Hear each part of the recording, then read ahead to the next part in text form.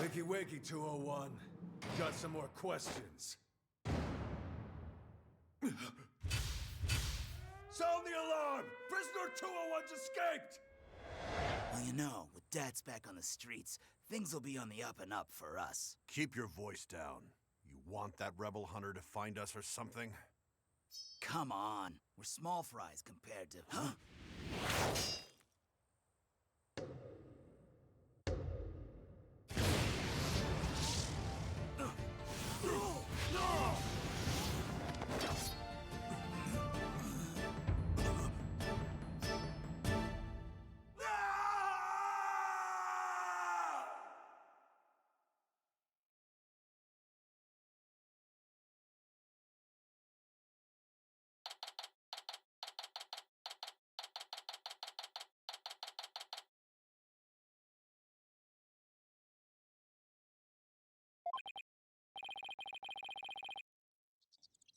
Another fine day in the kingdom of Kurain.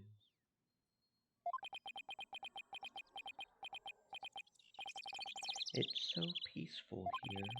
I can't believe it's Moria been 2 weeks already. said, "Good afternoon." Hello, Moria. Welcome on in. I hope you're having a fantastic existence. This place is really starting to grow on me. Still,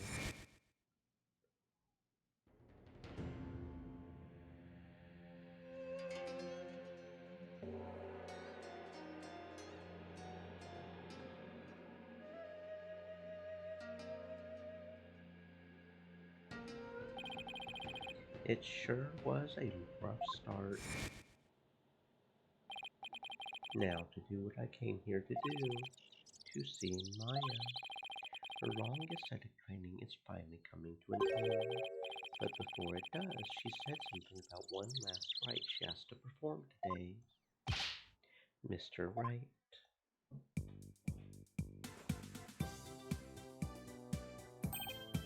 Hat Paraki. Hey, Albie. Hat Paraki. You've mastered the traditional greeting of Kurain. I don't know about that. I guess all that practicing is paying off. Have you gotten used to life at the temple?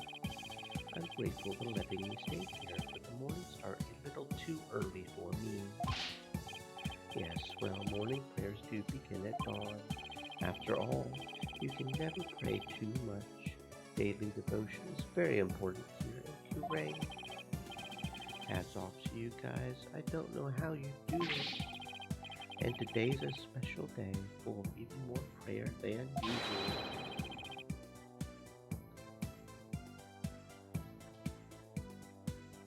Testing. Okay. There's nothing better in this world than being able to pray to your heart's content. I can think of a few things I would rather do. So what makes today so special anyway? You mean you don't know? Today's the purification rite. It's only performed once a year. That's what Maya must have been talking about on the phone yesterday. I wonder what her role in it is. So what exactly is Maya going to be doing for this purification ritual?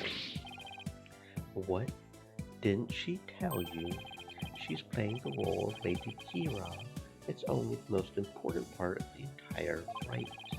It's unprecedented to have a foreigner play such a key role. Wow, that's really something.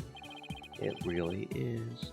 Helping out such an amazing person has been the greatest honor of this humble tour guide's life. So who is this Lady Kira you mentioned? Allow me to explain. Once upon a time, hundreds upon hundreds of years ago, there lived a female warrior who fought valiantly to establish the kingdom of Kurain. Let me stop you, right? No, don't stop. I want to hear the story. Is something wrong? No, it's just I get the feeling I'm in for a really long story. Yeah, I would say it normally takes around 2 hours to tell. Dodged a bullet there.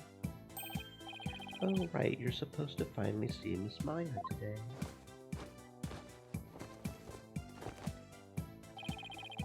story can wait then. In the meantime, you can read up on the right with this. An English guidebook. Where did you dig this up from? I found it just lying there in the temple library. I figured no one's using it, so I borrowed it. Hey, this book belongs to Maya. See, there's her name on the back. Guess there's no harm in keeping this for a while then. Miss Maya should already be at the site where the rite is to take place.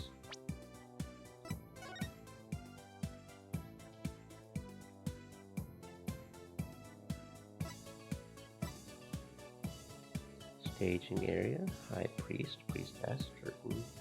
Full moon apparently is important.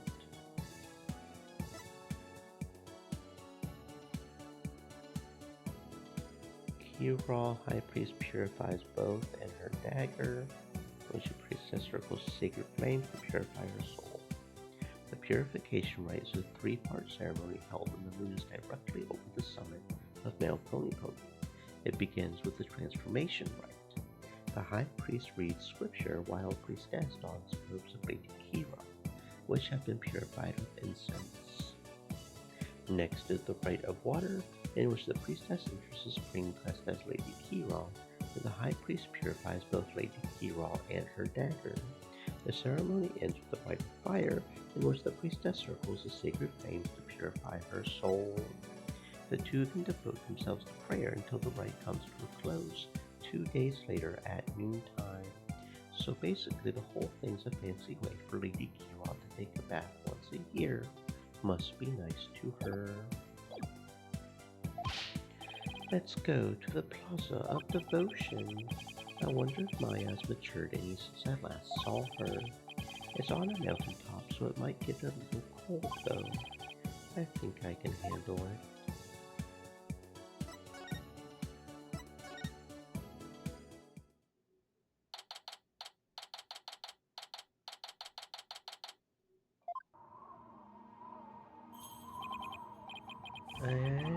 It's so cold.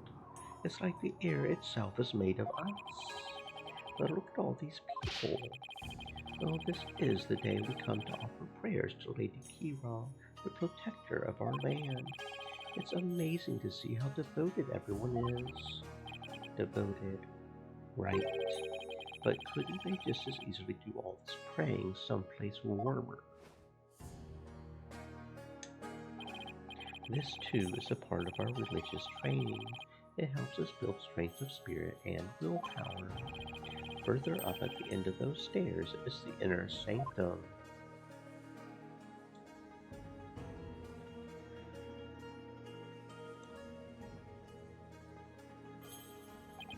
I see. Everyone I've met so far seems deeply religious. Of course we are. After all, Kurain is also known as the land of prayer. It's said that we Kurain spend an average of 15 hours a day in prayer. What? For 15? From the moment we wake to the moment we fall asleep, our hearts are always in prayer. You see all the square flags around here. They're known as prayer flags. They contain the prayers of our people. He's talking about these colorful strips of cloth. There's something written on each. Such piety is the glory of our people, and I'm afraid that story is going to have to wait for another time, Albie. Maya should be here any minute now. Yeah, you're right. I can't wait to see Miss Maya again. Pardon me, O noble traveler.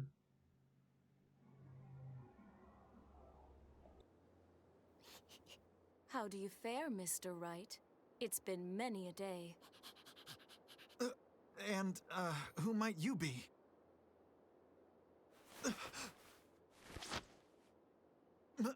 Maya?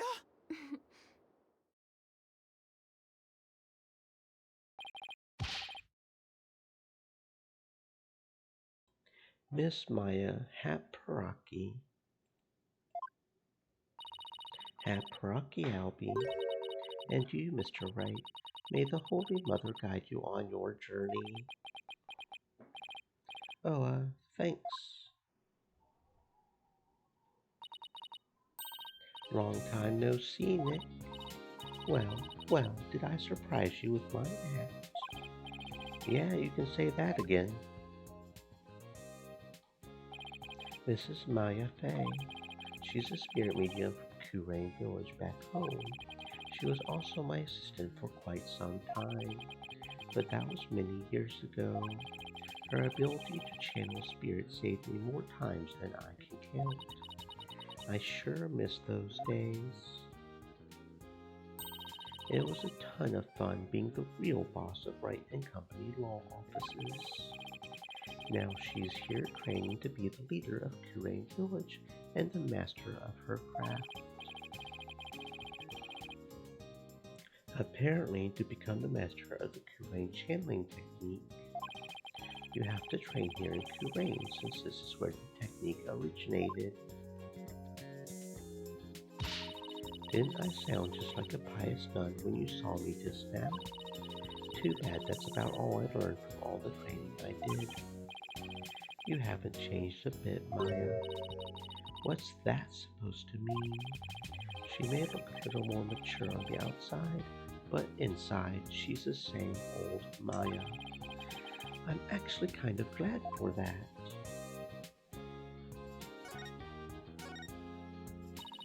I heard what happened, Nick. You ended up in court almost as soon as you got off the plane. Yeah, well, it's kind of a long story. I was the accused, but you should have seen Mr. Wright in action. He was amazing. I bet it was another one of the famous seat of your pants come from behind wins. Oh wow, I was almost found guilty any number of times. Okay, so it wasn't my finest hour. So sue me. You haven't changed a bit either, Nick. It definitely stings more when it's coming from her. So I guess you finished the bulk of the training needed to become the master, right? Oh, you mean the special meditation course for increasing spiritual power? Yep, I've completed the full 2 years. I can finally go home once I perform the purification rite today.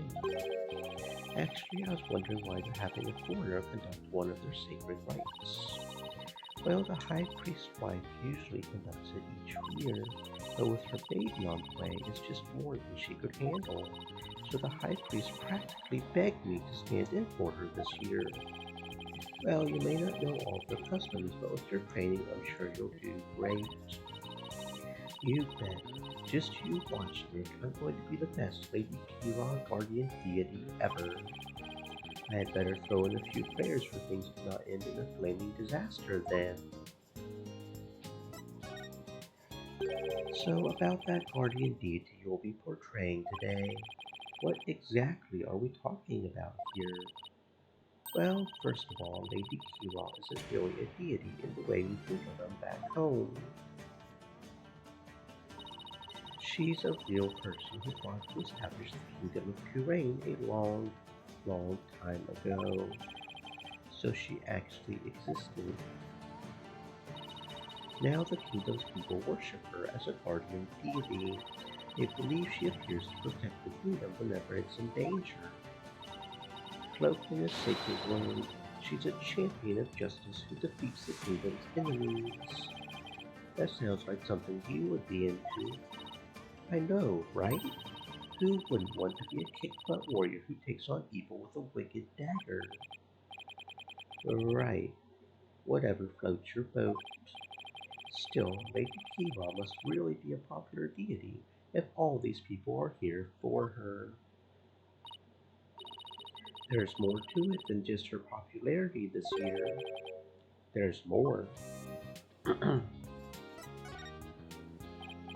So why is this rite attracting such a large crowd this year? Because there's been actual sightings, you know, of the real deal. Allow me to explain. A mysterious figure clad in Lady Kira's robes appeared, just like in the legends. And she began capturing members of the Defiant Dragons right and left. You're kidding, right? They say it's only a matter of time till she gets their leader, the revolutionary Dirk 2. So Lady Kiros a rebel hunter now. It's a bit hard to swallow though. I mean, even if they are trying to disrupt peace, I doubt the actions of a band of rebels can bring a legendary figure back to life. I didn't believe that first either. But there's a real picture of her on the front page of today's newspaper. Sightings of her go back about 2 years, but this is the first actual picture of her to ever be taken. I can't believe someone was able to actually capture her on film. But couldn't this just be some Lady Kiros fan? You know, like you, Maya. You mean like a cosplayer? Those rebels are no joke, Nick. They're trained in hand-to-hand combat and stuff. You think some regular cosplayer could take on people like that, dressed in a costume, alone? That's why she has to be the real deal. It gives me chills just thinking about it. I bet Lady Kiros' spirit possessed the sacred robe or something. A spirit possessing a piece of clothing. Maybe you should cut back on all those action superhero shows, Maya. What's that supposed to mean? You're just jealous that I'm still young at heart. I've got a real office to run now, so I've got to keep it real, right? I don't know who you're talking about, but that's definitely not me. You've really lost your edge since I last saw you. Those spikes of yours have grown really dull, and there's even one that's drooping. Can we leave my hair out of this? Anyway, I swear that the Lady Kiros people I've been spotting is the real deal. Besides, it's just so much more fun to believe it's true, you know? I can't believe you really buy all that. Although, I wonder who's under that robe. But Mr. Wright, she's the talk of the town. She even gave me this great new food idea. It's gonna be like a soul bun, but based on Lady Kiros. I'm calling it Kiros Buns. To talk about a Kiros business strategy. Come on, Maya. Just admit you're running around dressed as Lady Kiros already.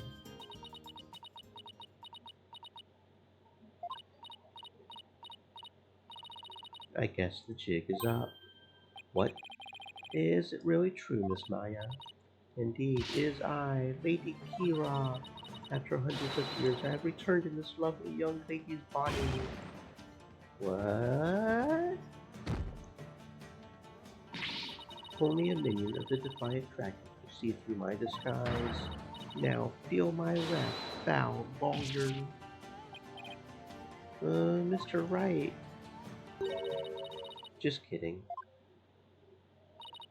I mean, come on. I may be dressing up as Lady Kiros for the right day, but there's no way I could ever beat up one of those rebel types. I don't know. That was a pretty solid left hook she just threw. Oh, you were just trying to be funny. You really had me going there for a second. No one can be that naive. Well, he is a kid, dude. He is a sheltered religious kid. Well, I hope you enjoy playing superhero at the right today. When you put it that way, I'm even more hyped about it now than I was already. I hear the sound of the High Priest's footsteps. I'd better get going. His footsteps. Hearing the right, he wears these really big bells on his ankles. That way I know he's coming.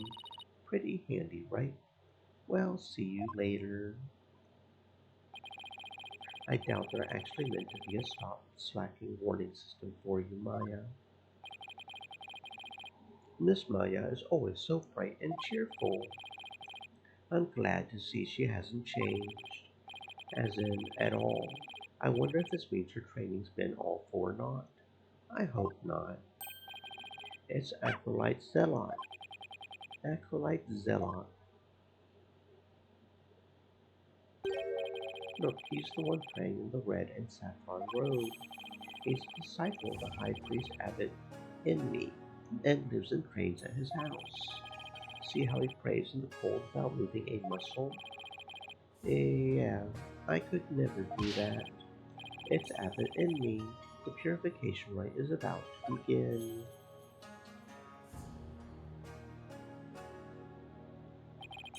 So that's the sacred robe Maya will be wearing during the rite. It looks almost exactly like what that figure in the newspaper photo was wearing. Well, whoever it is must have worked really hard to copy it. Please, sir, it's not a good idea to stare like that. You could be struck blind. Just give me a few more seconds. I mean, this isn't something you see every day. Those bells on the high priest's ankles, they're a lot bigger than I thought they would be. Mr. Wright, it's time to enter the prayer pose like everyone else. Those who don't will suffer the wrath of the Holy Mother. Okay, let's see. First I kneel down and cross my ankles, and then I bow forward. Great. Now all I can see is the ground, and my back is killing me. You really should have trained for this, sir. Oh, wait a sec. How long are we supposed to stay like this, Albie? The rite requires that we stay like this until the day after tomorrow. That's 2 whole days. I don't feel so. Mr. Wright, are you okay, sir? So somebody help!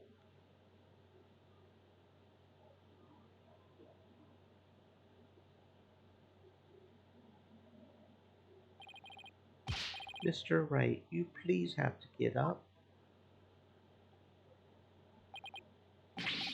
My aching. Albie, where are we? The High Priest house at the foot of the Plaza of Devotion. I guess I passed out from that back pain. They must have carried me all the way here. Something terrible's happened. It's Miss Maya. She's...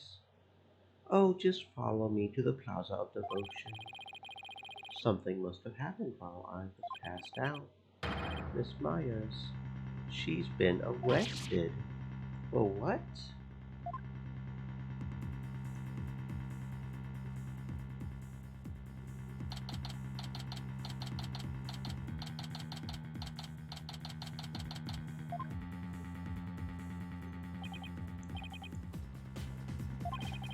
Where's Maya? Just take it easy, alright? But I'm telling you, I haven't done anything wrong. You can talk all you want back at the station. But let me go. Maya. Nick, I didn't kill him. I swear I didn't. Quiet, you. Come along peacefully or suffer the consequences. Oh, wait a second. What on earth is going on? I don't know who you are, but if you don't get out of my way... Back off, officer. Emma? Emma Skye? What's she doing in Kurain? I'm so sorry, Mr. Wright, but we're placing Maya under arrest. Alright, take her down to the station, but with respect. Got it? Yes, ma'am. Nick!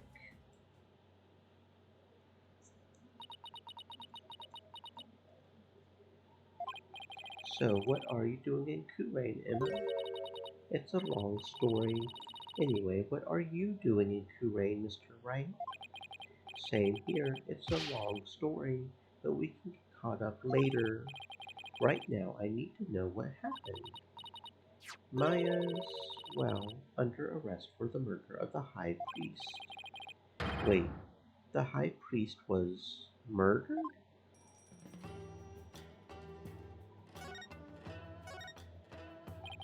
What happened, Emma? Please tell me everything you can. Well, basically, there was a murder during the rite as it was being performed last night. The victim is Tabrast Enmi, the high priest who is presiding over the rite. Wait, hold on. Last night? You mean to tell me an entire day's passed since the purification rite? That's right, sir. You passed out for a whole day from your back pain. I never knew my back was like a ticking time bomb. I'd better take care of it.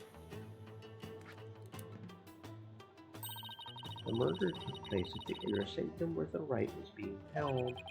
The inner sanctum.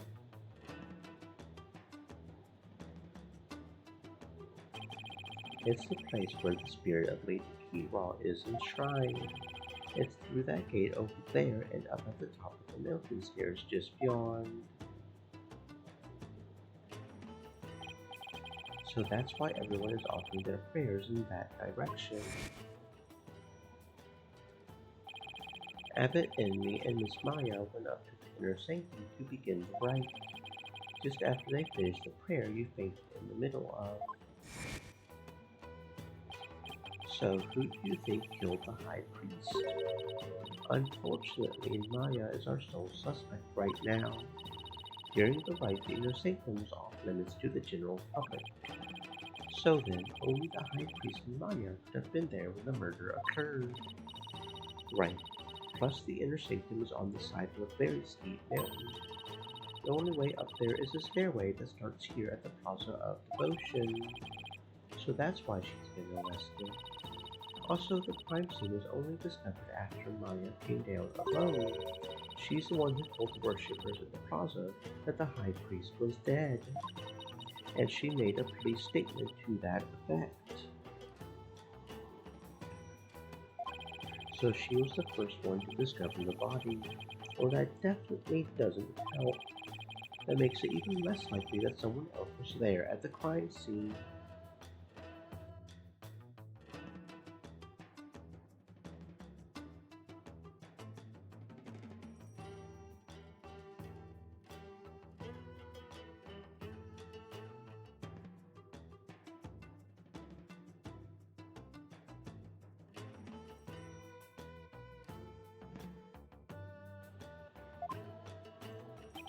Mr. Wright, sir, are you going to defend Miss Maya?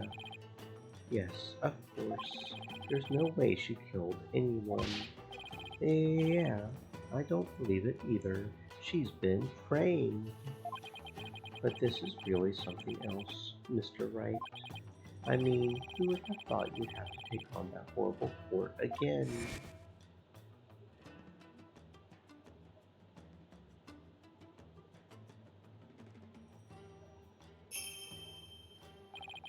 Tell me about it. I never thought I would have to go through another trial. Where the divination seance determines all, and defense lawyers are unwelcome.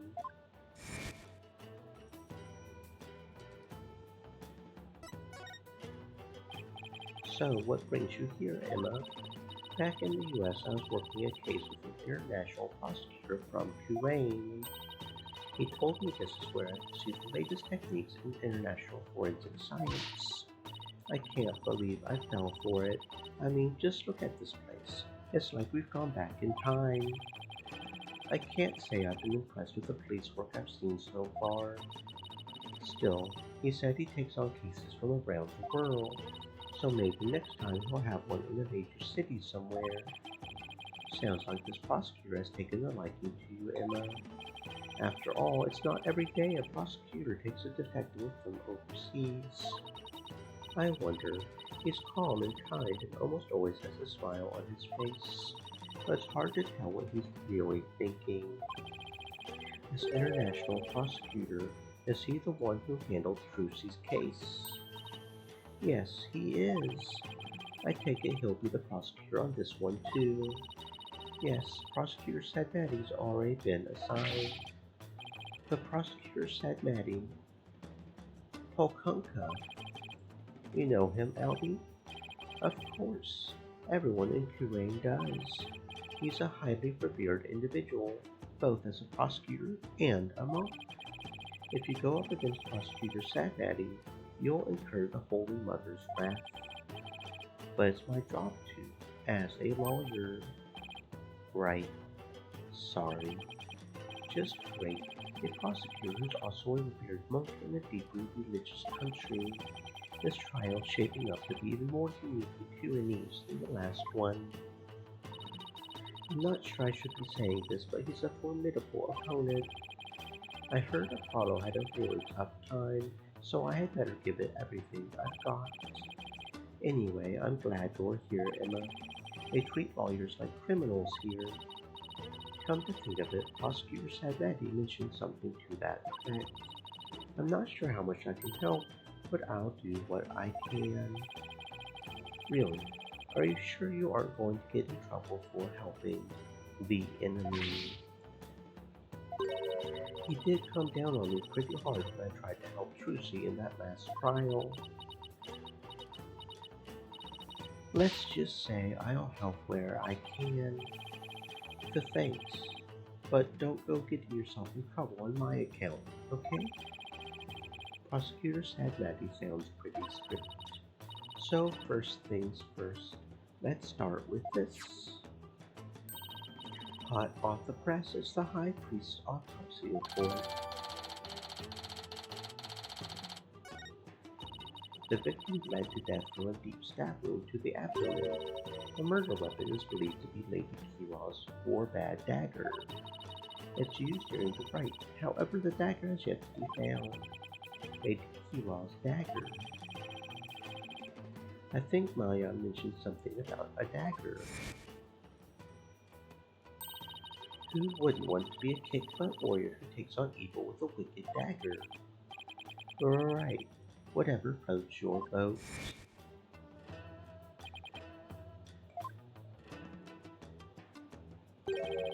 And isn't that rebel hunter posing as Lady Kira also armed with a dagger? Of course, hers must be a replica, right?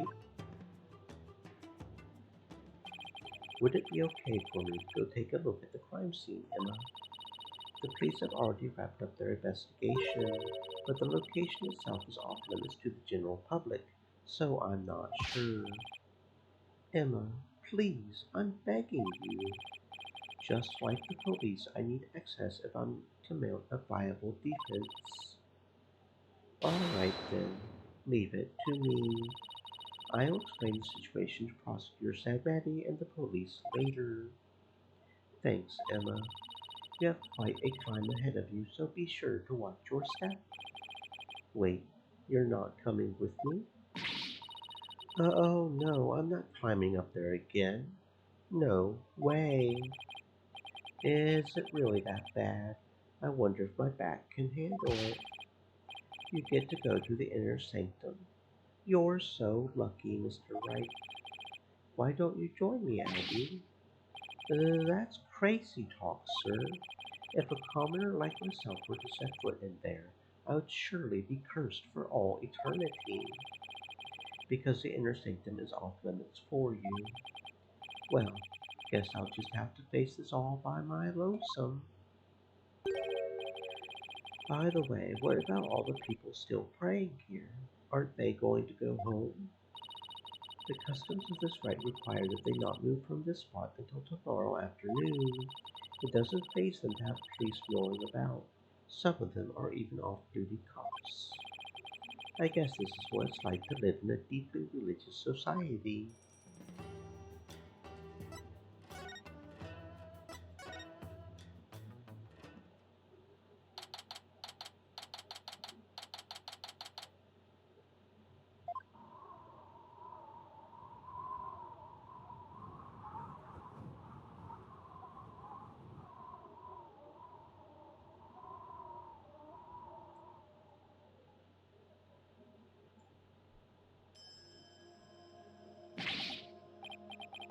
It's really high up and really, really cold.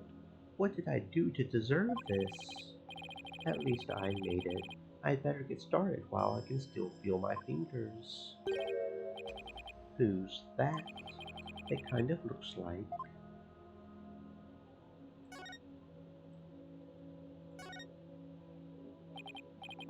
Excuse me.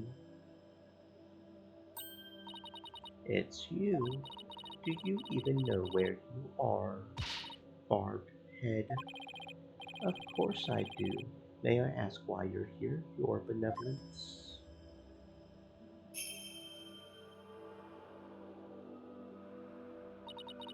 I came to pray for the High Priest's soul. But what are you doing here? This is one of the most sacred spots in Curanism. Unscrupulous lawyers such as you have no business being here. But I'm not unscrupulous. Quiet. You dared to find fault with my insides at every turn the other day. She's still sore about that trial. As you know, Your Benevolence, a murder has occurred and I need to investigate. But we know the killer is one of your own. In my country, suspects are innocent until proven guilty. Plus, she is a serious student of spirit channeling who came here to study. So can't you at least give her a chance to explain what happened? All practitioners from overseas are big phony balonies. And her wish to train in the homeland of spirit channeling is but a bid for prestige. It seems like nothing I say will convince her otherwise, thanks to that last trial. Tweedledum and Tweedledee really did a number on her impression of foreigners. As the defense attorney on this case, I really need to investigate this crime scene, and I need to do it now. I've even been authorized by the police, so... What's this? Do you intend to make a mockery of our sacred hall of justice once more? No, I simply want to defend my client. Which means you have come to forge evidence then. I knew all lawyers were criminals. I must now redouble my vigilance. That's unfair. Who taught you to demonize a whole group of people anyway? My mother and father. Do you have an issue with their parental guidance? No, I would never dare criticize the royal couple. I still can't imagine what the lawyers here must have done to garner such hatred. Oh ho! I just had the most wonderful idea, Barbhead. Why do I have a bad feeling about that glint in her eye? So, what's this most wonderful idea of yours? If you are to investigate this murder, then I shall oversee your every move, so as to prevent any misdeeds, naturally. What? You want to follow me around the entire time? Of course, not that I want to, mind you.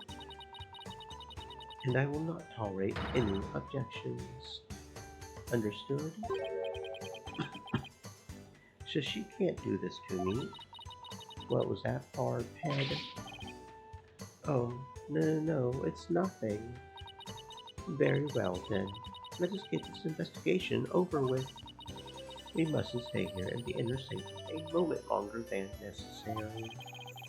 But please don't rush me. It is not without reason that I insist on a speedy investigation, Barbhead. I am a direct descendant of the Holy Mother, you see, who guides the people of Kurain.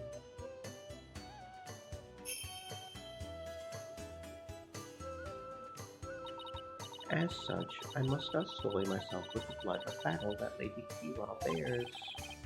The blood of battle. If it's that big of a problem, why don't you head on down now? I won't do anything, I promise. No, lawyers are never to be trusted. Now make haste so that we may leave here soon. Oh, and one more thing. Oh, what now? Your victory the other day was but a stroke of fortune, but this time my insight shall reveal the absolute truth. So brace yourself for a defeat, most bitter lawyer. I will. Now can I get on with my investigation? As long as you know where we stand. I'd better hurry up and poke around for clues before she changes her mind.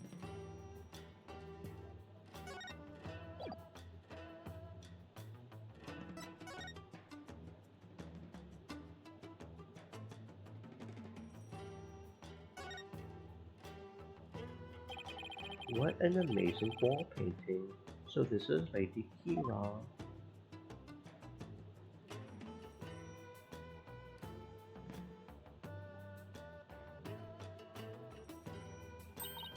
Do you see that red mark upon her brow?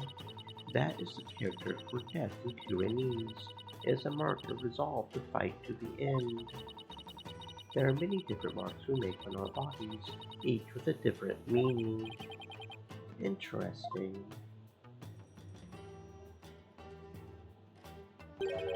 Come to think of it, you have marks on your face, your benevolence. So did the High Priest. The High Priest marks are those of a monk, while mine are of a royal priestess. All members of the Pyrenees clergy have such marks upon them. The shape and location of the marks vary in accordance to conditions like status and age, and all records about them are kept at Temple. So it's kind of like a national ID register.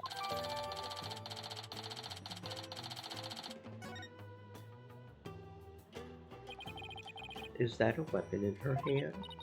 Yes, it is Lady Kiril's dagger, the very same one used in the rite.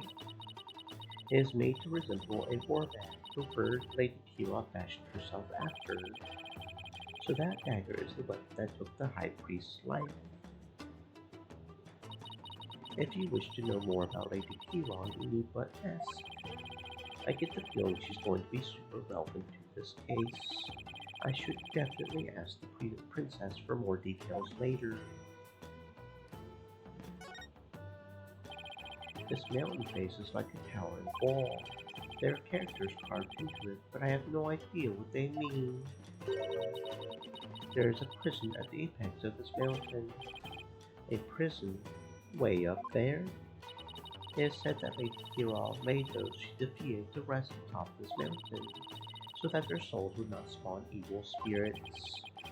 I'm feeling queasy just thinking about being all the way up there, and the fact that the prison just makes it worse.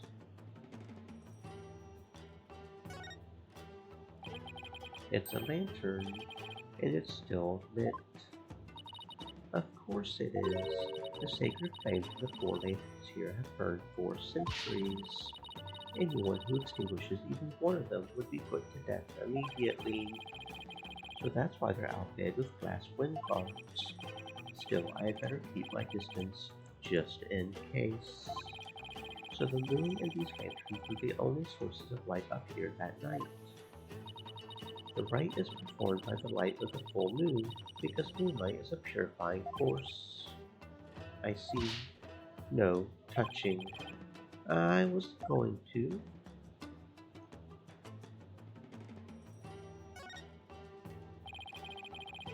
Let's take a closer look, shall we?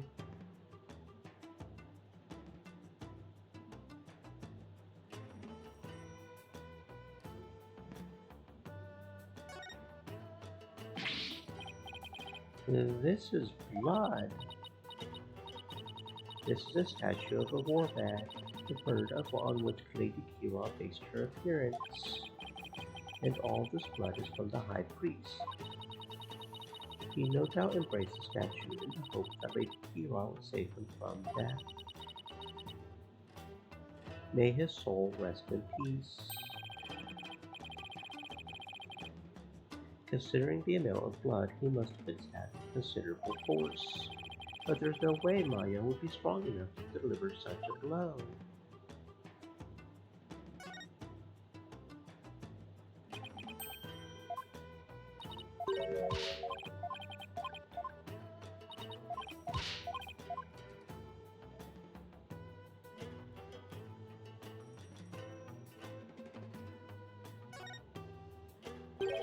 A blood-stained scrap of paper.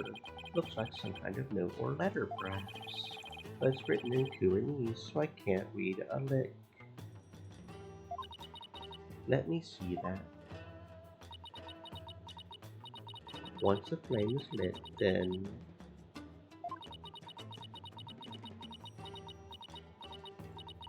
will be...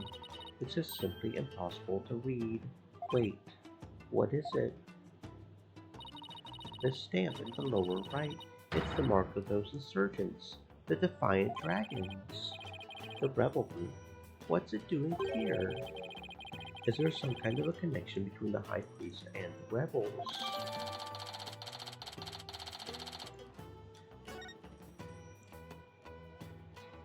Hmm.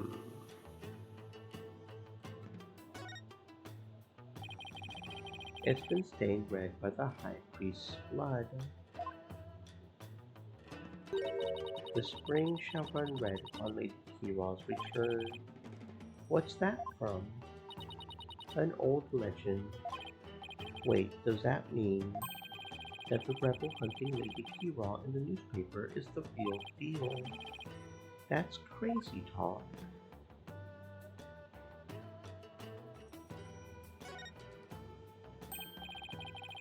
Isn't this Lady Kiraw's robes? Oh, Holy Mother, Lady Kiraw's robe is... I know how you feel, but we should leave it as is to preserve the crime scene. You imbecile, this is the actual robe Lady Kiraw once wore. It is. What the heck is it made of? I mean, nothing should look this good after a few hundred years. Enough. If I say it's the actual robe, it is the actual robe. That foul murderer shall not get away with this. It is tough to see a piece of history sloppily tossed on the ground like this, though. It even looks like it's been mended a number of times. This robe kinda smells. How dare you insult such a sacred piece of clothing like that? No, I meant that smells like incense. Oh, I see. The scent you detected is from the sacred incense used to purify Lady Kiraw's robe. Whenever a rite is to be performed, the robe is first scented with sacred incense. If this still smells like incense now, the scent must have been much stronger last night when the victim was killed. Looks like that about does it for this area.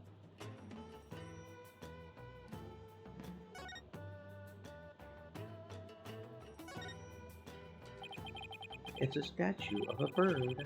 Guess I'll take a closer look at it.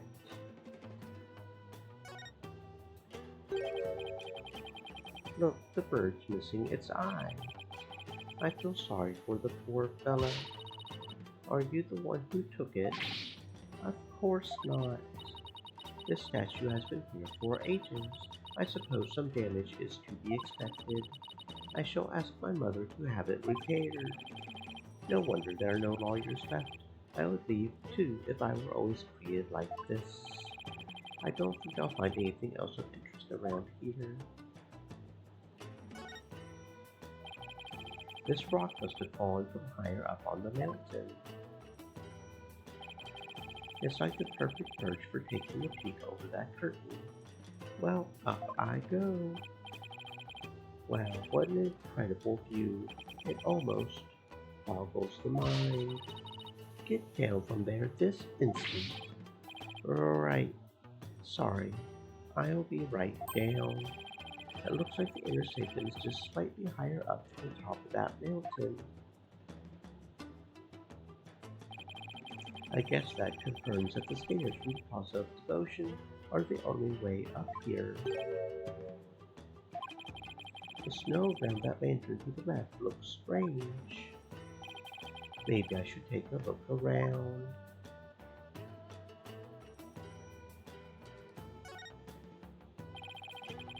I think I'd better go take a closer look.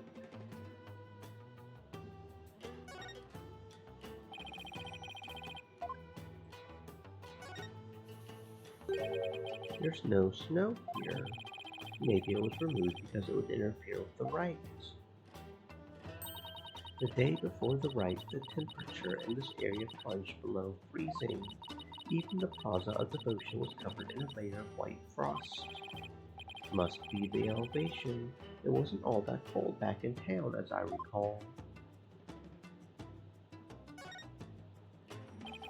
This lantern is damaged.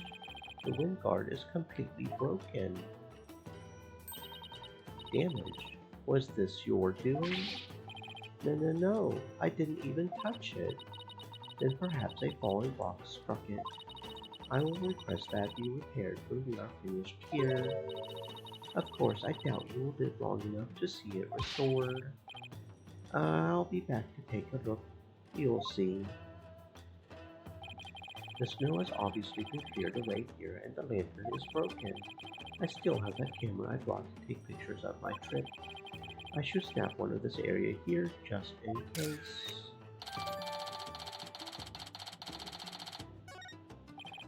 Nothing else particularly interesting here.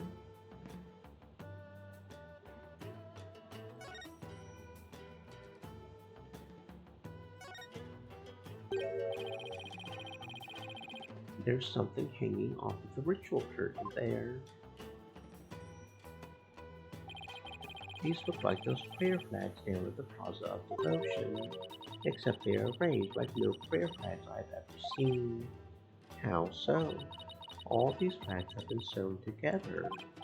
You're right, it's like they're one big banner now. There's something written on a piece of it. Donated by Taras Enmi. It seems this piece is from a donation Abbot Enmi made at some point.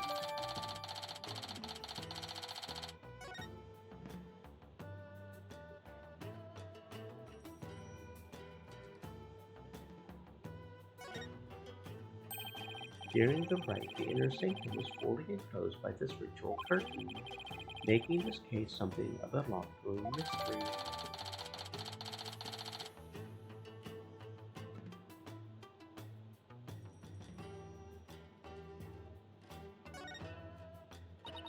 The purification rite is akin to a bathing ritual for Lady Kira.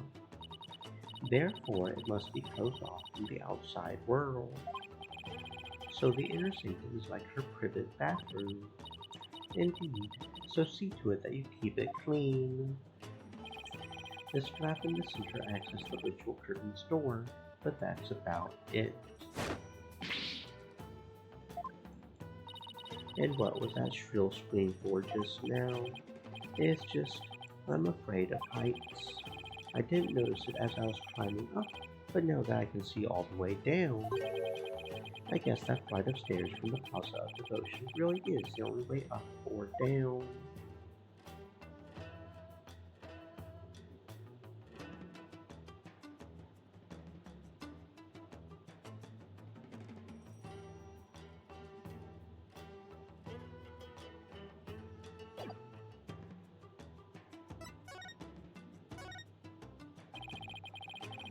Could you tell me about this place, Your Benevolence? I have nothing to say to you, lawyer. Is that because you don't actually know much about it? You ill-mannered. I am the Crown Princess of Kure. There is nothing I do not know. Nana. Where did she come from? Hey, no cheating. Silence, barbed head. Nana's knowledge is my knowledge. End of discussion. What is she? Your pocket internet? This spring is where Lady Kira came to cleanse her body of the blood of battle. And today's purification rite is a ceremony that traces its origins back to those days. Cleansing Lady Kira's robe in the sacred water brings one courage for the next battle. I see. Thank you for that excellent explanation. Commoners are normally far from here, except for the day of the rite, who normally controls the access to this place. The High Priest and his family are responsible for that. The High Priest and his family. Could you tell me about the High Priest and his family? Abbot Enmi lived with his wife and his disciple Acolyte Hare Zelot. A young man the couple took into their home upon finding him near our kingdom's border. Speaking of his wife, isn't she the one who usually plays the role of Lady Kira? Yes, but as she is with child, the role was appointed to someone else. The killer no doubt preferred to stand in, as she saw it as a chance to slay the High Priest. No, you have it backwards. He was the one who asked Maya to stand in. Then that braggart must have embellished her qualifications. I'm really not sure how she could. Besides, why didn't you stand in for the High Priest's wife then? Did I not tell you before? As a direct descendant of the Holy Mother, the role of Lady Kira is forbidden to me.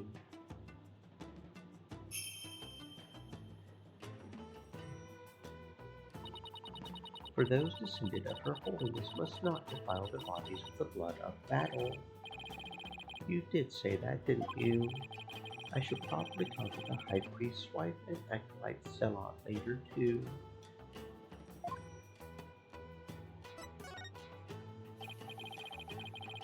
So could you tell me more about this Lady Kira? As an outsider, I suppose your ignorance is all but unavoidable. Whatever happened to you need but ask. Nina.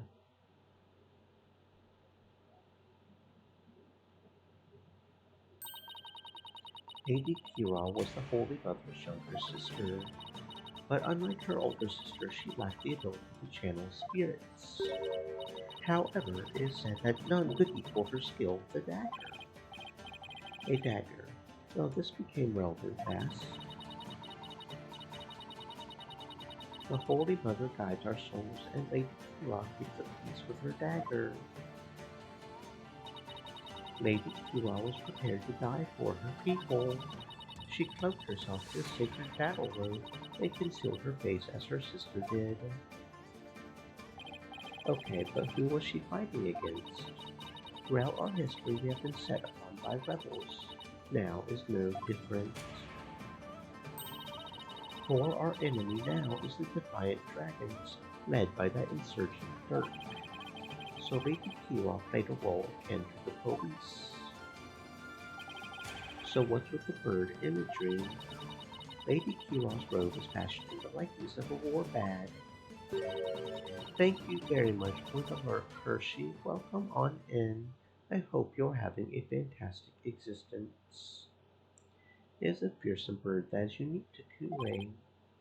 I see. And what about the recent rebel hunter, Lady Kira? Who do you think she is? I have heard about her, but I have yet to ascertain the truth.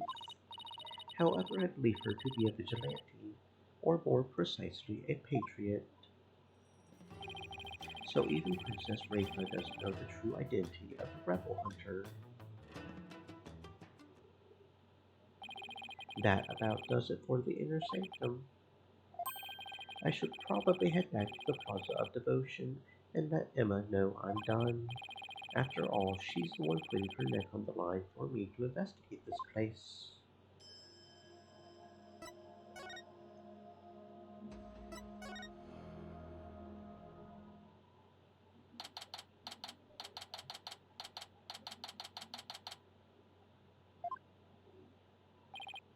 Wow, they're still praying. The religious devotion of our people is the pride of our kingdom. Come what may, they will continue to pray until tomorrow afternoon. Well, I will say this. This level of devotion is certainly to be respected. Now to find Emma. You there. Wait. I want to ask you something. Okay. Do you know me? And do I know you? Well, I'm Phoenix. Phoenix Wright. I'm a lawyer. No. I want to know if you know who I am. How should I know? I've never seen you before. This guy's acting really strange. I wonder if he has amnesia or something. I should talk to him a little more just in case he's connected to this case somehow. Are you having trouble remembering who you are? I'm sorry if I offended you. I thought he was going to pull a weapon on me. He's just pulling some snack out one after another. I'm trying to remember what I'm supposed to do. I know it's something important. Do you know this man or something, Barbhead? No, I just said I've never seen him before, didn't I? Are you Lady Kira? You know of Lady Kira? Then you are Kuwinese, I take it? Maybe. Wait, are those lizards he's eating? It does look like it. I wonder if they're tasty. Can I have one? I do love some good nom-noms. What? Yeah, let me try one, please. No thanks. I just ate. Now remember, get a load of this.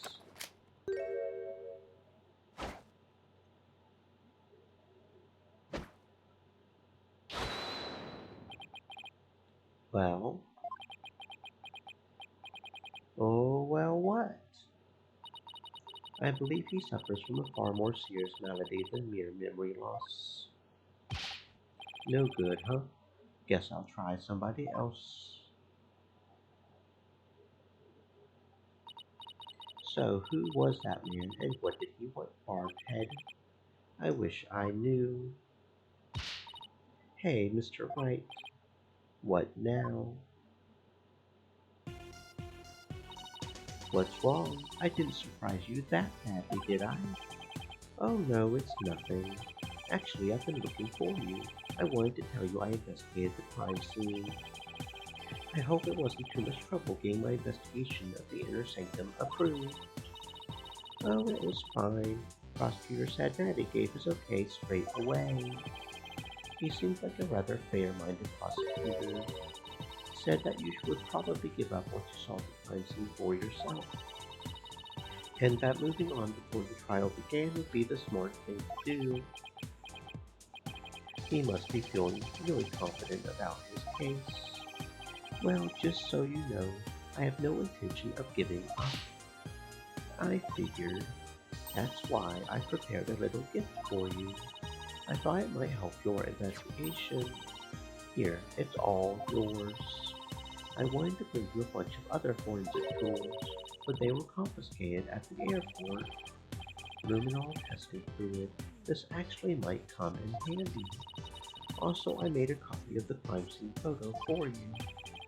Thanks. All of this will definitely come in handy. So this is what the High Priest's body looked like after the murder. I'll keep this along with the picture I took at the crime scene. Oh yeah, they're done questioning Maya. Really, I should go pay her a visit then. Poor Maya, she must be feeling pretty lonely. I should let her know that I'll be defending her too. Oh shoot, look at the time. I have to get going. You sure seem busy. That's because his ephemeral holiness is a real slave driver. His ephemeral holiness. Prosecutor said Maddie is like the world's hardest riddle wrapped in a flowing sash. I keep wondering if it's just a Clash of Cultures type of thing, you know? Like, he'll ask the most insane things of me without batting a single long eyelash of his. This prosecutor said Maddie sounds like he's used to holding some serious clout. Why do I have such bad luck with prosecutors? First it was the glimmerous Spock, and now that I'm finally rid of that grating, gleam-loving bureauphile, I get this guy. Oh no, now I'm really going to be late. He'll probably make me listen to one of those really long sutras again. I'll see you later. He makes her listen to sutras. Sounds like Emma's got it pretty rough too. She does not appreciate Prosecutor said Maddie's sutras. What ingratitude. It appears that she too is lacking in religious devotion. I don't think that's what the problem is here. Besides, Emma's not even a Curanist.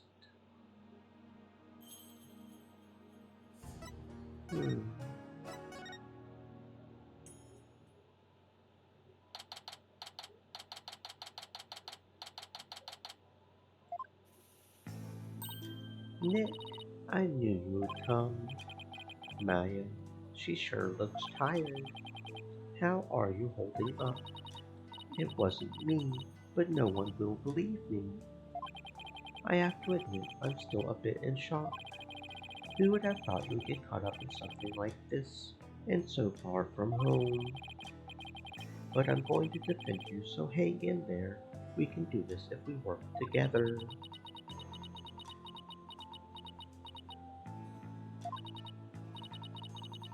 This is all my fault. I mean, you came to Kure just to visit me. We hadn't seen each other in ages, and then this happens. I haven't seen her this down in ages either. Come on, remember who you're talking to. Besides, I had thought you would be used to being the usual suspect by now. I guess you're right, and you saved me each and every time. So just tell me everything you can, and let's go from there. Barbed Head, stop stalling and go straight to the matter of true import. We know she is the murderer, therefore it is time for her confession. Your benevolence, what brings the royal priestess to a place like this? I am watching over this lawyer to Stream keep her from elements. tampering anything in Said. this case. Stay moist, my friends. Now out with Hydrate. it. Confess your crime. But please, your benevolence, could you please take it down a notch or 3? Maya, please tell me what you can. I know this must be difficult, but anything you can remember might help. So sure, okay.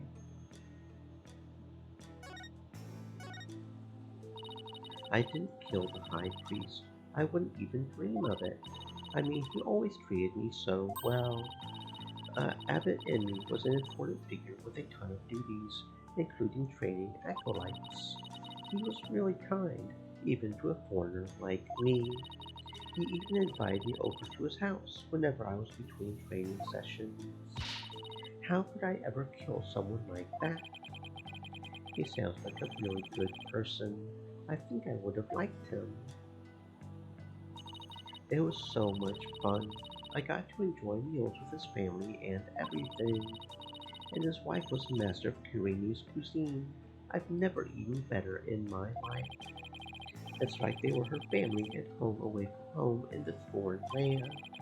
They must have been a source of comfort, what with being here for training all alone. But what? I can't completely deny the charge either. As I suspected, the snake has shown her true colors at last. Your benevolence, please. I'm trying to figure out what really happened here. So what do you mean you can't completely deny the charge? Oh well, during the purification rite, I suddenly got really sleepy. Next thing I knew, Abbot Envy was, you suddenly got sleepy. So then you didn't actually see the High Priest get murdered. No, I didn't, but if I was possessed by some crazed spirit while I was asleep, then... What an excuse. How dare you pin your crime on another person's soul? Be honest, what you call training is but an extended vacation in reality, and that training here is simply for prestige. No, it's not like that at all. I'm training to become the master of the Kure channeling technique. A neophyte practitioner such as you become a channeling master? I think not. The spiritual power required is beyond the means of an outsider like you. Rafa seems to really hate fakers, but Maya does actually have the power to channel spirits. I should let Rafa know. Your benevolence, I wouldn't call Maya a neophyte because she can already wait, Nick. What? Can I talk to you for a second? Why is she whispering all of a sudden? I want to keep my spirit channeling ability a secret while I'm here, Nick. What? Why? I'll explain later. Just keep it a secret for now, okay? If you say so. What's that all about? What is all that whispering about over there? Oh, it's nothing really. I'll have to ask about this later when Princess Rafa's not around. I almost forgot. Nick. Yes. About Abbott and Lee's murder, there was something I noticed that I thought strange. Oh? So what was it you noticed? Well, you probably won't believe me, but why don't you let me be the judge of that? Okay, so you know that spring. The spring. You mean the pool in front of the Warbad statue? Yes, that. The water in there was dark red. And when I say dark red, I mean blood red. Oh, that. Yeah, I saw it too. You did? Yeah, the High Priest's blood turned it red. What? No, that's not what I meant. The spring was red before he was killed. What? Wait, so it was already red? Even before the High Priest was killed? Yeah, I noticed it during the purification rite, just before I passed out. It's just like the ancient legend says. What ancient legend? The spring shall run red upon Lady Kira's return. That's how it goes, anyway. Hold on. Yes, there is a legend about the inner sanctum that says just that. But the water runs red this time thanks to the murder. The police investigation confirmed it. Perhaps your eyes were deceived by the lantern light reflecting off of the water. I don't think that was it, though. An ancient legend. I wonder if it's connected to this murder somehow.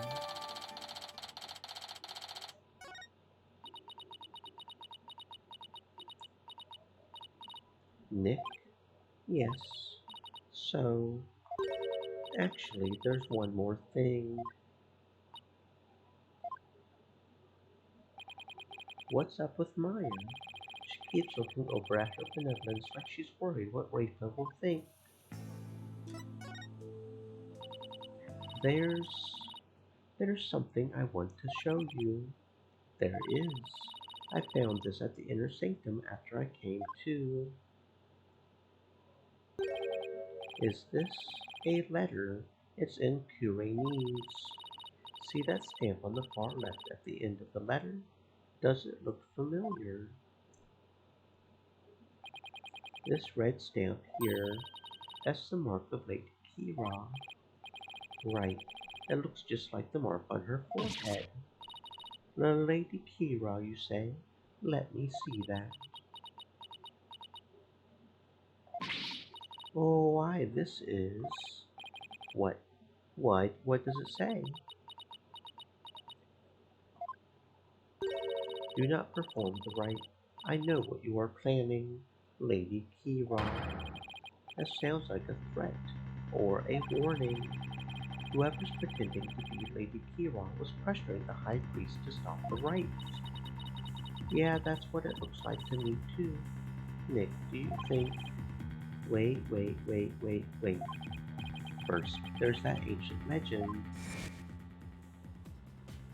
The spring shall run red upon Lady Kira's return. Now there's also Lady Kira's warning. Plus with the Warbad dagger being eyed as a murder weapon. Don't tell me. That's why she has to be the real deal. It gives me chills just thinking about it. I bet Lady Kira's spirit possessed the sacred robe or something. Don't tell me. You actually believe that the real Lady Kira returned to kill the High Priest? Don't be silly, Nick. Historical figures don't come back to life. I mean, give me a break. But, you were saying only yesterday how it was more fun to believe that she's the real deal. Yeah, yesterday. I wish I could keep on entertaining that fantasy too. But the fact is, we're dealing with a murder here. Thus my days of dreaming have come to an end.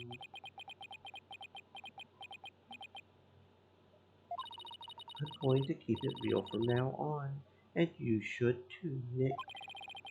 I thought you said I was the boring one because I was keeping it real. Sorry, I guess I've outgrown that stepladder argument we always have. I think you mean ladder, Maya. So what do you mean by keeping it real? So you know how someone is dressing up like Lady Kira and capturing rebels, right? You mean the rebel hunter Lady Kira in the papers? Yeah, that one.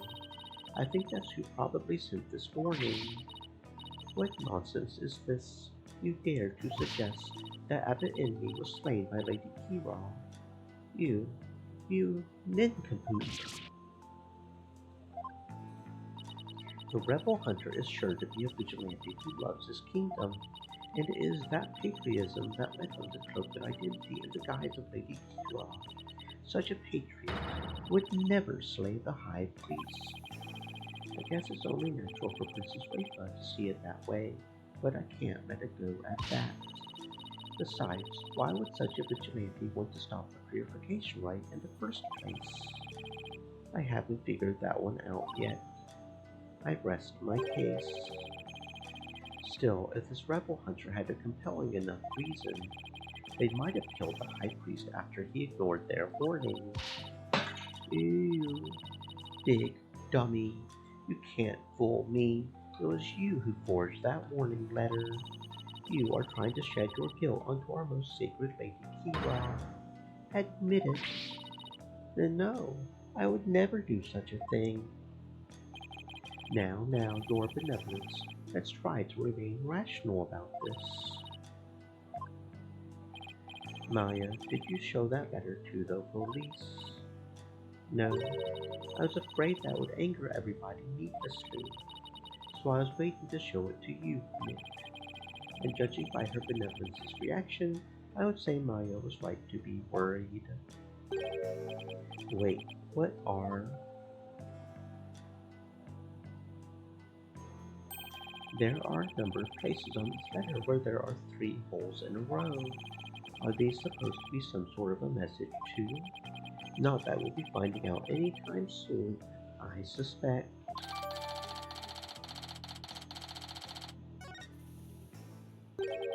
Alright, accused, wrap it up. I guess they have more questions for me. At least I have a better idea of what we're up against now. Nick, there's something I've been meaning to say. I don't need a lawyer this time. Oh, what are you talking about? It's just, you know, they have that Defense Culpability Act here in Kurain, right? Well, if I'm found guilty, you'll be charged with abetting a criminal. Maya, thanks for thinking of me, but don't worry, Maya. We'll pull through this together somehow. We always have, haven't we? Yeah, but we're not in Kansas anymore, you know? True, but I've been through one trial here already, so I know what I'm getting myself into. We're going to win this one no matter what, because I believe in your innocence. Yeah, I know. We've always won because of your faith in me. That's right. So, it's all aboard the Phoenix Freedom Express. Thank you, Nick. Well, I'll see you later. Bravado will not save you tomorrow, and by then it will be too late to ask for mercy. We're going to beat this charge, you'll see. I don't care to understand every single word that was spoken, but I don't like the sound of that Phoenix Freedom Express one bit. Wait, don't tell me you don't know what Freedom Express refers to. Of course I know, but do not presume to know what I do not know.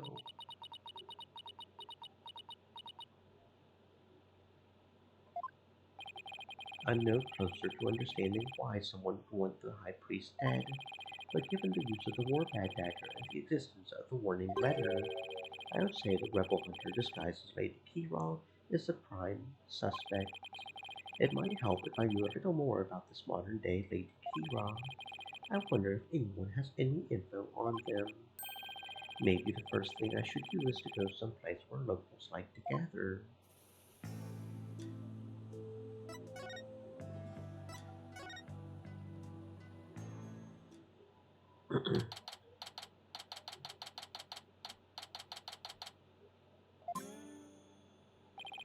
I guess the bazaar is as good a place to start as any. Now, who should I? I see. So that is what a Freedom Express is. Consulting her pocket internet again, I see. Mr. Wright. That sounds right. Is Miss Maya okay? I believe her, Mr. Wright. I know she didn't do it. Do you now, boy? The Polkonka, your benevolence. You mustn't trust in lawyers, you. Are you not the accused from the last trial? Oh, what's wrong, Albie? Your benevolence speaks with the, You may speak in the vernacular, little monk. Now, what is your name? Yes, your benevolence. Albie Ergade, your benevolence. Know this, Albie. Your soul is only as clean or filthy as the company you keep. I wish you would stop insinuating that all lawyers are trash. But please forgive me, your benevolence, but Mr. Wright is a very trustworthy man, and I trust him as a lawyer. What's this? I'm sorry. Forgive my insolence. If a common boy such as he can place his trust in lawyers, it can only be because of my failure at the Hall of Justice the other day. Mr. Wright, her benevolence has sunk into the ground. She must really feel responsible for what happened in the court that day. Let's give her some breathing room for now. I'm sure she'll be back on her feet in no time. In the meantime, do you mind if I ask you some questions?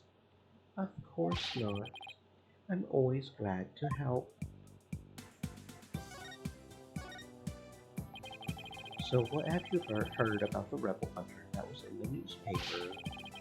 Everyone's overjoyed at her appearance. They say she's the modern-day Kira. So they're turning this rebel hunter like a mysterious protector of the people. People have been on edge recently, what with that jailbreak and stuff. I sure hope they catch that escaped prisoner soon. Escaped prisoner? Yes, he was one of the vicious rebels that Lady Kiwa had captured. So there's a hardened criminal on the loose. That is bad news. Yes, but the modern-day Lady Kiwa is also super amazing. I mean, she takes down big scary rebels all by herself. That's not exactly something just anyone can do. Someone that strong could have easily overpowered and killed the High Priest. What about that escaped prisoner, Albie? So what's the escaped prisoner supposed to be like? They say he's a vicious fiend who serves as Dirk's right-hand man. Dirk, as in the leader of that rebel group. Yes, the escapee serves as rightful master of the Defiant Dragons. They say the prisoner's a former soldier, and that he wields a big, scary knife. Rumor has it he's a cold-blooded killer to boot. He sounds like a really dangerous man. He is, but the police still can't find him, even after an exhaustive search.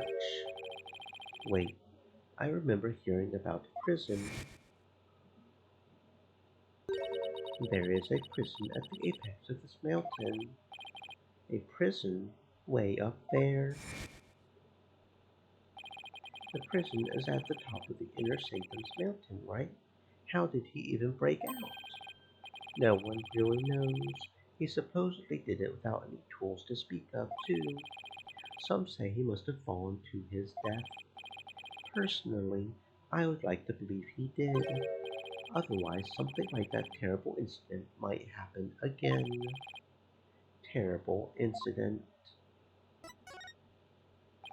What was that about a terrible incident, Albie? It happened before I was even born, but Queen Amara, the previous queen, was assassinated, and it was the rebel leader Dirk who did it. The previous queen was assassinated.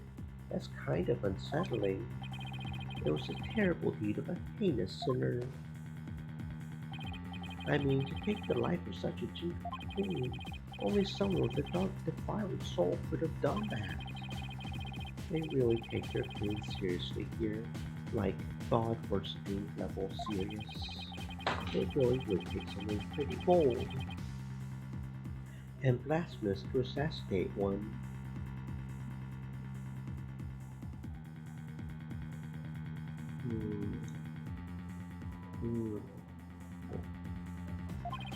Those defiant dragon rebels are not afraid to do anything to accomplish their goals.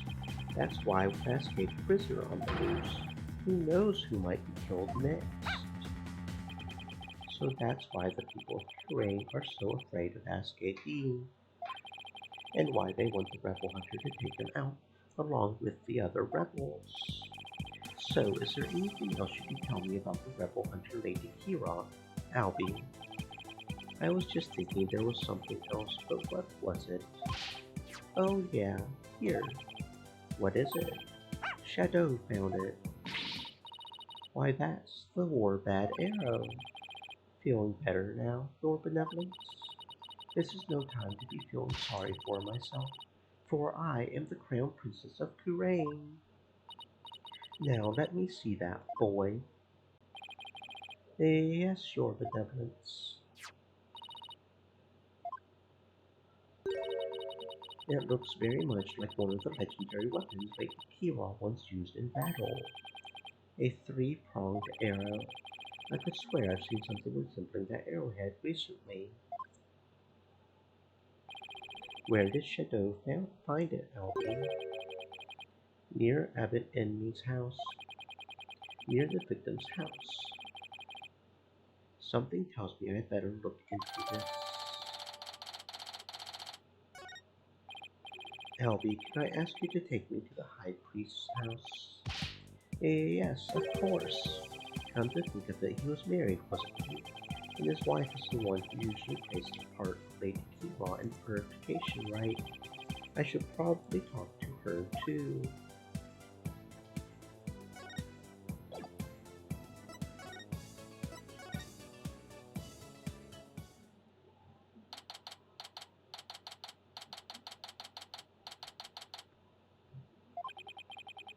So this is where the High Priest lived. Wait a minute. This is where they brought me when my back gave out. And the woman in front of that altar, she must be the High Priest's wife.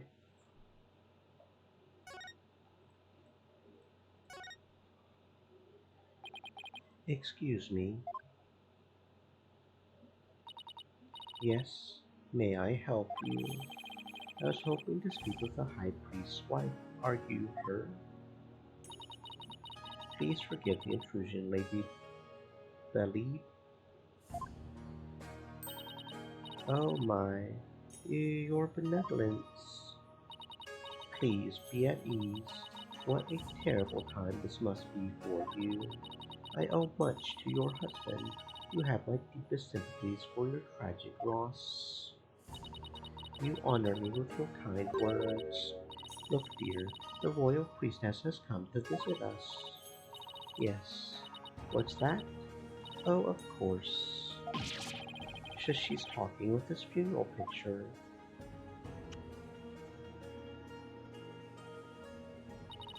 My husband, too, is delighted that the royal priestess has graced us with her presence.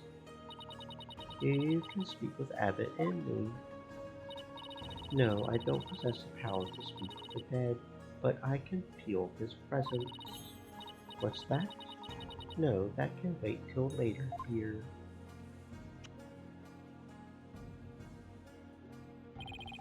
She's definitely speaking with him. So, Your Benevolence, what is it that brings you to my humble abode? This lawyer is investigating your husband's death. and I am watching him to ensure he does not tamper with any of the evidence. I know this must be difficult, but could I ask you some questions? A good friend of mine has fallen under suspicion, you see. A friend of yours. So then, you must be Maya's friend for the States, correct? That's right. I'm sorry, but I'm still grieving. Isn't that right, dear? Yes, I know. Added Enemy and his wife are one of the closest and most loving couples in Kurain. If she is not ready to talk, I will not allow you to press her any further. She did just lose the love of her life. It would be incredibly insensitive of me to force answers out of her right now, but I need to talk to her if I want to learn more about the High Priest. Plus, there's the warbad arrow that Alfie found near the house. There's too much I need to find out for me to leave just yet. Would it be okay if I stayed here for a little while? Hard head, have you not been listening to a word I said? Look, your benevolence. I'm sorry for her loss, but I'm running out of time. So what I will do is promise to leave if she doesn't change her mind. Please let me talk to my husband about this. Yes, I know. No, don't. Not in front of the royal priestess. Now, if you would excuse me. Well, what the heck were they even talking about? You have but poured salt on her wounds. This is precisely why you lawyers are so despised. I was just trying to help Maya's case. I didn't mean to hurt Miss Enemy. Could it be that you actually possess a conscience? Of course I do, but I'm also desperate for more information. So, what do you plan to do now? Pass the time by looking around the room, I guess, and see if she changes her mind. Just see that you do not touch anything you should not.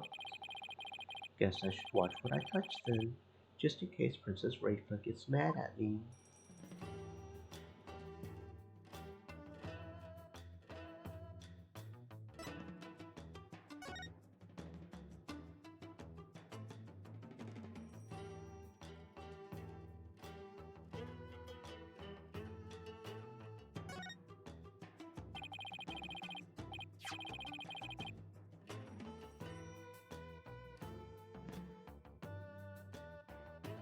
This looks like a wastebasket.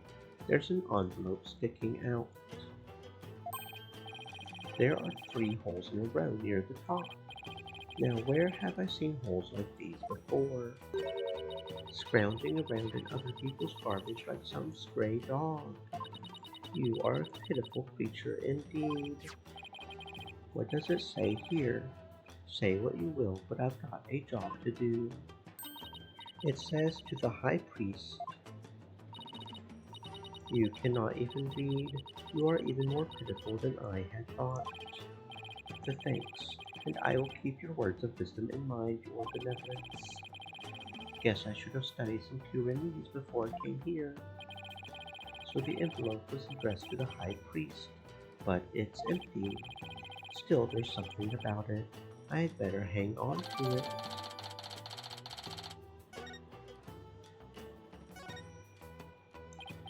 Oh, it's a wanted poster for the rebel escapee everyone's talking about. What? Let me see that. That's Arbol, senior member of insurgent leadership and former paratrooper of a foreign land wanted for crimes against the kingdom, considered armed and dangerous. So he's ex-military. His appearance alone exudes menace. He must be captured at once.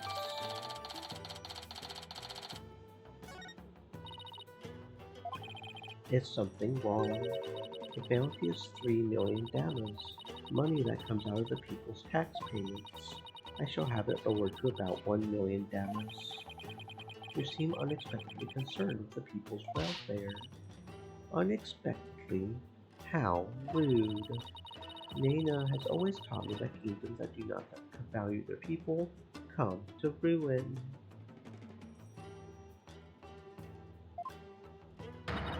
As Crown Princess, it is only natural that I care for my people. How about sending some of that kindness this way? Well, I suppose I could. If you quit being a lawyer and pay taxes to our kingdom, that is. Well, it was worth a shot.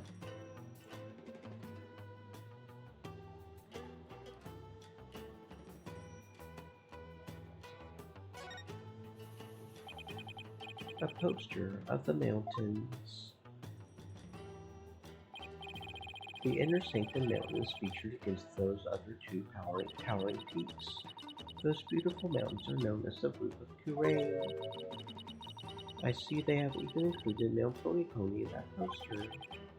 Mount Ponypony is at the smaller peak to the left.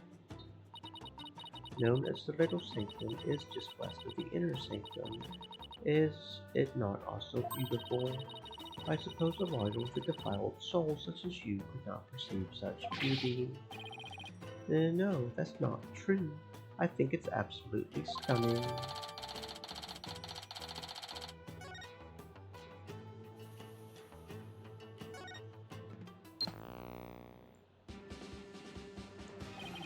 What show is this? It is the Plumed Punisher, warrior of Neo Twilight Realm. It is based on Lady Kira and is the #1 action hero show in Kurain. The Plumed Punisher, warrior of Neo Twilight Realm. Yes, it is an entirely original show, created right here in our kingdom. I'm not so sure about its originality, given its overall look and that theme song. Is something the matter? Well, it's just we have an action hero show back home that is really similar to this. I'm guessing this shows why Maya is so into Lady Kira. Honestly, the theme song is exactly the same as the one from Maya's favorite show, The Skill Samurai, Warrior of Neo Old Tokyo. It's a popular action hero series filmed right in LA. Set in a city known as Neo Old Tokyo, it pits the skilled samurai in mortal combat against his nemesis, the evil Max Straight. Maya's collected DVDs and merchandise from that series as long as I've known her. The Plumed Punisher seems awfully similar to the skilled samurai. The Plumed Punisher originated here in Kurain. Is that clear, barbed head? Yes, your benevolence. Note to self, never suggest that again. There's a skilled samurai patch on this bag. Guess the bag must be Maya's. She probably left it here while she was performing that rite. Lady Believe has not had a change of heart, and simply waiting shall not change that. Can't we wait just a little longer? I wonder if she'll ever open up. You're still here. Lady Believe. Mrs. Envy, do you think we're ready to talk? Is it okay with you, dear? Yes. Yes, I will let him know. Lady Believe, you don't have to speak to this lawyer if it is not your wish. No, it's quite all right. If my husband were still with us, he would say, as much as it pains me to have my lovely wife speak on such matters, if it would help to find the truth, then ask whatever you may. Okay, I'll take you up on your generous offer. Wait, did Mrs. Envy call herself lovely just now? Well, whatever are you waiting for? Ask your questions quickly so your departure may be just as swift. Yes, of course.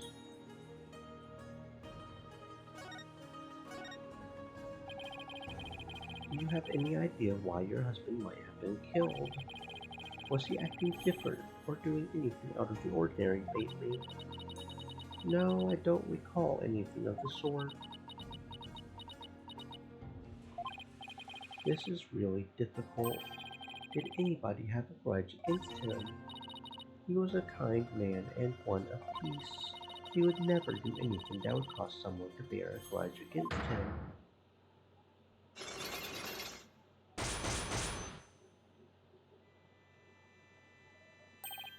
him. These are Cyclops.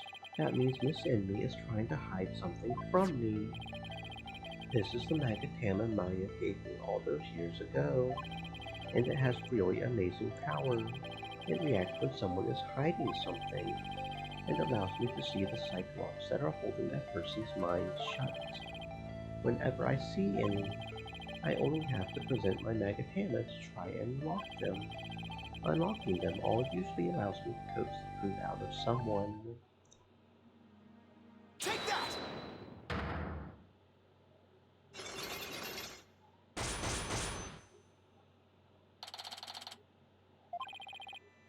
Cyclops. They appeared when I asked her whether anyone held a grudge against her husband. That must mean that Mrs. Envy thought of someone who just might have such a grudge. Let's just turn the plot a little and see what happens. Mrs. Envy, I have an idea who your husband's real killer might be.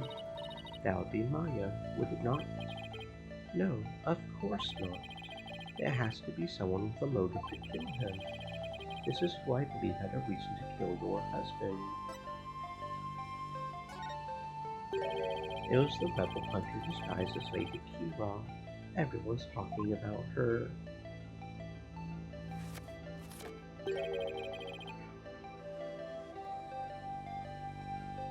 I know not of what you speak. Really? Because she even made the front page recently.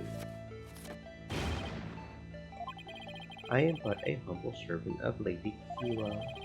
What reason would she have to kill someone as insignificant as I? Actually, I have something that just might show why Lady Kira killed Abbott and me.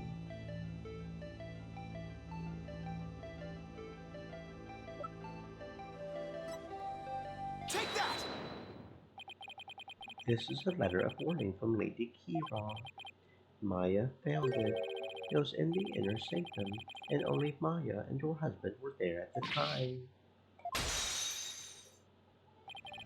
This letter reached its intended recipient, your husband, the High Priest, didn't it? And how do you know Maya wasn't lying to you?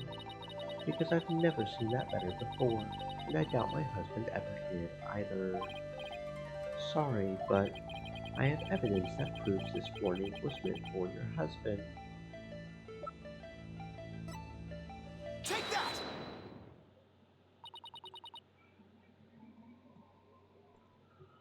Oh, what's that?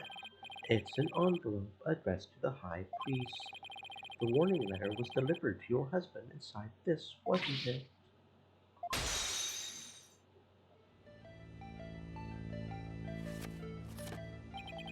What nonsense is this? How can you prove the warning was delivered in this envelope? There's gotta be some way to prove it. Wait a second. Doesn't the envelope and the warning letter have something in common? I think there just might be something that links the envelope to the warning letter. There is? Yes, and that proof is right here on the warning letter. The spot on the warning letter proves that it was delivered in that envelope. Take that! The 3 holes in the envelope are in the same shape and arrangement as the holes in the warning letter, and if you fold the letter in thirds and place it in the envelope, the holes line up. As for what made the holes, I believe it was this. Take that! They were made by the Swarbat arrow, one of the weapons favored by Lady Kira. The warning was folded in thirds, placed in the envelope addressed to the High Priest, and delivered to your husband on the points of this arrow.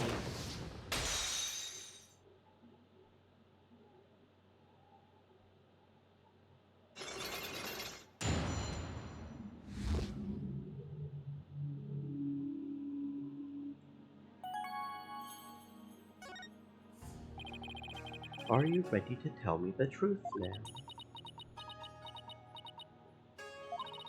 I admit the warning was sent to my husband, but he was not an insurgent. Then why did you keep it a secret? Because the authorities might have suspected him of being one if I hadn't. I guess that makes sense. If the rebel hunter was after him, I can see how people might at least suspect. We are a tyrannous kingdom. As such, rising up against the monarchy is the same as blaspheming Curanism itself. Your husband was a devout priest of Curanism, and you feared that his good name would be tarnished if the warning went public. Yes, that makes sense, but is it the honest truth? What if the high priest really was a rebel? The rebel hunter would have had a motive to kill him. Still,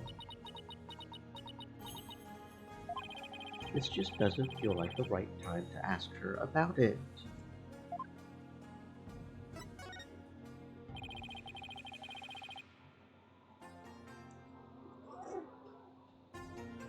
Could you tell me a little more about the warning? It arrived about 3 days before the purification rite. When we woke up that morning, it was already there by the side of our bed. It was by the side of your bed. Yes, we had the whole house locked up tight, and yet someone still managed to slip in.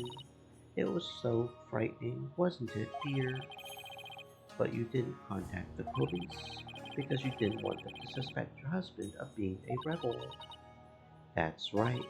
If only we had told the police, maybe Taras would still be alive today.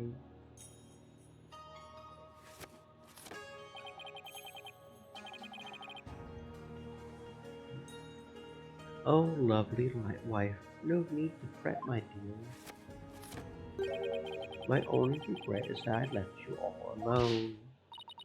Barbed head, that is quite enough. Yes, you're probably right. Mrs. Enemy, I'm sorry to have bothered you at such a difficult time. Don't be silly. I'm happy if I have helped. Your benevolence, may you swiftly shine light upon the truth. Barbed head.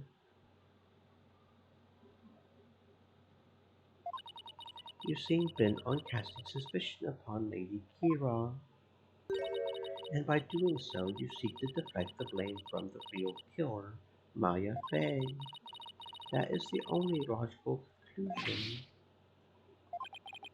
I'm in no position to disprove her at this point. If only I could find something to support my theory that the High Priest was a rebel. The only other person who might know more about Abbott and me would be Maya. They might be done questioning her by now. Oh, and there goes my mouse. Come back here, mouse.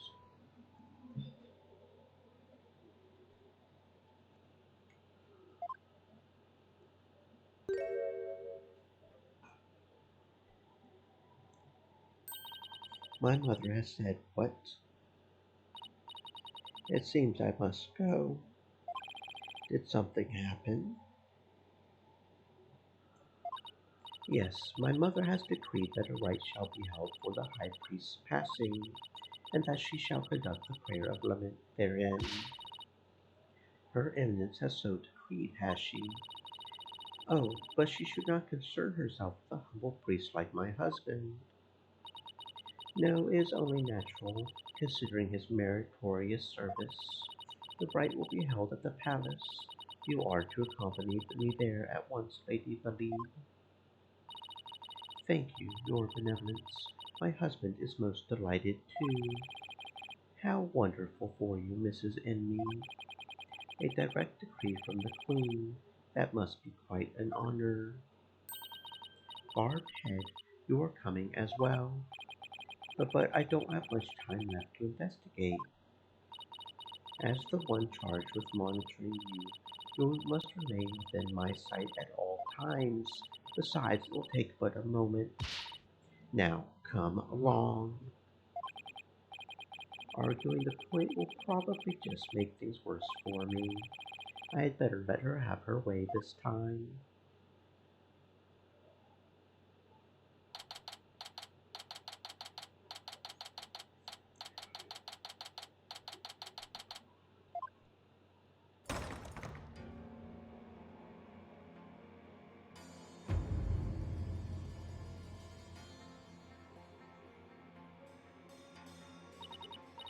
Welcome, Lady Believe.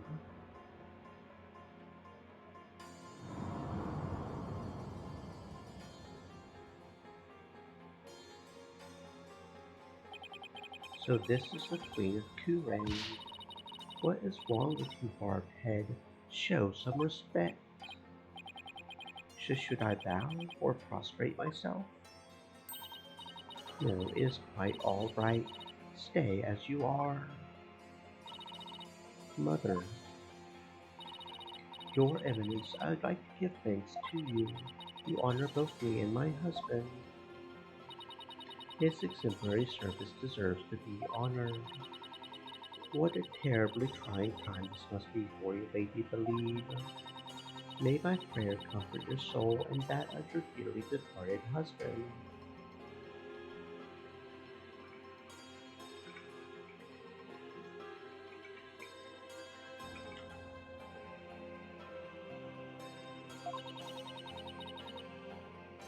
Nothing would please me more.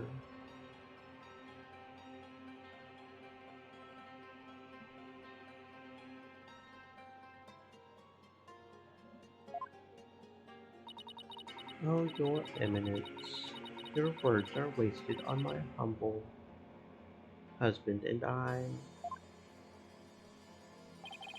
Now that's what I call a commanding presence.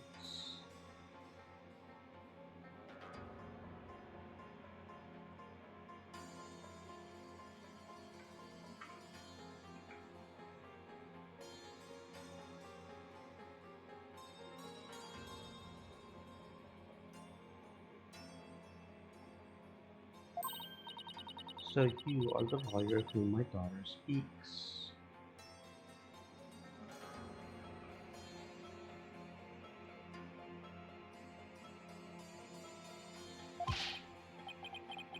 Yes, Your Eminence, I am so very honored to make your noble acquaintance.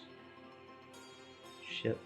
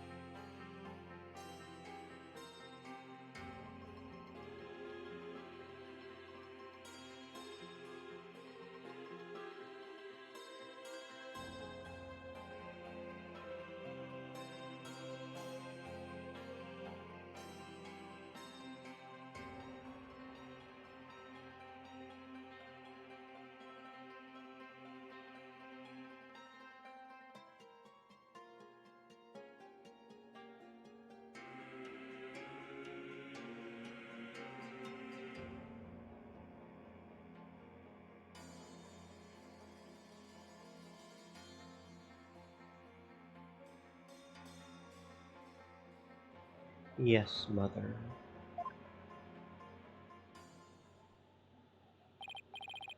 Wow, the Queen is seriously something else.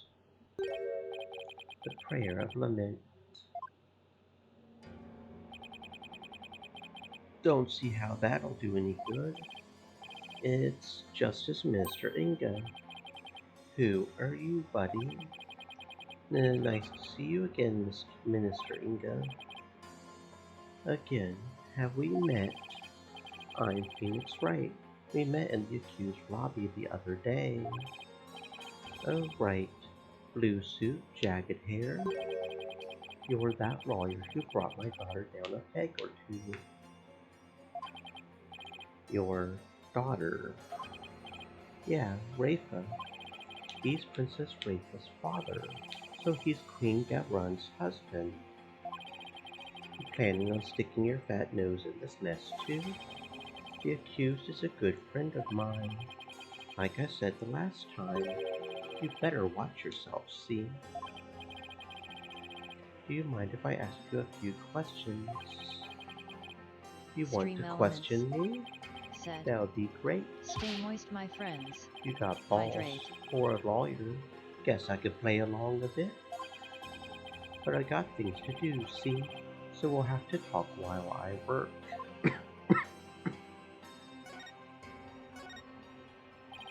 I wanted to let you know that I'll be the defense lawyer on this case too.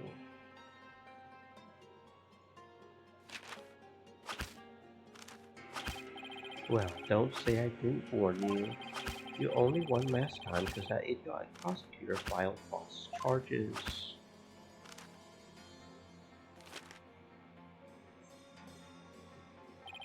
But it's going to be different this time. I got Kurain's top prosecutor on this one, see? I don't care who I go up against. I'm going to prove my client innocent. You haven't forgotten that little thing called the Defense Culpability Act, have you? Blow this one and you'll suffer the same fate as the accused. How could I forget? You lawyers are all the same. You strut your stuff till the DC Act comes down hard. Then you start begging and pleading for your lives. It's really hard to watch, I tell you. Well, I don't plan on letting it come to that. Were you the one who wrote the Defense Culpability Act? Maybe I did, maybe I didn't. What's it to you? Either way, as Justice Minister, I'm going to enforce the thing. It started as a way to counter the dirty tricks of your trade by falsified evidence, but it turned out to be quite handy, efficient even. Handy, efficient. Yeah, made my job real easy. Any goons who cross me or the Gavran administration are going to get just what they deserve, especially those rebel scum. You can get away with that here?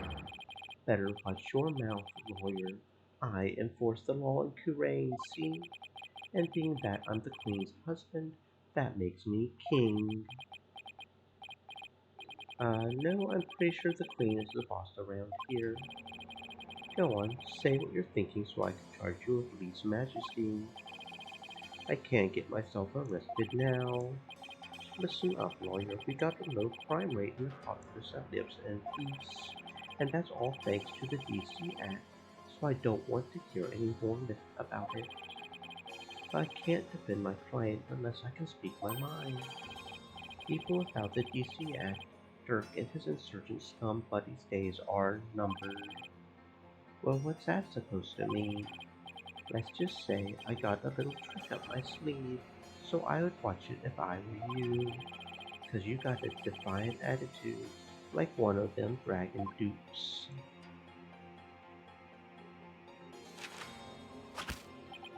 Say, White, you know what these are? No, what? Orders of execution. They really pile up if I start slacking off. What?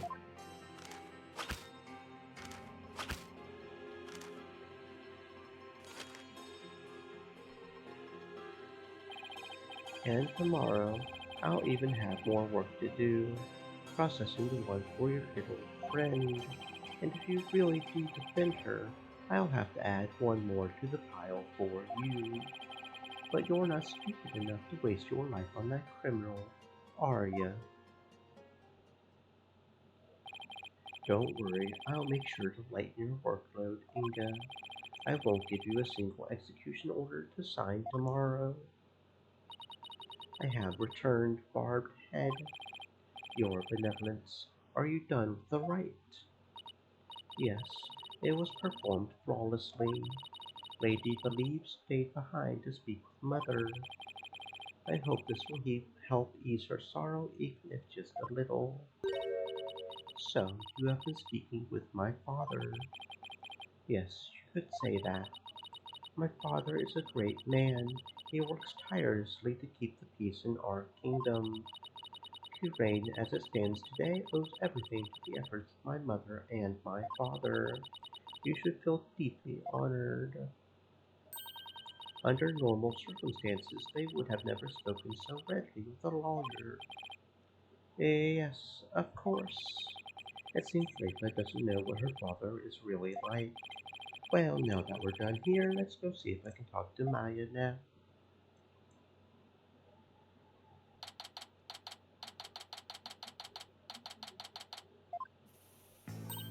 Oh, it's you, Nick. Maya, are you okay? The questioning wasn't too harsh, was it? No, I'm all right. How about you? Make any progress? Well, I haven't found any conclusive evidence that could prove your innocence, but I have a small lead. Really? But for right now, I would like to ask you about the High Priest. Sure, ask away. By the way, what's the princess doing with you still, Nick? Doesn't she have anything better to do? Doesn't seem like it. I heard that. How rude. Of course, I have many other things I could be doing.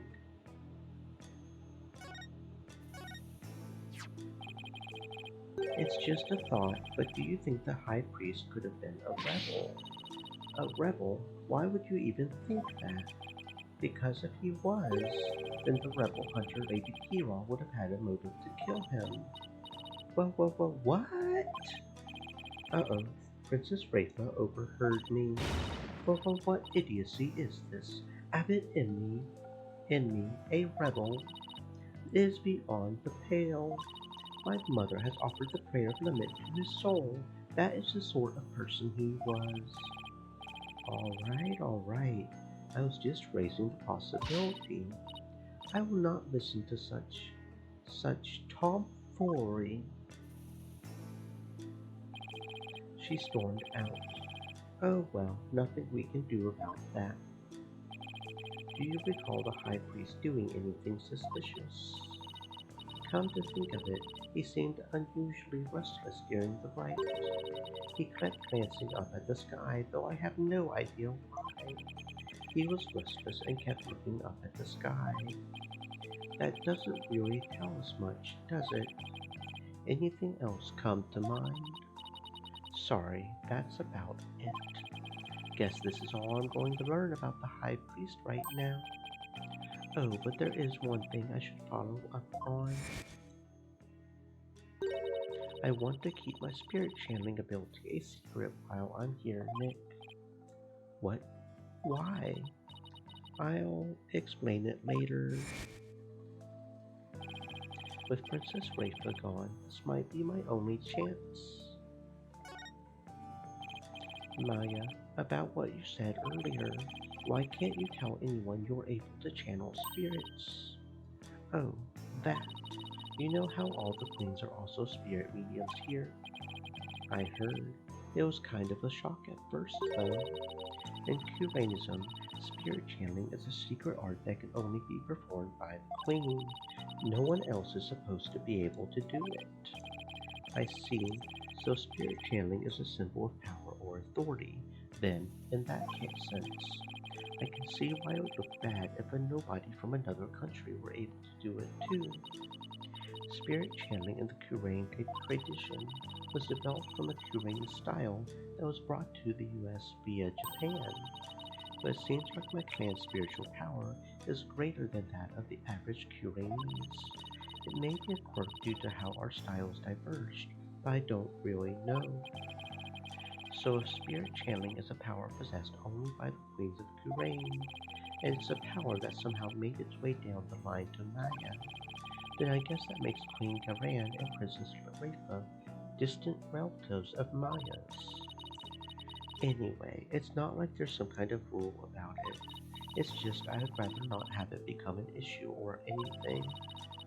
That's why mediums who come here to train hide the fact that they can channel spirits. I see. I had no idea it was so complicated. Either way, training here is a must to fulfill the qualification needed to become the master. And what is this qualification to become the master?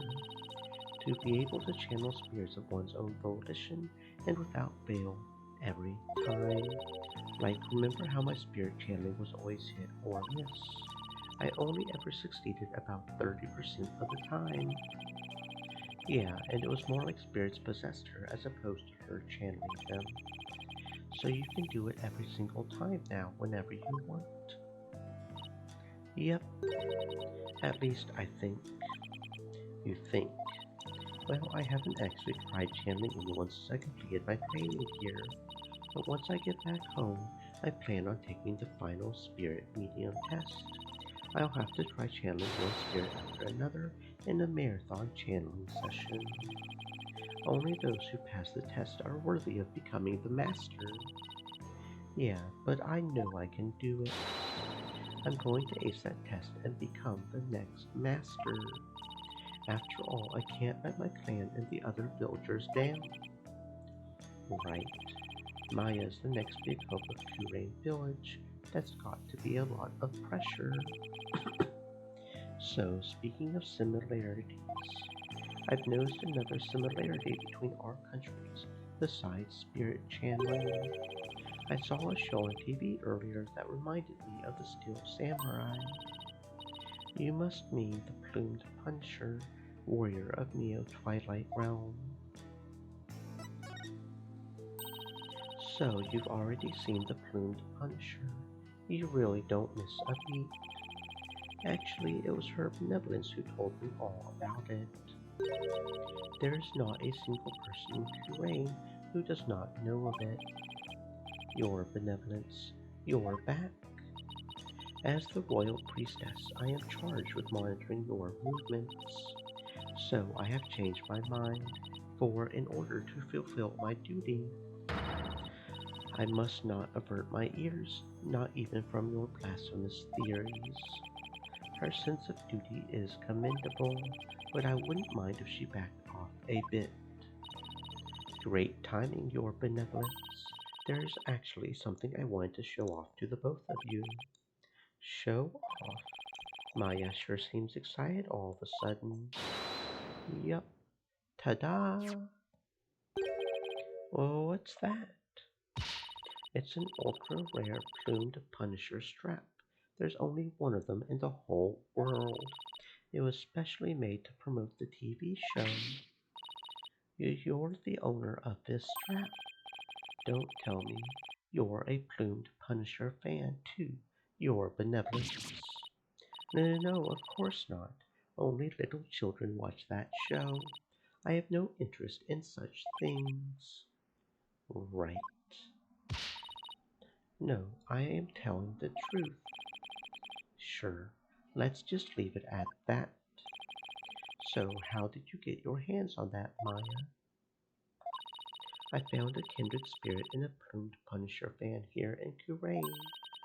It resulted in exchange of cultures transcending national borders. And by cultural exchange, you mean you swap TV show promo merchandise. You bet. I traded my Steel Samurai watch for this strap. It's a super rare watch that plays the Steel Samurai theme song when the alarm goes off. My newfound Kuranese friend was so happy I got this one-of-a-kind strap in return. I guess there are people like that wherever you go, even here in Kurain. Watch this. When you press the maggot hammer on her belt, It plays the show's theme song. That sounds just like the Steel Samurai theme song. What are you talking about? Can't you hear the folk instrumentals in the intro and the exotic tones throughout? Plus, the Steel Samurai has Japanese taiko drums that go Daka Don Don Don in the intro.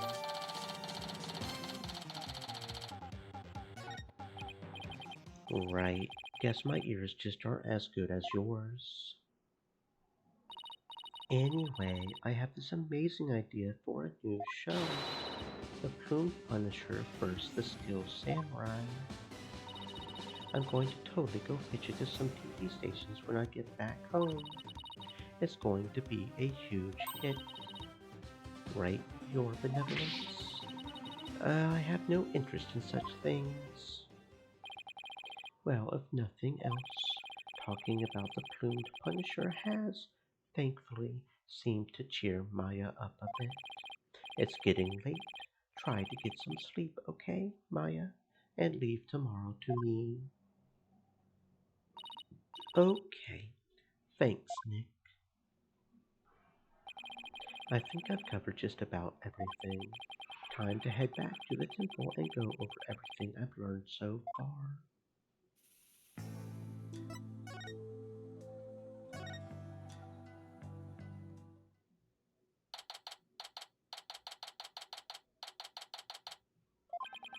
It's getting late.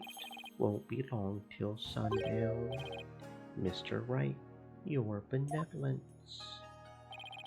Are you done with your investigation for today? Pretty much. I thought I would go over what I've learned so far. Care to join me?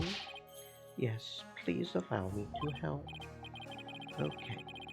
First, we know that the High Priest received a warning 3 days ago. It was from someone claiming to be Lady Kira, and it told him not to perform the rite.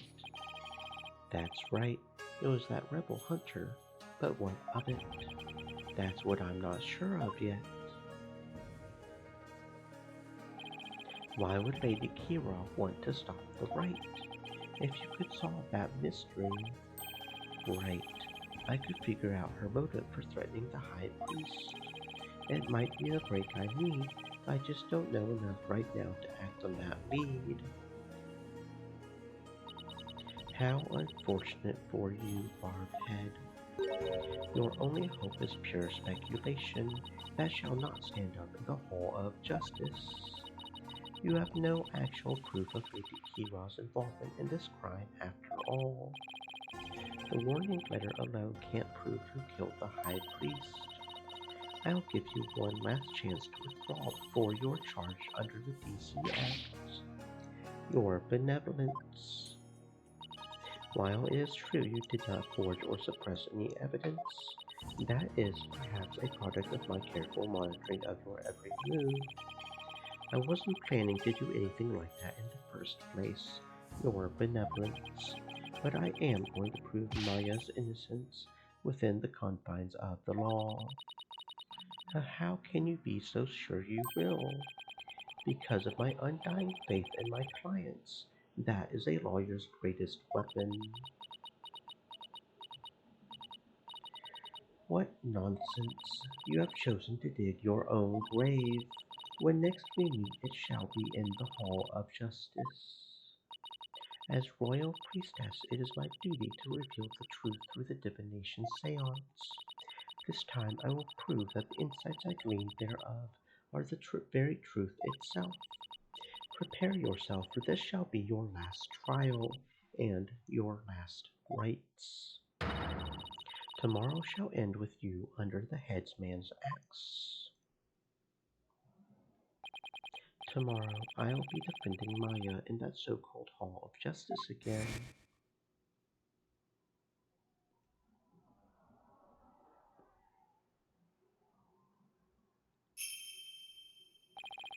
That whole seance thing makes trials here completely different from those back home.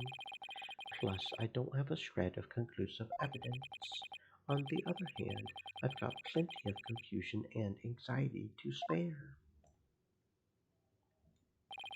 I'll have to think of something. After all, I'm the only lawyer in all of Kurain. I have to do this. I will do this. I'll prove Maya's innocence if it's the last thing I do.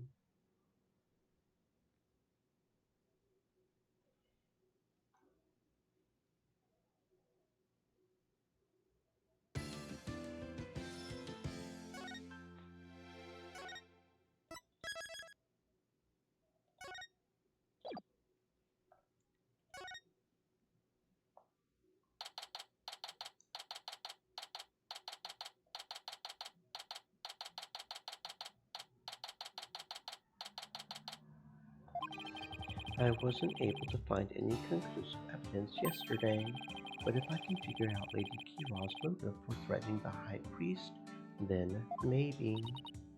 Nick, today well, don't look so down, Maya. I'm going to defend you with everything I've got. You would do well to cease this insanity while you still can. As I said yesterday, I'm going to defend my client in court. Well, know this. You shall not witness a miracle of the short sort that occurred last time. The moment she is found guilty, you too will be found guilty of abetting the accused. I never claimed to be a miracle maker, but I am good at discovering the truth. And unlike miracles, the truth is always waiting to be found. The truth, you say? Then it seems you have chosen your fate. This shall be your very last trial. Nick, I'm going to prove you innocent, Maya. You'll see. After all, you have to introduce the plumed Punisher, warrior of Neo Twilight Realm, to the folks back home, right? Right. I may be a defendant this time, but I'll be by your side like always, Nick. Thanks, Maya. This place is tough on lawyers. I'll need all the help I can get. Plus, it's always good to have you on the team. Well, it's time. Let's go.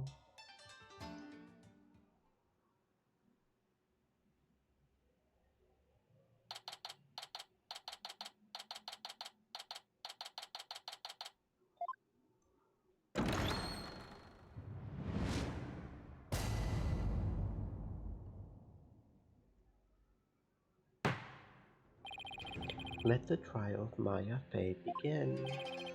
The defense is ready, Your Majesty.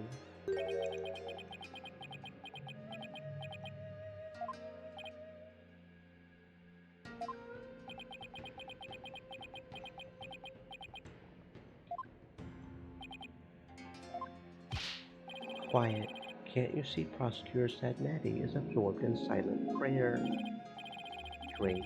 The trial's barely started and the judge is already mad at me. He's very devout for a prosecutor. Why is the accused standing over there? Oh, well, Your Majesty, in addition to being the accused, she is also my assistant. The accused is your assistant, you say? Very well, then. A criminal does indeed make a fitting partner to a lawyer with a defiled soul. That wasn't very nice. Yeah, well, bad-mouthing lawyers seems to be a custom of sorts here in Kurain. I must say, I am surprised to see you still here in Kurain, Mr. Wright, and even more so to find you in the Hall of Justice once more. I cannot fathom why you would willingly risk your life in yet another trial. The answer is simple, Your Majesty. I am a lawyer, and this is what lawyers do. Although, to be frank, I'd rather be anywhere but here right now. Such foolishness. Prosecutor Sadmati, are you ready to begin now? Yes, Your Majesty. The prosecution is ready. Let us begin without further delay. But first, I promise you both this. I will cast your wicked souls into the fires of hell.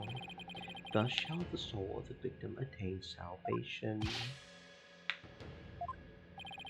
Splendid. I would expect nothing less of you, Prosecutor Sadnatty.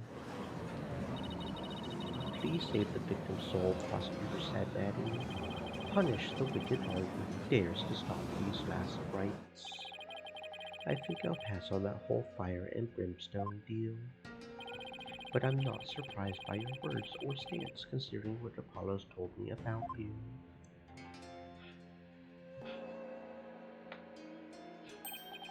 So it was you who instilled that putrid lawyerly guile within him. Putrid? What? He too must soon face the fires, lest his soul be lost to redemption. But I shall send you on ahead, so that he'll not be lonely when he arrives.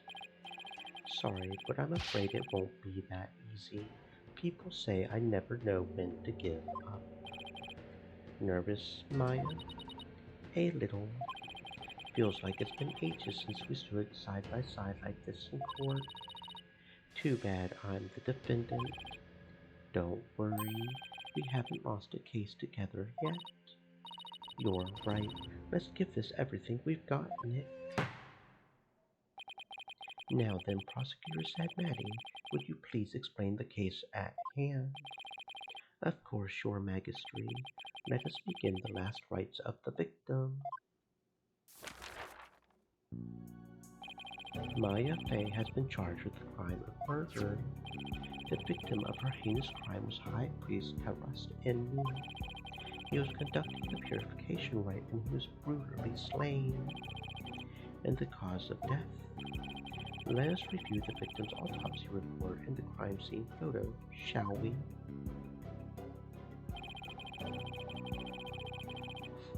The cause of death was blood loss from a stab wound delivered to the abdomen.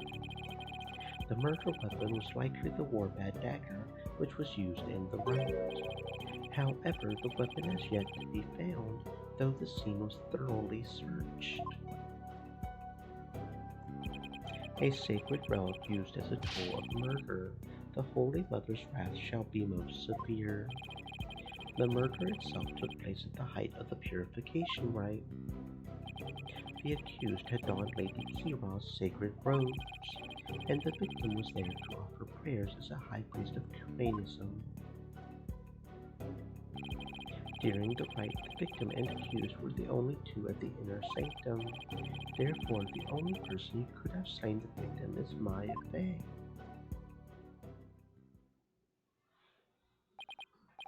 I must say that does cast a great deal of suspicion upon the accused. Indeed. Now then, allow me to submit this diagram of the crime scene as evidence in this case. In Kuranism, slaying a priest is a sin most grave and dreadful. As such, Maya Fey's soul shall be plunged into the lowest level of hell, the hell of tickling. There she shall be tickled without end for 500 million years. That is a terrible fate indeed. Would the defense care to respond? And here I thought the lowest level of hell was the hell of back pain. I don't remember killing anyone, and I don't have that dagger or anything like it. As my client stated, she has no memory of the event as described by the prosecution. But more importantly, she had no motive to kill the high priest in the first place. Objection!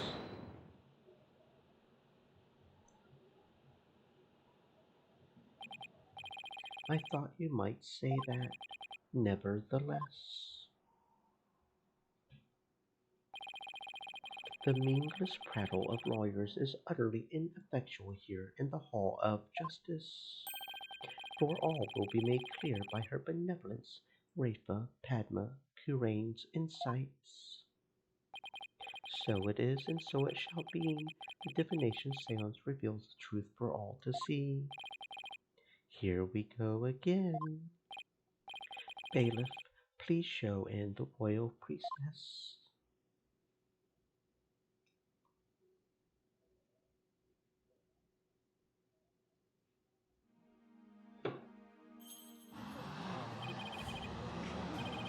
It's Princess Rafa. How beautiful her benevolence looks today.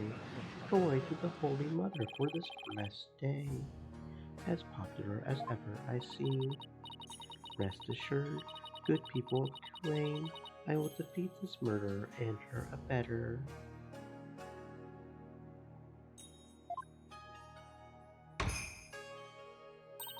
They shall not escape on their freedom expressed today. What a joy it is to have the royal priestess back in the Hall of Justice. May the Holy Mother grant us her divine favor. Dihara Kurain.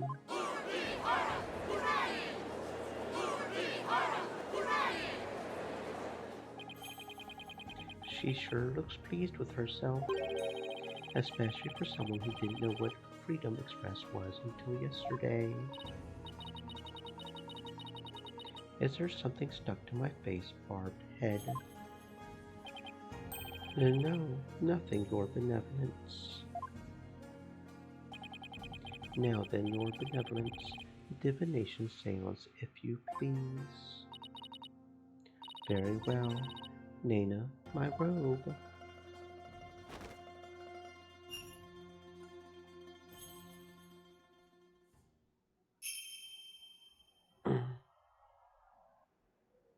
O Holy Mother, we hold this divination seance in your name.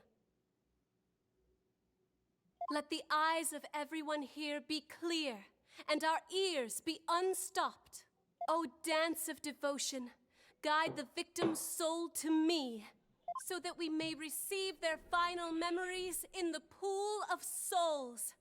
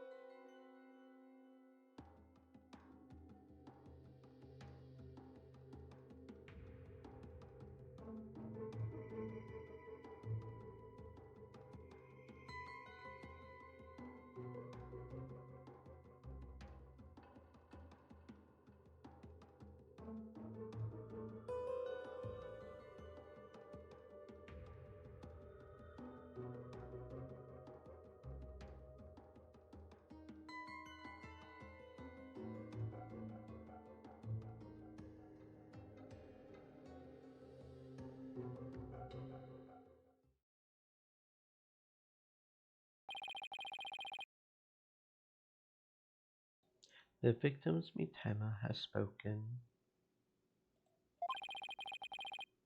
The divination seance is complete. Great.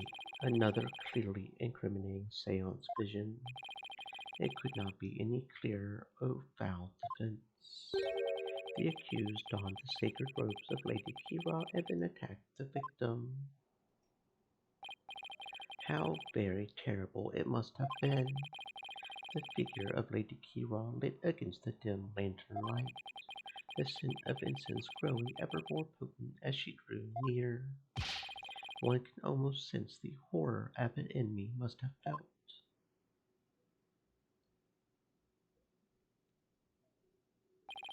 The facts as presented by her benevolence are indisputable. But that wasn't me. Do something, Nick. I'm working on it. That couldn't have been any clearer. Looks like I'm in for another uphill battle. The accused committed this vile act during our ancient tradition, the purification rite. Come to think of it, the Rites Guide explains the multi-part purification rite in detail. The transformation rite.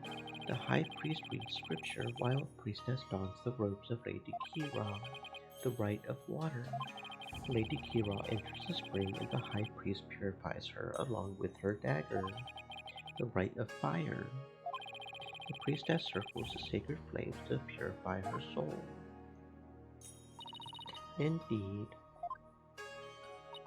it would seem that the murder occurred during the transformation rite. The rite dictates that the high priest stand in front of the spring. Therefore, the accused must have attacked him from the direction of the broken lantern. Well, Barbed Head, would you care to object? Of course, because I know my client is innocent. So you say you truly do not know when you were beaten, do you? I managed to pull it off last time with Albie. I'll just have to do it again. You intend to find fault with her benevolence's insights yet again. It would seem lawyers are Pulkunian creatures indeed. Look at that Pulkunian. Pulkunian.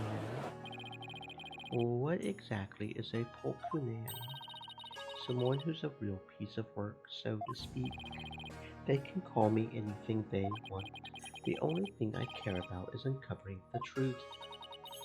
So, Barbed Head, are you foolish enough to risk your life for your so-called truth? Because my insights are the truth. To deny them is to willingly dig your own grave.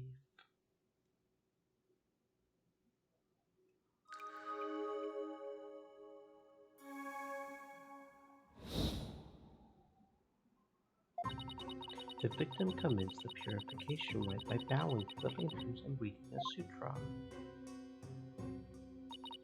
As the first part, the transformation rite ended, he lowered the sutra. Suddenly, he heard the accused approaching footsteps and smelled her incense-laden robes.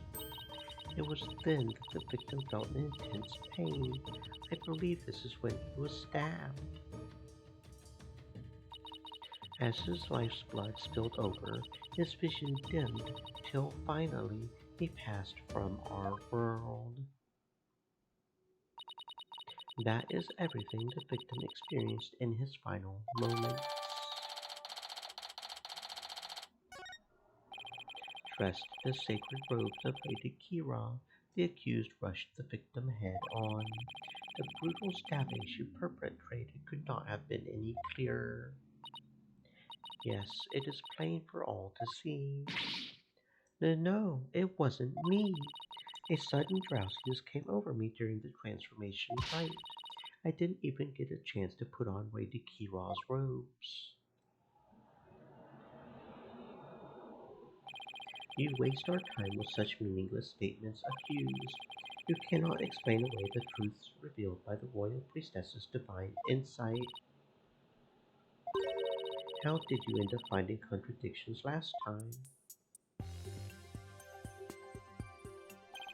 The deceased's final memories include all 5 senses. Oh, you mean those words that appeared in the pool of souls? It looked to me like the bigger the word, the stronger the sensation was to the victim. Yeah, that's how it looked to me too. The sensations themselves are never wrong, only their interpretations. That's why I tried to point out mistakes of Rafa's insights last time, so there could be contradictions between what Abbott Envy felt and her insights. You got it, and I'm going to find them this time too. Should I check how to point out contradictions in Rafa's insights? I remember how it works. Still, the sensations this time seem to fluctuate more than the ones from Albie's trial, in which case I'd better keep an eye on changes in their intensity too. Okay, time to point out the sensations that contradict the insights.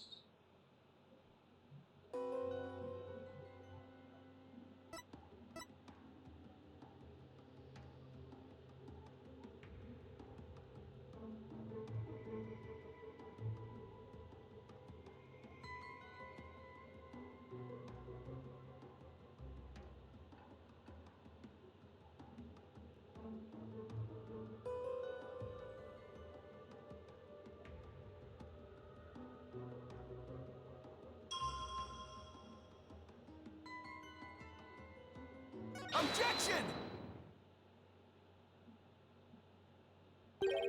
The victim supposedly heard the accused approaching footsteps, but did he really? What nonsense is this?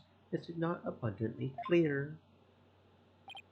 No, it's not, because there is something strange about those footsteps. So strange? Explain yourself, Barbhead. The footsteps are strange because...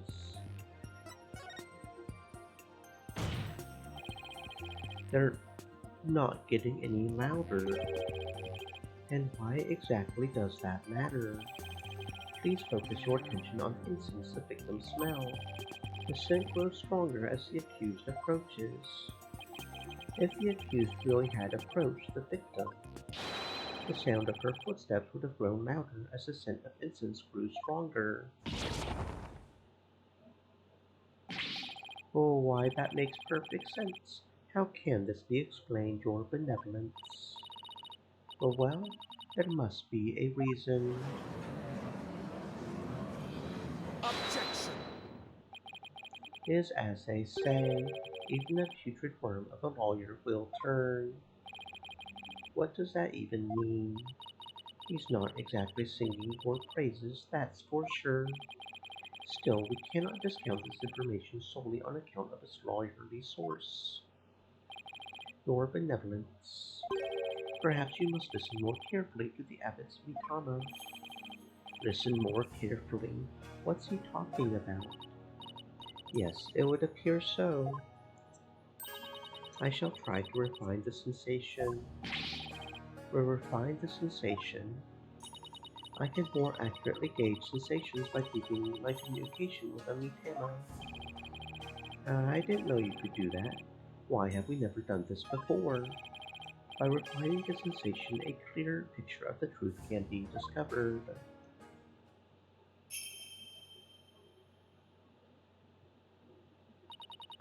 Oh, blessed Mitama, I beseech you, hear me now and respond to my call.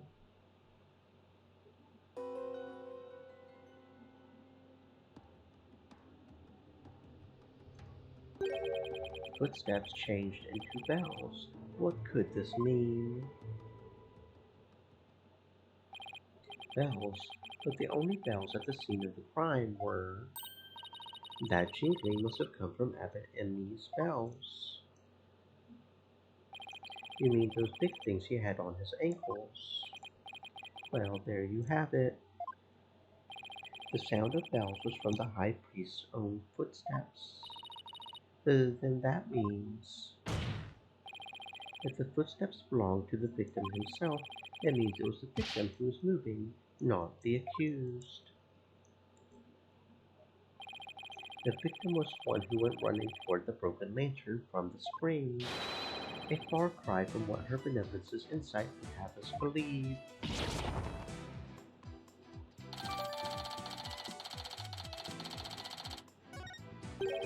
But why would the victim have approached the accused? Maybe he was trying to defend himself. Please explain. He could have felt threatened by Lady Kiwa standing there with the dagger. If so, he might have thought to overpower her before she attacked.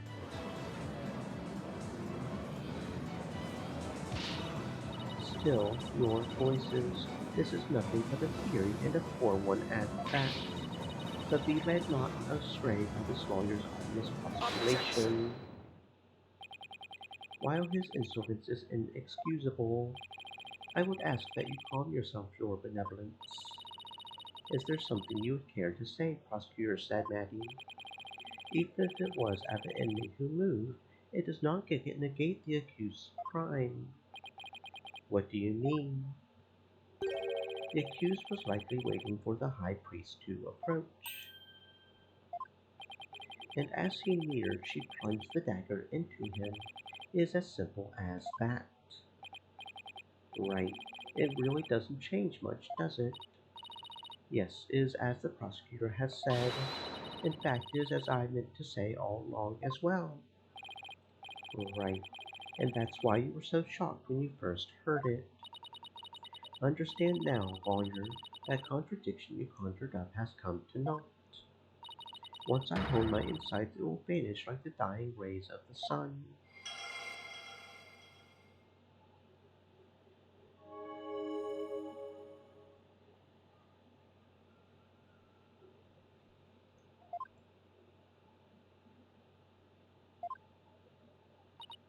See, the fact that it was Abbot Enemy who moved changes nothing. Come on, Phoenix, you gotta keep your cool. That contradiction I pointed out must mean something. That one sensation changed after Princess Rafa refined her vision. It stands to reason that something else might have changed too, because of the refinement. I should focus on any sensations that have changed, while searching for more contradictions between them and her insights.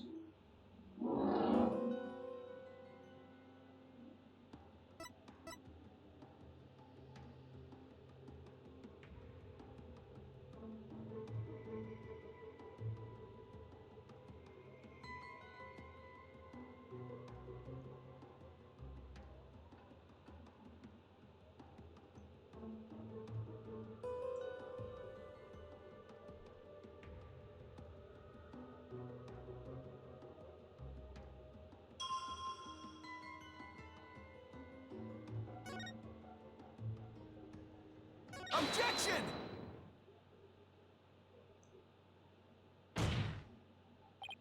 Hold it. How do we know the purification rite was performed exactly as it was supposed to be? That's easy. The customs governing the rite are very clear, and Abbot Enemy would have adhered to them. Well, that's strange. Mr. Wright, would you care to explain just what is so strange? Yes, I would ask you to consider the sound of the victim's footsteps. The sound of bells changes to the sound of water at one point. What's this? It's simple. The victim must have stepped in some water. Yes, and the only source of water in the inner sanctum is the spring.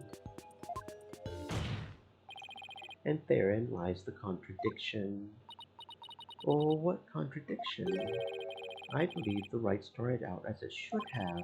The victim stood with his back to the spring and the accused stood right in front of him. But we now know that the victim then moved into the spring. But Polkanka, that is absurd. This means the accused's location differs from what her benevolence's insight indicates. Then where do you propose the accused stood once she donned Lady Kiwa's robes? Based on the sound of the victim's footsteps, I believe Maya was standing here.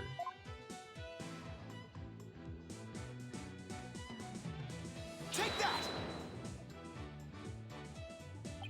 Until this moment, we've all just assumed that Abbot Enemy and Miss Faye were standing where they were supposed to be, as shown in this rite's guide. In short, the victim should have been standing with his back to the spring and the accused in front.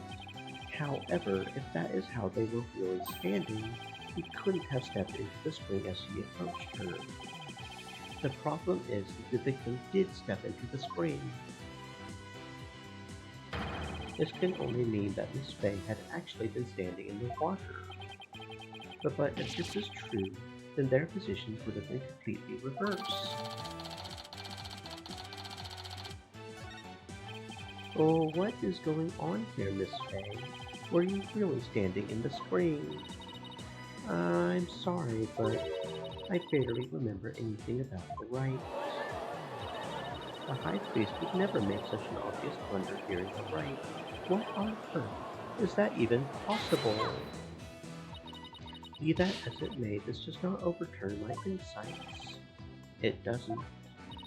Let us say the accused was standing in the spring. So what? So what? This is completely reverses their positions as what? That their positions differed from what is customary is rather curious. However, what does that change? It certainly does not erase the accused's brutal crime. I guess you have a point there. You lawyers are an absurd breed. Never thinking ahead, you cling to the first insignificant contradiction you can muster. Sounds like Princess Rafa has a pretty good grasp on what lawyers are all about. Maya, where would I be without your brutally frank commentary right now?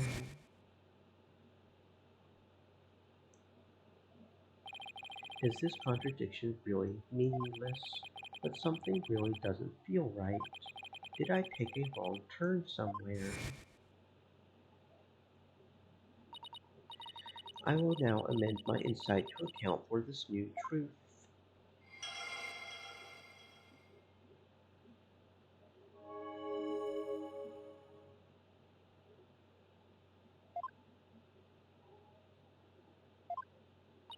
Now the contradiction is no more. But the truth of the matter still stands, no matter how stubbornly you deny it. What do you have to say for yourself now, Mr. Wright? Nanette, Your Majesty, this lawyer may have raised a trivial objection, but Her Benevolence's insights have no further inadequacies of any kind. Yes, so it would seem. Wait a second, but there is another contradiction.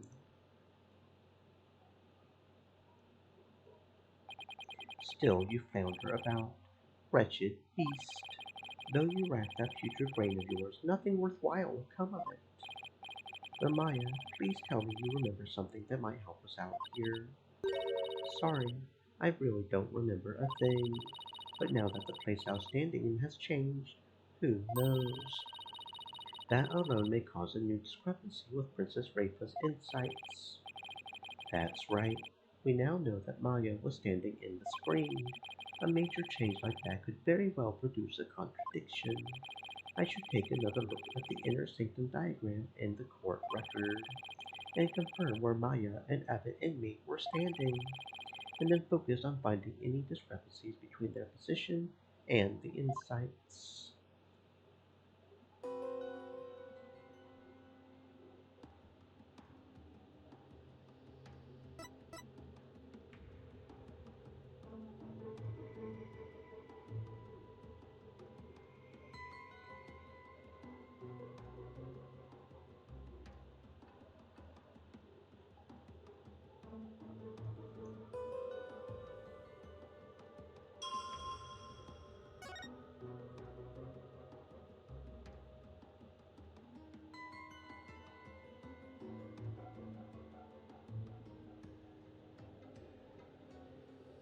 Objection!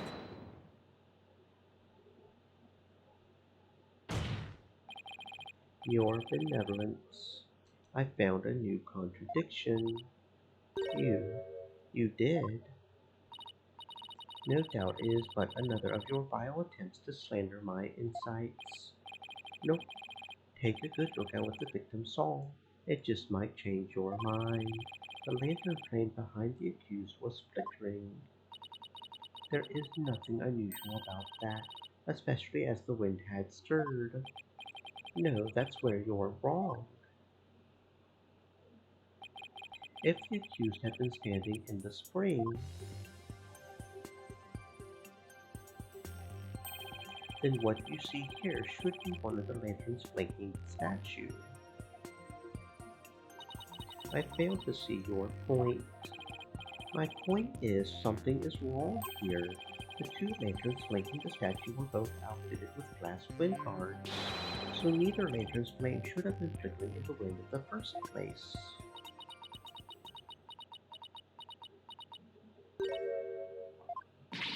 She seems pretty tickled, Nick. I don't remember saying anything funny. I fail to see what you wish to prove here, but very well. I shall refine the vision and reveal the truth for all to see.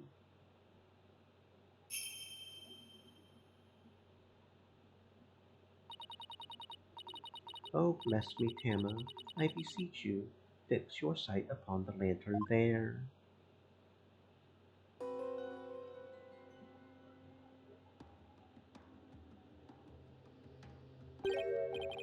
That lantern doesn't have a wind guard on it. And rightly so, for the wind guard was removed to reveal the sacred flame within for the rite of fire. Therefore, there is nothing odd about the flame flickering. To say what? But when we searched the crime scene, those lanterns had their wind guards on. That's because the police put them back on.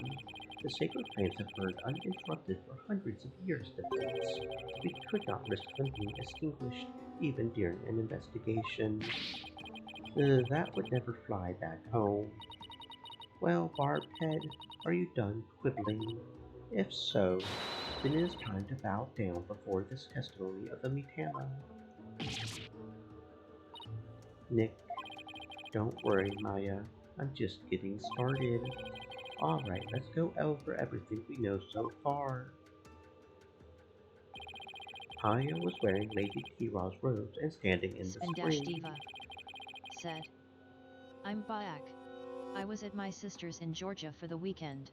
Oh, that sounds fun. I hope you had a fantastic time in Georgia with your sister. Family is important. Welcome back, Spin. I hope you are having a fantastic existence in general. The High Priest is thought to have been moving toward her, so I should look for sensations that stand in contradiction to this arrangement. I won't give up. I'm going to find a contradiction that will undermine the accusation against Maya.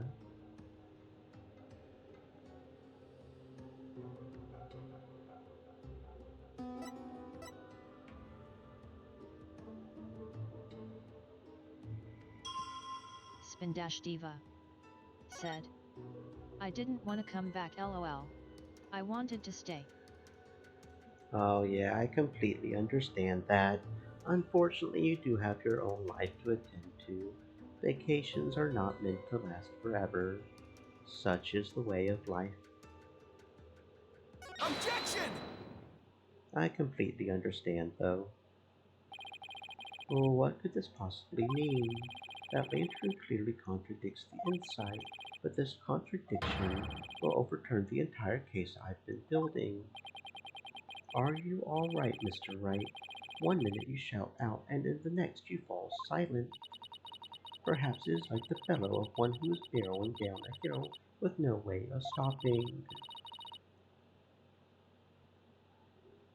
Is that not right, Prosecutor Sadnaddy?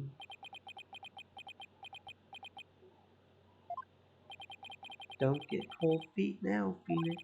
Even if this overturns the entire case you've built so far, the Spindash only way Diva is to keep moving said, forward.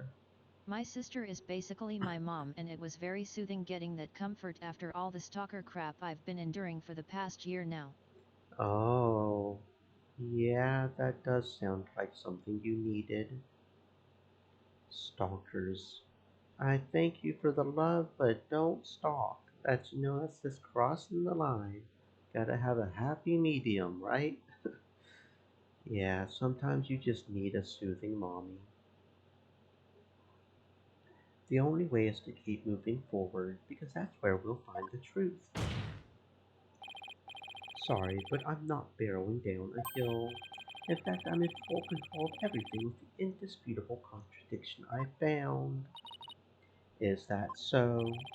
The lantern behind the accused clearly. Spin Dash Diva said. You can stalk me. Oh. Hee hee.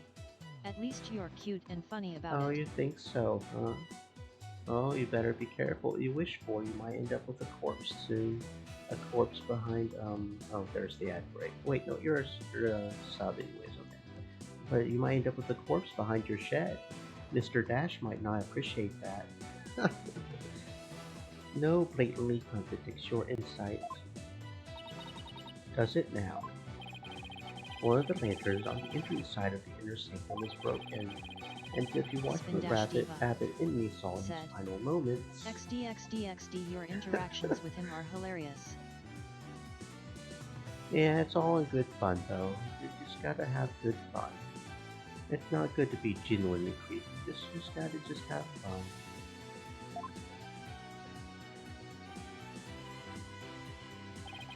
You will notice that the lantern behind the praying form of Miss Faye is broken. Stream Elements said. The lantern behind Stay Lady moist, my Kira, friends. however, is still Hydrate. intact. In short, we are seeing two different lanterns in the seance vision, which means more than likely when he looked down at the sutra, he did a 180. He looked down at the sutra, he was facing Faye Spin when Dash he did Diva that. said. And that's the difference. You're respectful and it's a joke. This other dude is a psychopath. Yeah, and we don't need psychopaths. That can lead to a whole different kind of danger that we just do not want. Remember friends, it's all about the R-E-S-P-E-C-T, even if I can't sing very well. But more than likely when he held up the mantra, he turned around. That's what's going on here. How could this be? And even if it were so, how would that contradict my insights? Let me start by saying the claim I'm about to raise. Spin Dash Diva said. Yadas. You come to my streams for the crazy singing LOL. Will overturn the case I've built thus far. Well, you are a diva, right? Divas are supposed to sing, right? Yeah. Will the Divas please explain himself? Based on the broken lantern, you can tell Maya and Abbott in these positions, where the accused and the victim were standing. But did you not just finish asserting that the accused was standing somewhere else? I did, and I built my argument on that faulty premise. But thankfully, it has led us here, to the actual spot where Maya Faye was standing.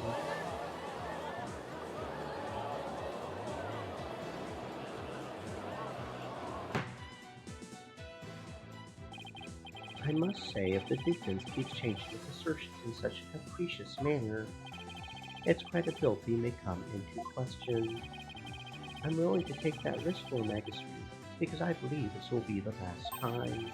I would like to start by pointing out the actual spot where the accused was standing. Very well. Show us where you now believe the accused was actually standing.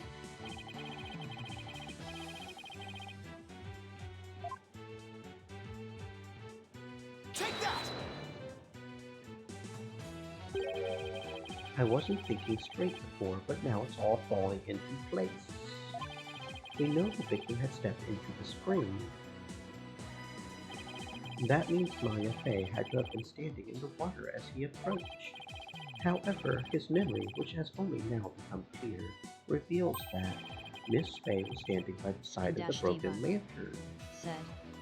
I miss my sister and her puppy LOL. Ooh, and a puppy? Who doesn't love the puppy kisses?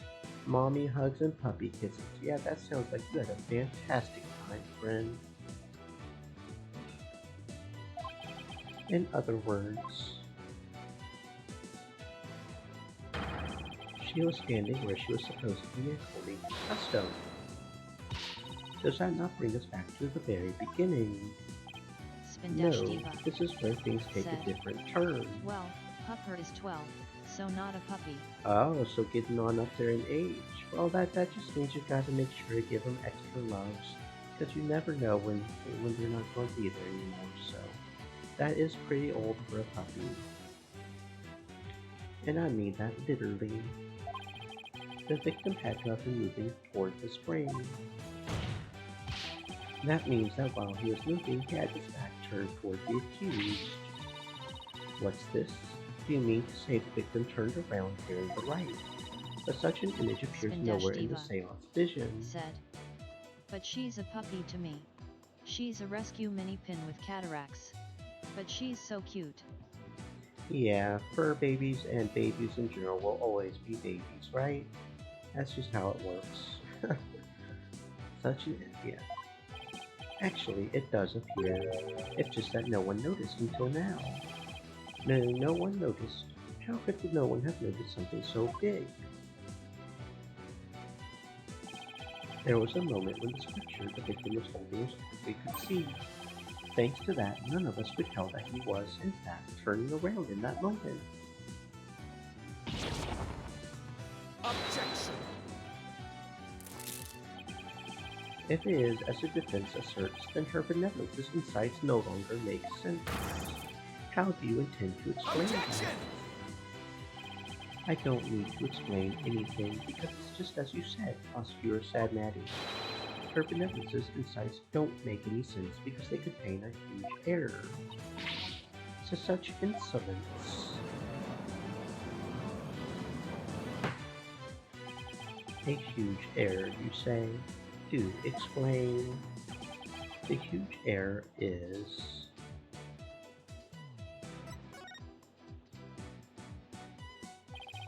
I believe this is what happened at the scene of the crime. The victim was reading a sutra when suddenly he sensed someone behind him. He immediately looked back to see someone dressed as Lady Kira standing there. Wishing to see who it was, he approached the rogue figure. That's when he was stabbed. This cannot be. Oh, but it can. And it is. The insight stating the accused stabbed the victim is wrong. And that is the real truth lying behind this testimony of the deed. Ho, ho, ho, kunka. Are you suggesting that there was someone else at the scene of the crime? Have I misunderstood the voice of the Mitama yet again? This cannot be. That was a close one, but I managed to divine the true meaning behind the seance vision somehow. I should add these new facts to the court record.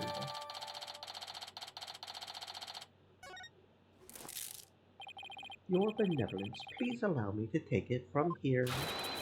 I will overturn the brash accusations of this faithless, putrid-minded lawyer.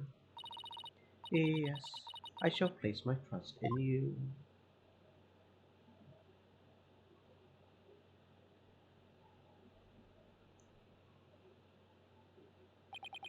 Are you sure about this, Prosecutor Sad Maddie? My work as an international prosecutor has taken me to courtrooms around the world. And in that time I have heard to perform last rite for souls in trials lacking a seance. Yes, of course, forgive my ludicrous inquiry. Moreover, I have with me a forensic investigator from overseas. I will show you all the most magnificent last rites ever seen. I guess he really does think highly of Emma and her forensic expertise. I'm impressed that he's come to understand their value. Then again, he is an international prosecutor who solved tough cases around the world. Time to hunker down, huh? Now then, let us continue with today's proceedings. Could the defense please tell us who was third party dressed as Lady Kira was? Your new claim has negated the insights of the boy Stream with these Elements deaths. said. So I trust you have some Stay evidence to thirsty, support my it, friends. correct? Hydrate. Yes, of course. This third party must have really wanted to kill the High Priest. I might be able to identify who it was if I had evidence of their murderous intent. Well, we're waiting, Mr. Wright. The evidence that can reveal the identity of the third party is this. Take that! 3 days before the purification rite, the victim received a warning letter from an unidentified individual. He did. Whoever sent it clearly meant to threaten the High Priest. The letter said, "Do not perform the rite," but the rite went on as scheduled. I believe that is why the High Priest was murdered. Who do you suppose sent that letter? A person with something to hide, the rebel hunter disguised as Lady Kira herself.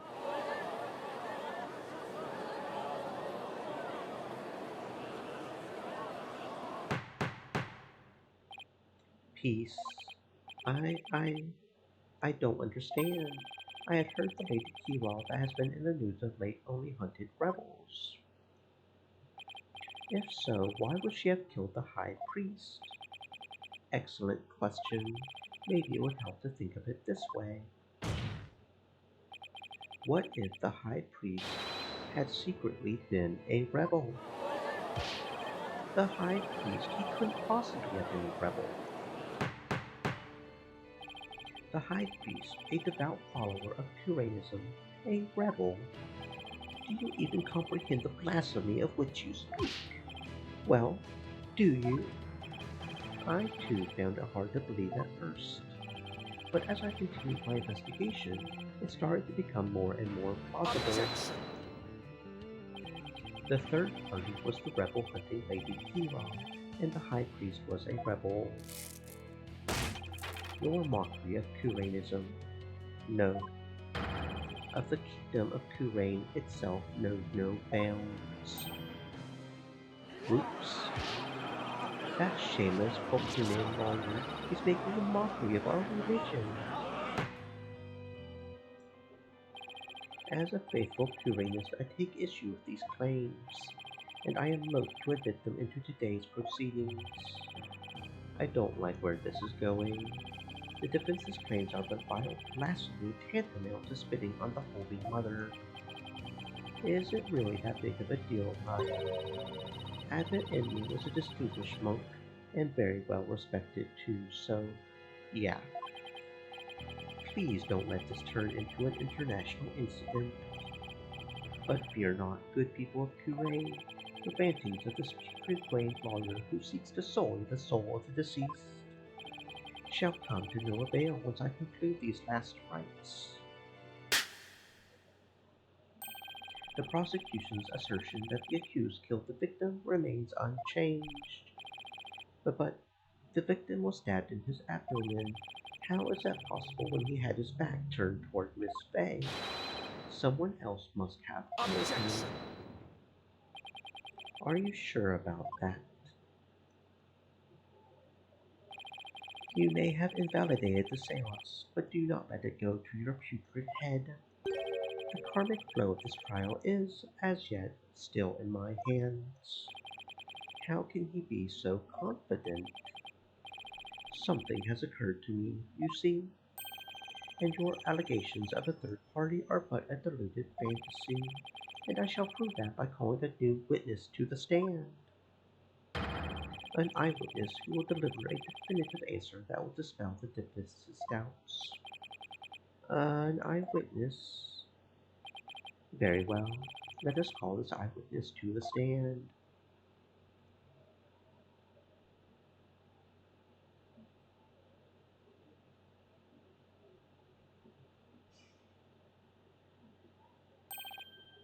It's him again.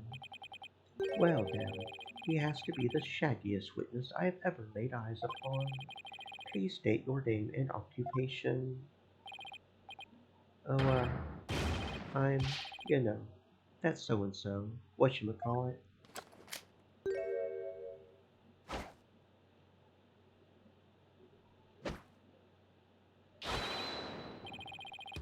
Anonymous TBD. At least that's what they've been calling me.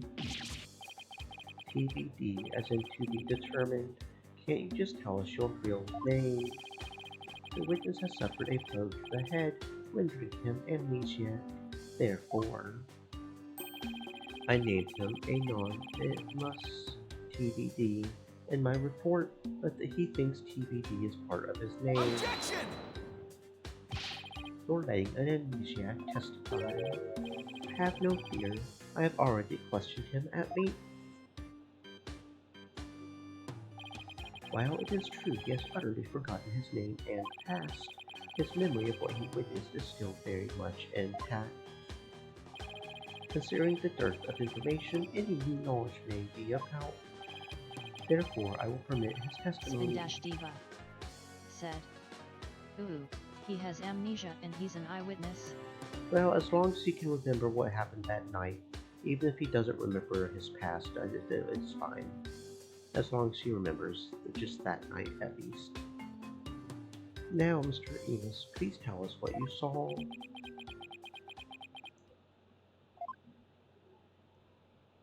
Although I personally suspect that he was actually the guy who escaped out of prison, and that thing we found on the cliff was a parachute that he parachuted down from, and that he's the actual murderer. Maybe. Or maybe it's someone else that was trying to murder the priest to stop him from helping him out of jail. That's my current theory. That night I was up at the top of Mount Pony Pony, the mountain next to the inner sanctum. I hate crowds, so I climbed up there to pray in peace. I know it's a no-no, but since there was no one around, I used my binoculars to spy on the right at the inner sanctum. That's when I saw the accused stab the high priest with a dagger. There's no way you saw Miss Faye stab the victim with a dagger. I swear I don't know what he's talking about, or don't remember at any rate. Mount Pony Pony, the beautiful mountain that is also known as the Little Sanctum. They must be talking about that smaller mountain from the poster. Mr. Enos, I was wondering, what can I do you for? The inner sanctum lies at a high elevation where clouds and fog can obscure the view. Are you sure you were able to see what happened from the mountaintop next to it? Good point. His Majesty raises an excellent question. Well, Mr. Enos, on the day of the rite there wasn't a cloud in the sky. I had a perfect view. If you don't believe me, check the weather forecast in the paper that day. Nick, don't we have the newspaper for that day? Yeah, let's take a look. The area around the inner sanctum will enjoy calm, clear skies today. The warmer temperature will make for excellent prayer weather. Be warned, however, that we'll see a cold front move in overnight. It does say calm, clear skies, doesn't it? See, told you so.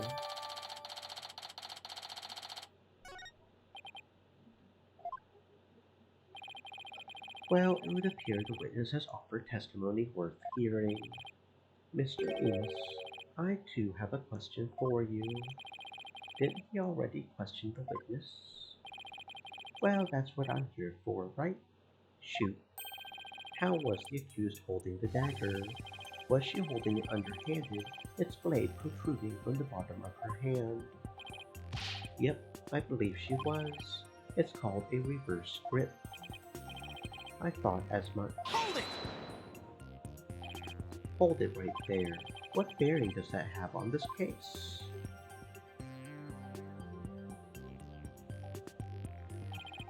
Cease your interruptions, you putrid-headed lawyer.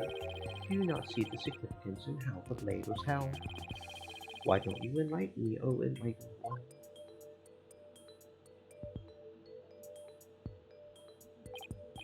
I knew you were a fool. I can already picture you in your next life.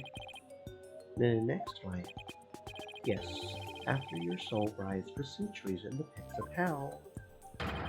You shall be reborn as a witless sea urchin, with barbs limited to your posterior. You shall live a short, inconsequential life, only to be brutally devoured by a sea otter. That was a bit excessive. I simply asked what the dagger grip had to do with the case. Now pay attention.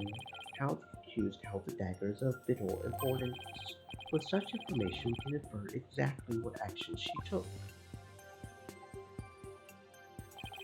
You were saying that the victim was killed while he had his back to the accused. Is that correct? Yes. As such, the accused dagger grip tells us something very important. The accused approached the victim from behind, swung her arms around him, and plunged the dagger deep into his abdomen using a reverse grip. Okay, but come on, dude. He was facing that way. So if you're arguing he was facing that way, then there was still somebody in front of him. What? Thus, Mr. Enos's testimony clears up any doubts that might remain. And to coincide with her benevolence's insights as well. This is a disaster. I thought I had blown those insights out of the water, but now they're back to haunt me.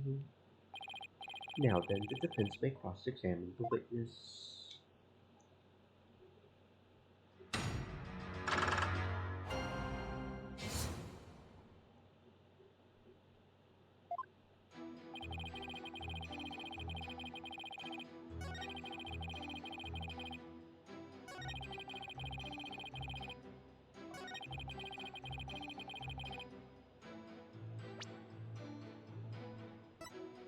Objection!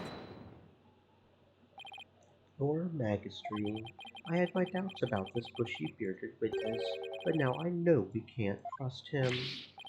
What? You ain't just judging me solely on my bodacious beard, are ya? Not at all, Mr. Enos. It's much more than your sketchy appearance. It's your sketchy testimony. His testimony, you say? Yes. Recall how the inner sanctum was that day. Specifically, that was completely enclosed by the ritual curtain. Why, yes, I believe you're right. The curtain would have completely blocked the witness's view from Mount Pony. Therefore, he couldn't possibly have seen the murder happen. Mr. Amos, have you been knowingly making false statements to this court? Well, you got me. The witness will lower his voice. I didn't actually see the accused herself. He didn't actually see the accused herself. What's that supposed to mean? Let me set the record straight. I beg ya.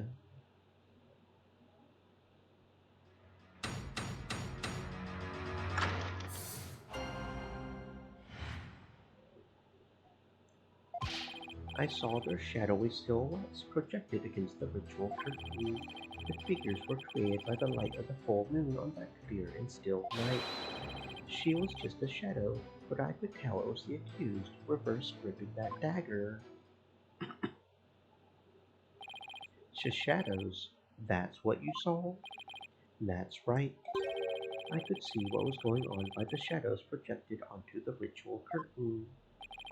In the future, Mr. Amos, I'd rather you offer up accurate testimony from the start. Forgive me, my main man, Mr. Magistrate. Chalk it up to my fuzzy memory. Though he saw but shadows, it is still valuable testimony. You have to be kidding me. Well, what are we going to do now, Nick? All I can think of is to look for inconsistencies between the actual right and what Mr. Amos says he saw. Now then, the defense may cross-examine the witness once more.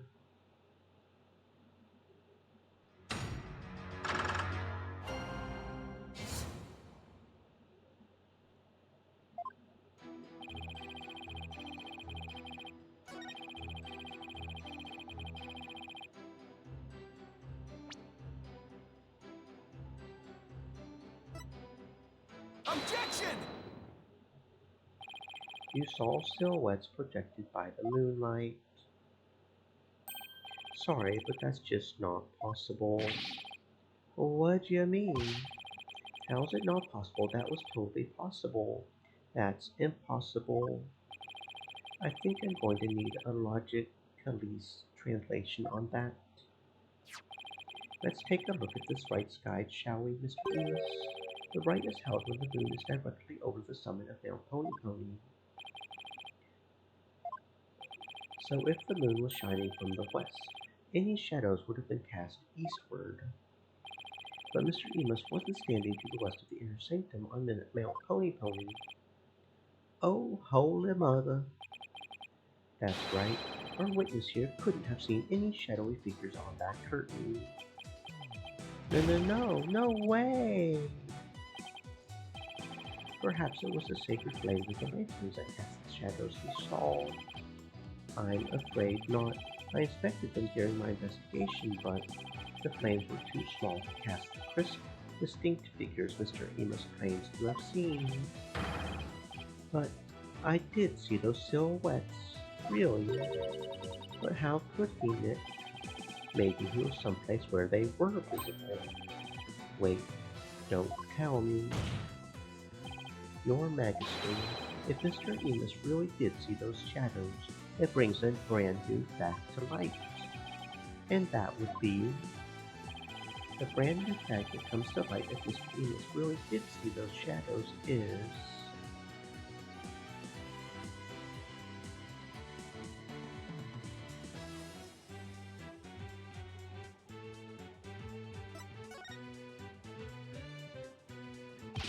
he wasn't where he claimed to be at the time of the murder.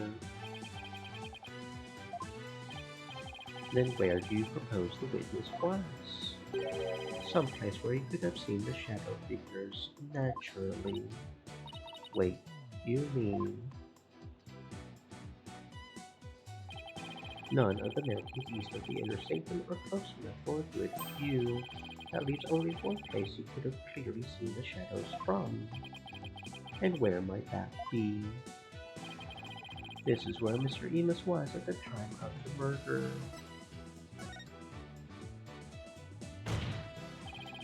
Mr. Enos was at the inner sanctum, just outside the curtain on the east side. That's the only place from which he could have seen the shadowy figures. Really? Wow, I didn't even think of that. But wasn't the inner sanctum off limits to all but the victim and the accused? And the third party who was there, I get the feeling that the subject, Prosecutor Sad Maddie, would rather not touch right now.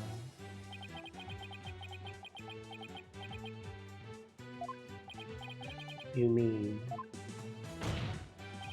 that's right. This witness was at the scene of the crime, which means he is the mysterious third party we saw during the divination seance. He could be the one who dressed as Lady Kira and killed the High Priest. Oh, what? Objection! No one but the two participants were allowed anywhere near the inner sanctum, and the only way up there are the stairs that start down at the Plaza of Devotion. So tell me, how do you propose the witness entered that sacred space? He must have... I haven't thought that far ahead. The sanctum has sheer cliffs on 3 sides and a steep towering rock face on the other. No one could have made it there by climbing the faces of those cliffs. His Majesty speaks true. To say Mr. Enos was at such an inaccessible location is but a bit to tarnish his credibility. Is that not right? Right. I wasn't at the inner sanctum. No, sir, no how. At least I'm pretty sure I wasn't. Then what about those silhouettes you claim to have seen? I'm starting to think I've been imagining things. What? This is insane. I knew we couldn't trust that lawyer. He's trying to frame the witness. Peace. Peace, I say. This is impossible. Unless I can show how he got to the inner sanctum, it just looks like I'm trying to slander Mr. Enos. I believe in it. Rah rah sis boom ba. Fight, fight, Phoenix Wright. Just look at the accused. Has she no shame? What's your problem, lady? Phoenix Wright is very trustworthy, I'll have you know. She's got some nerve for a criminal. I bet that lawyer poisoned her mind. But please, Maya, you're only making it worse. I appreciate the vote of confidence, but it's probably best to keep it to yourself for now. I would advise the defense to think carefully before making any more sudden outbursts. Yes, Your Majesty. If I wasn't a bad guy before, I definitely am now. Now, Mr. Enos, I would like you to think back carefully before you testify next about where you were that night.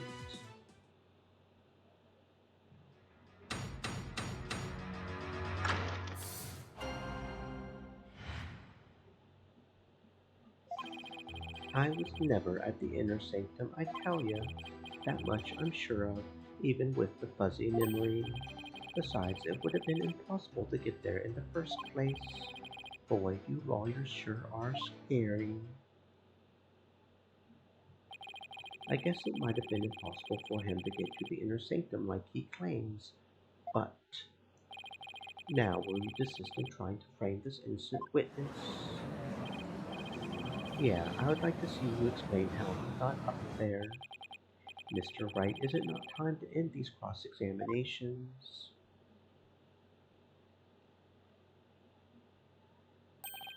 A moment of desperation leads to 100 million years of torment. It means that for each moment a sinner spends struggling to deny their sins, 100 million years of torment are added to their time in hell. Uranism is the strictest religion ever. And just so you know, you've already accrued 200 million extra years. Plus the 5 they started with, that's 700 million years of torment. Sure, what's another 200 million give or take? Well, it's a big deal to me. I can't keep saying that the witness was there at the inner sanctum if I can't prove it. The problem is, how am I going to do that?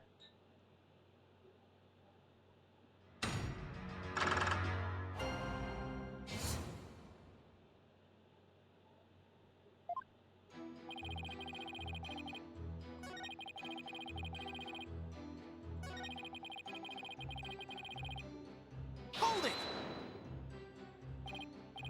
I wonder if it really was impossible for you to get to the inner sanctum. If you have something to say, just say it. Couldn't there have been another way to get there? A way that wouldn't attract attention? No, there isn't. Which means there is. Perhaps the defense would share its theory with us. I don't even have a wild guess, let alone a theory though. Time to reach into my bag of bluffs. To reach the inner sanctum without attracting any attention. Maybe you fell from the sky. The lawyer thinks he's a comedian now. I was wondering what crazy theory you would propose next. Well, let's hear it. Mr. Enos could have parachuted down. We already know the weather was clear and there was no wind to speak of. Perfect weather for skydiving, I would say.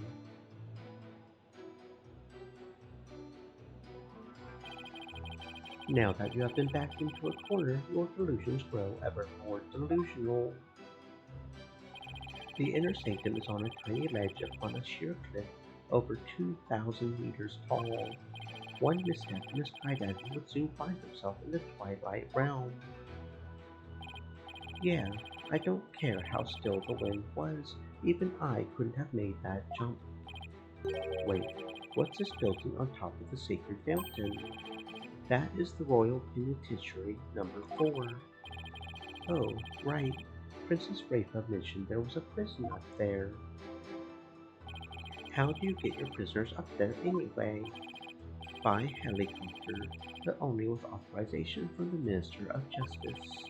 He is the only one who can approve flights that pass over the inner sanctum.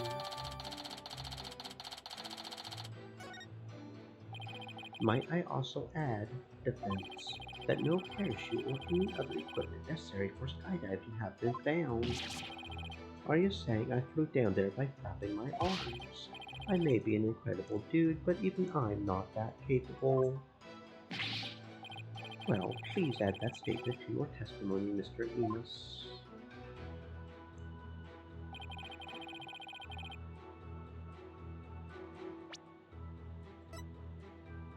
Objection! Mr. Amos is right. He couldn't have skydived down there without any gear. Well now, finally come around, have ya? Now you see that I couldn't have possibly been there at the inner sanctum. Right, if you didn't have any gear, that is. Well, what on earth are you talking about?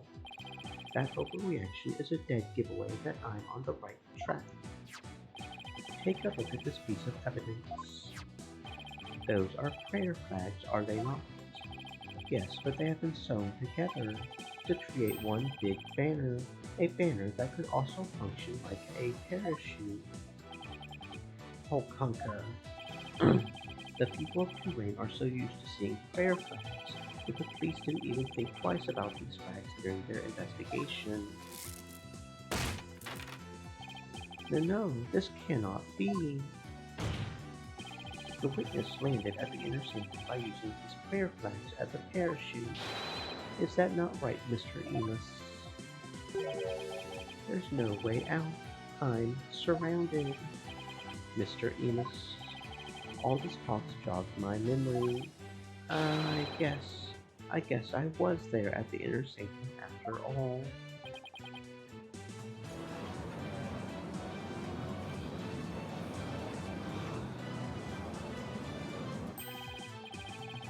As I suspected, there were 3 people there that night. You did it, Nick. You weren't wrong after all. Thanks. Mr. Enos, you were the one disguised as Lady Hero that night, weren't you? No way, no how. It's like this. Oh yeah, I was only there at the inner sanctum by accident. By accident. Exactly. And that thing's not a parachute. It's a homemade paraglider. A paraglider. Are you telling me you could fly using that patchwork mess of material? It may not look like much, but it's as sturdy as can be. I rode the wind like an eagle, going higher and higher from my earthly launching point. But then something happened that forced me to land at the inner sanctum. So you just happened to land there. You expect me to believe that? Now, please calm yourself, Mr. Wright. However, the fact that the witness was at the inner sanctum is crucial testimony indeed, and it certainly warrants further explication. Therefore, let's continue with more testimony.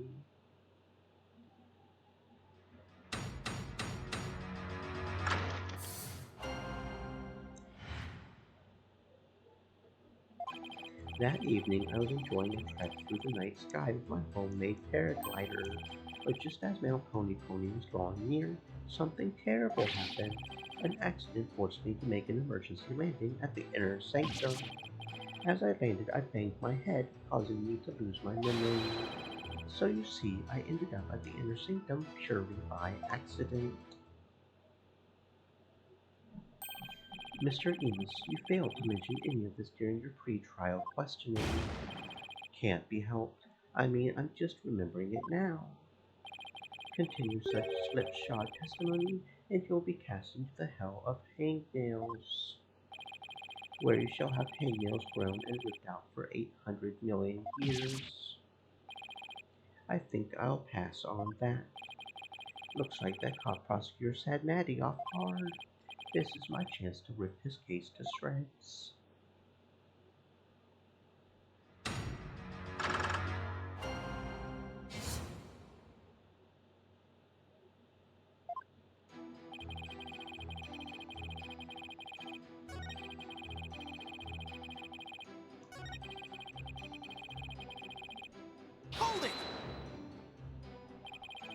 What exactly was this accident you had?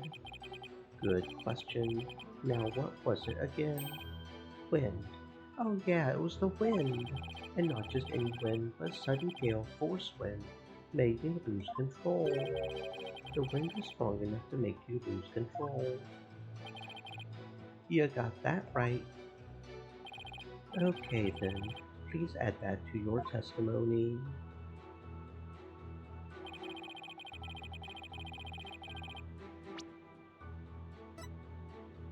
Objection! We have a saying in my country, Mr. Emus. From one lie sprouts another. What's that supposed to mean? It means someone caught lying will lie again in an attempt to conceal their first lie. In other words, this current testimony is just a blatant lie you're telling to cover your tracks. What did you just say? You claimed gale force winds caused you to lose control, but this newspaper has the weather report for the day of the murder. It says the area around the inner sanctum will enjoy calm, clear skies today. The Pocahontas. Why, I do believe it does say that. From one lie sprouts another. That makes sense, but is it really a saying back home? I've never heard of it. Yeah, I kind of made that one up. For real. Your Majesty, the witness's testimony contained another flaw, one that's even more fatal to his cause. More fatal, you say? The defense will explain himself at once. Mr. Eames claims he was flying up around the inner sanctum with his paraglider, but it would have been impossible to get all the way up there without any wind. Why, yes, I believe you're right, but we know the witness was at the inner sanctum, so, Mr. Enos, how did you get there, and from where?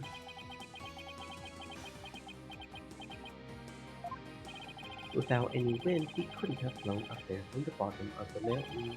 By process of elimination, the only starting point that makes any sense is...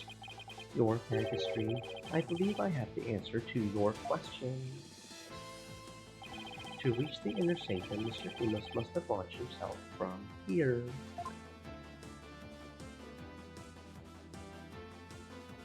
Take that! Are you insane? That's where he came from.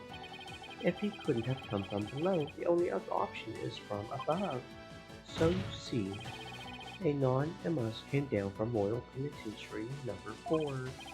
From there, he could have easily reached the inner sanctum by parachute, and that means he might have also killed the High Priest.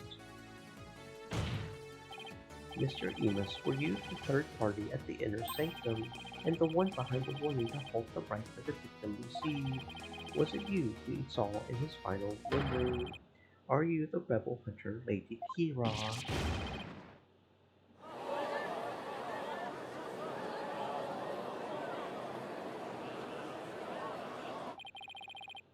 Hey, Mr. Prosecutor, sir, help me out here. You did it. You finally left him speechless. Come on, Mr. Prosecutor Man. Quiet, you fool. You should use this time to prepare yourself for what is to come. For a fate far worse than Hangdale Hell awaits you now. Well done, defense. I must concede this point to you. The witness did in fact descend to the inner sanctum from Royal Penitentiary number 4. He didn't even put up a fight this time. That's awfully generous of him. But if you are as perceptive as you seem, then surely you've already figured out the riddle. The riddle of Anonymous's true identity. Oh, his true identity. Not sure I know quite yet, but I guess I'll have to answer with something. It would seem I am the only one still in the dark here. Would the defense care to enlighten me? Who is this man we've been calling Anonymous? The witness's true identity is...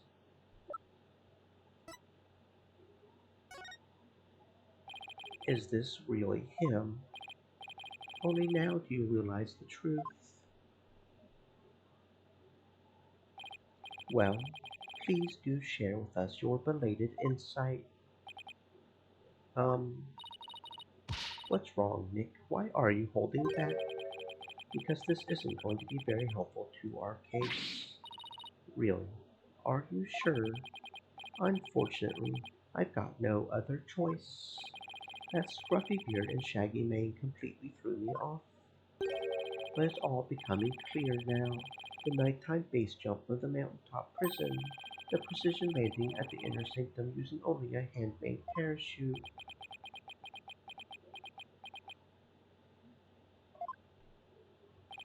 Only a paratrooper, or more precisely, a former paratrooper, could have pulled that off. This witness is Dats Arbal, prison escapee and key member of Turk's rebel group. That's a rebel. I just got that.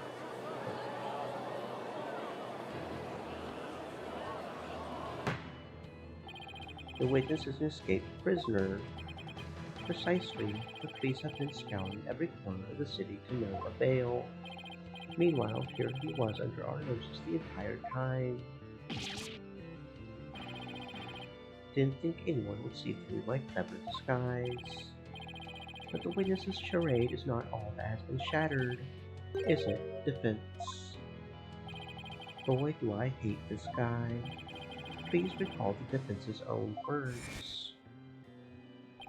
Whoever sent it clearly meant to threaten the high priest. The letter said, do not perform the rite, but the rite went on as scheduled. I believe that is why the high priest was murdered. Who do you suppose sent that letter? A person with something to hide, the rebel hunter disguised as Lady Kira himself. He claimed that the real killer was the rebel hunter disguised as Lady Kira. Yeah, and what's your point? What of the witness's true identity? Only a paratrooper, or more precisely, a former paratrooper, could have pulled that off. This witness is Dats a rebel, prison escapee and key member of Turk's rebel group. Oh no. He is a rebel and an escaped prisoner. He could not possibly have been Lady Kira, mortal enemy of the rebels.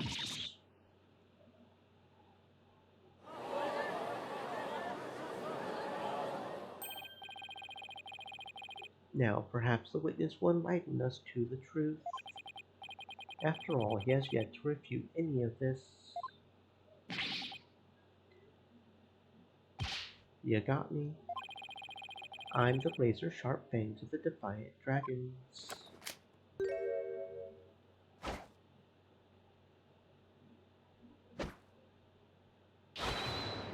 That's a rebel.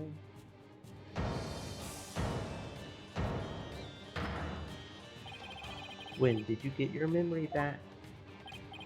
Oh, around the time you guys were talking about there being no wind. But you gotta give me credit for making up all that testimony off the top of my head. Are you prepared to tell us the truth now? Well, it's true I parachuted down to the inner sanctum, but I banged my head on impact and ended up unconscious outside the ritual's curtain. In short, all my eyewitness testimony was a big fat lie. A big fat lie. Oh, and by the way, long time no see, Yubi. Wait, they know each other? Your Majesty. This filthy rebel belongs in a jail cell. Oh yes, of course. They must seize him at once. Seems you really have forgotten the will of the dragon, huh, Yuji? But I haven't, and no dogs of the Garayan regime are going to lay a finger on me. Have you?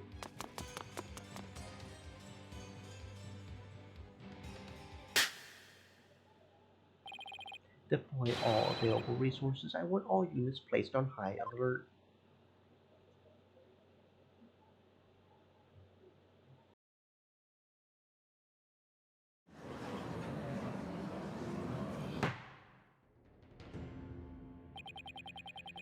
The escaped prisoner escaped again.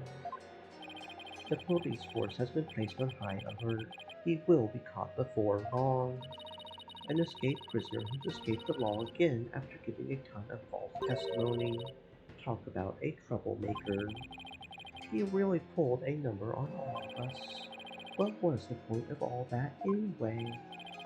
Well, I can't help but feel that the entire episode was an enormous waste of time. Your Majesty. Perhaps it was not as great of a waste as you might believe. What makes you say that, Prosecutor Sadnadi? That's a rebel dropped something as he made his escape from these halls. That scrap of paper looks awfully familiar. These appear to be direct orders from Dirk. From Dirk, the rebel leader. Oh, but we only have a small corner of it. Wait, I remember now. Your Majesty, I've seen that scrap of paper before. You have? The scrap of paper that's a rebel dropped is a part of this. Take that! And this is... I found it at the scene of the crime. It appears to be a copy of the order that Mr. Rebel dropped. If we put the two together, we should be able to read what the order says.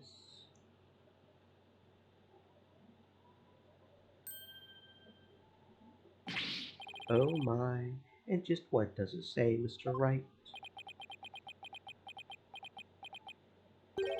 I can't read Kuranese. Prosecutor Sadnadi, if you please. The ignorant lawyer has not bothered to learn our language. Very well, then.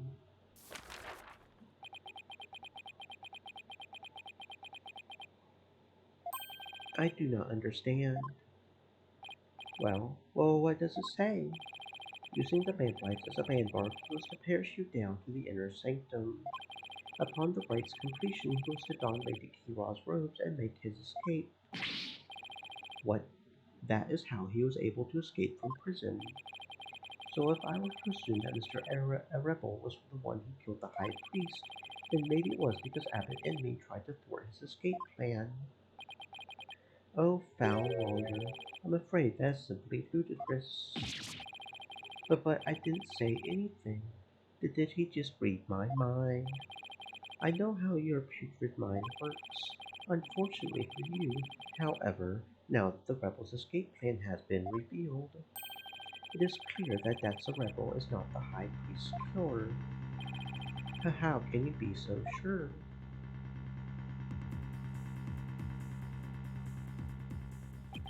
If only you would use that putrid brain of yours every once in a while. That's a rebel's plan could not have worked without the help of a certain individual. Oh, what do you mean? I am speaking of Abbott and me, of course. Had That's a rebel simply donned Lady Kira's robes and made his escape alone, he would have been far too conspicuous, but were he by the High Priest's side, the faithful citizens praying in the plaza would have had no cause to suspect anything. It is therefore unthinkable that That's a rebel was the High Priest's killer. So then, you're saying the High Priest was a... Oh, I cannot bear to say it. I am afraid it is so. He numbered among the rebels who threatened our kingdom. How could this be? The High Priest, a rebel. There must be some kind of mistake. Let it go and move on. Accept the truth. It is the only way. And that goes double for you, defense. Cease your futile battle now. And why should I? Because I will now put the final nail in the coffin of the accused. Now that we have eliminated That's a rebel from our list of suspects, there's only one person that still remains, the accused, Maya Fey. Hold it right there. Aren't you forgetting something important? Something important? Please do explain, defense. We can't end this trial without looking into... I'm talking about the true identity of the Lady Kira we saw in the Salem's vision. If that wasn't Datsa Rebel, then who was it? Objection!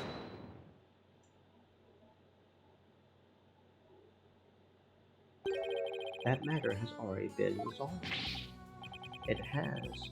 What's he talking about? Is as I have maintained at the start. There was no third party in the Seance vision. Objection! But there was another Lady Kira there besides Maya Fang. We all saw her. Oh, what the? I can't do my finger point. サトライマオマどもさましで足し抜けたれ合戦をするか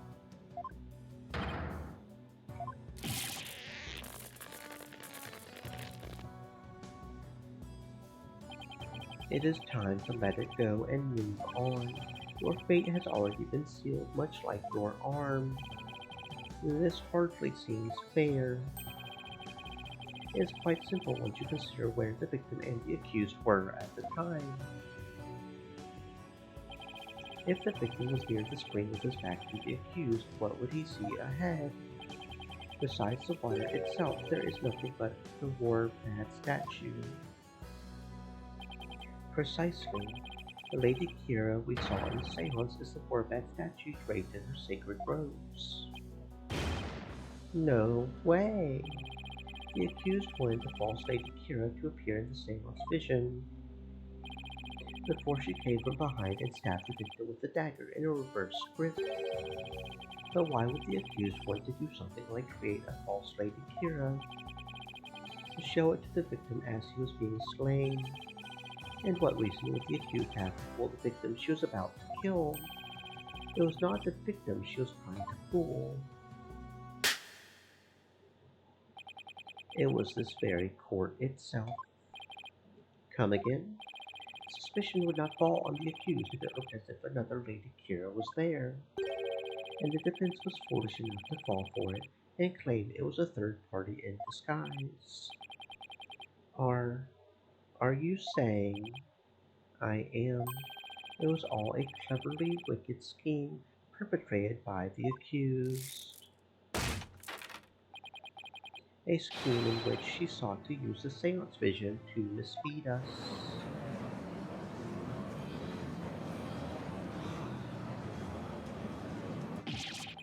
This can't be happening. What a face you are making, defense. I am surprised you are taking this so hard. After all, did I not clearly state a while back that you were chasing after naught but a deluded fantasy? Something has occurred to me, you see, and your allegations of a third party are but a deluded fantasy. You're telling me he knew this is how it would turn out all the way back then, and that he was just waiting for the most effective moment to spring on me. Do you understand now? I have had you dancing in the palm of my hand this entire time. It can't be. This is an outrage. You took our royal priestess's sacred divination seance and used it to commit this most foul and despicable murder. No, I did nothing of the sort. Maya, Nick, it's not true. I didn't. Objection! Cease this ugly display. Your fate is sealed now that the facts have been exposed. Your Majesty, the time has come to convict this criminal who only seeks to taint this sacred hall. Indeed, it seems this trial is over. Does the defense wish to offer up yet another counter-argument or something? The accused is not the killer. And, here's why. Now what do? I've got nothing. It would appear that the defense has run out of arguments to make. I thought for sure that that rebel was the killer, the only person with a possible motive. The one dressed as Lady Kira has vanished, and I've got nothing to use against Prosecutor Sad Maddie's argument. Damn it, I can't lose now, not like this. Very well then, I shall now render my verdict. Oh wait, please wait, I'm begging you. It is time to let it go and move on. This trial need not be drawn out any longer. The defense has failed to counter the charge filed by the prosecution. In accordance with the law, I invoke the Defense Culpability Act against the defense. Now then, this court finds the accused Maya Fey and the defense Phoenix Wright.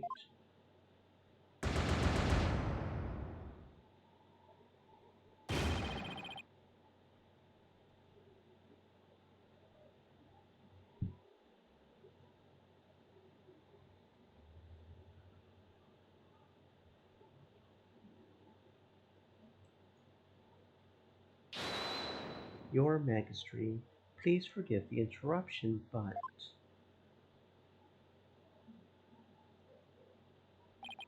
What is the meaning of this?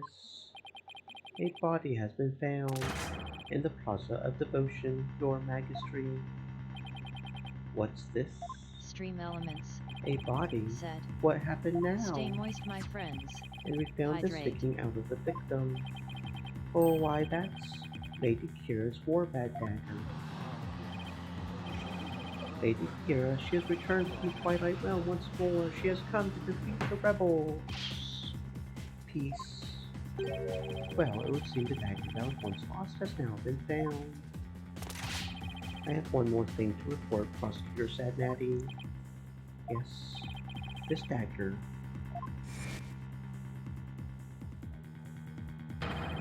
It bears the fingerprints of Maya Fey on it. Oh, what? But why would Maya's fingerprints be on it?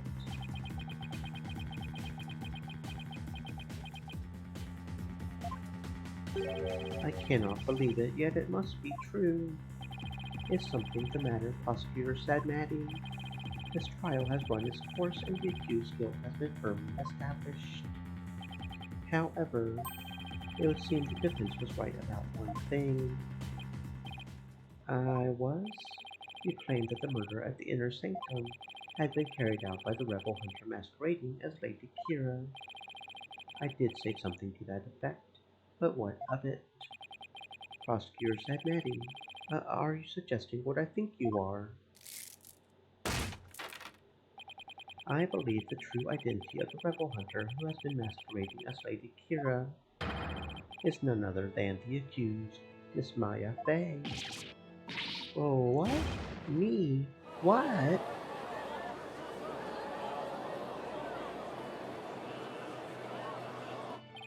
I realize how shocking this must seem. Looking back, however, I now realize there was much that pointed to this fact. The rebel hunting Lady Kira was first sighted about 2 years ago, and the accused first came to our kingdom 2 years ago as well. Oh, why the timing matches perfectly. But there is more. That warning letter was found in the High Priest's bedroom 3 days before the rite. Despite his house being locked up tight that night. How does that prove anything? It is difficult to believe an intruder could have found a way to enter such a secure house. However, the accused was known to come and go freely there, mainly to prepare for the purification rite. Abbot Enri was an important figure with a ton of duties, including training acolytes. He was really kind, even to a foreigner like me. He even invited me over to his house whenever I was between training sessions.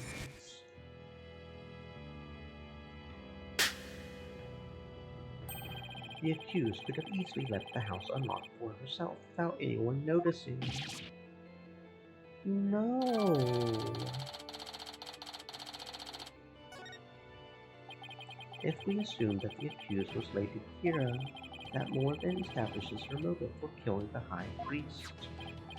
Yes, the victim was secretly an insurgent, bent on helping Datsa Rebel escape after all. Precisely, that made him a target of Lady Kira's wrath.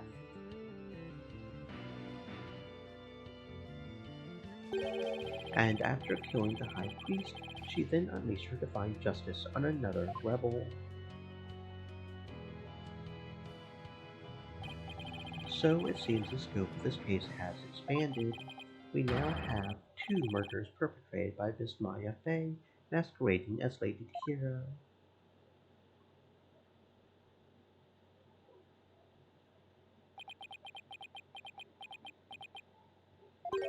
If Miss Fey is indeed a serial killer, it would affect the severity of her punishment. In light of this, I believe the second murder must be investigated before we can proceed. As you wish, your Megastream. Maya Fey, I hereby charge you with the second murder. May your defiled soul feel the weight of your sins. A new murder charge on top of a guilty verdict. It seems the defense will live to see one more day. Talk about hanging on by a thread. Come tomorrow, a far more terrible punishment awaits you. I hereby suspend these proceedings so that the second murder may be investigated. Until the conclusion of this new investigation, this court is adjourned.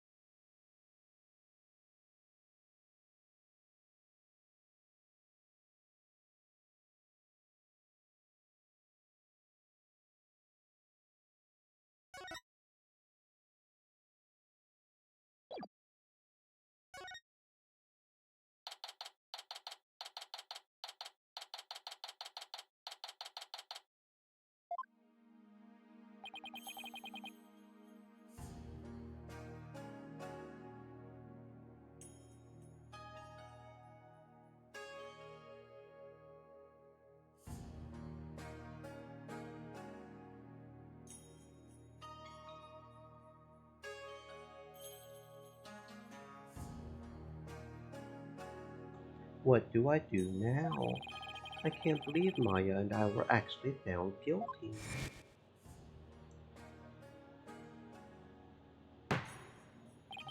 This trial need not be drawn out any longer. The defense has failed to counter the charge filed by the prosecution. In accordance with the law, I invoke the Defense Culpability Act against the defense. Now then, this court finds the accused Maya Fey and the defense Phoenix Wright.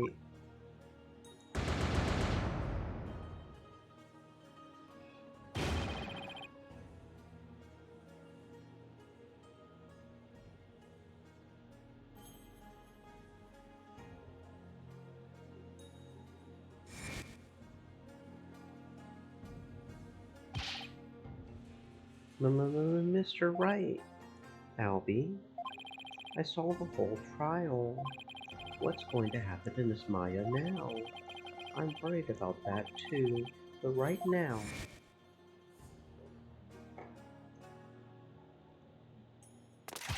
I have one more thing to report, Prosecutor Sad Maddie. Yes, this dagger.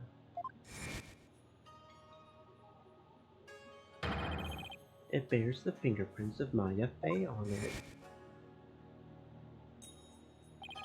Right now, I need to focus on the next trial. The murder of Acolyte Zealot, right? At least the jury is still out on that one, so to speak. The two murders are most likely connected. If I can get to the bottom of Acolyte Zealot's murder, it might give me the ammunition I need to overturn Maya's guilty verdict. Let me help you investigate. I want to assist you any way I can. I appreciate it, Albie, but we're talking about a murder. Yeah, but it's going to be hard for a coroner to investigate this on his own. You have a point there. I wish I knew what to do.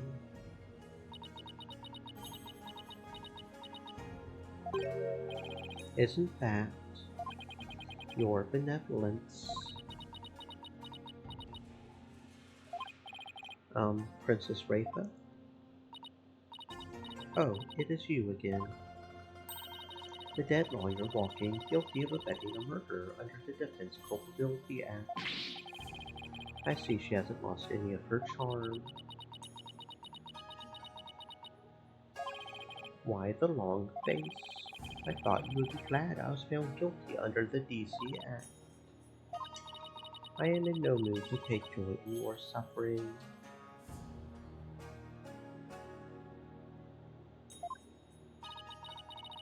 For I was unable to defeat you and had to leave the job to others. I failed in my sacred duty as the royal priestess. I guess that answers my question. Have I misunderstood the voice of the Mitala yet again? This cannot be.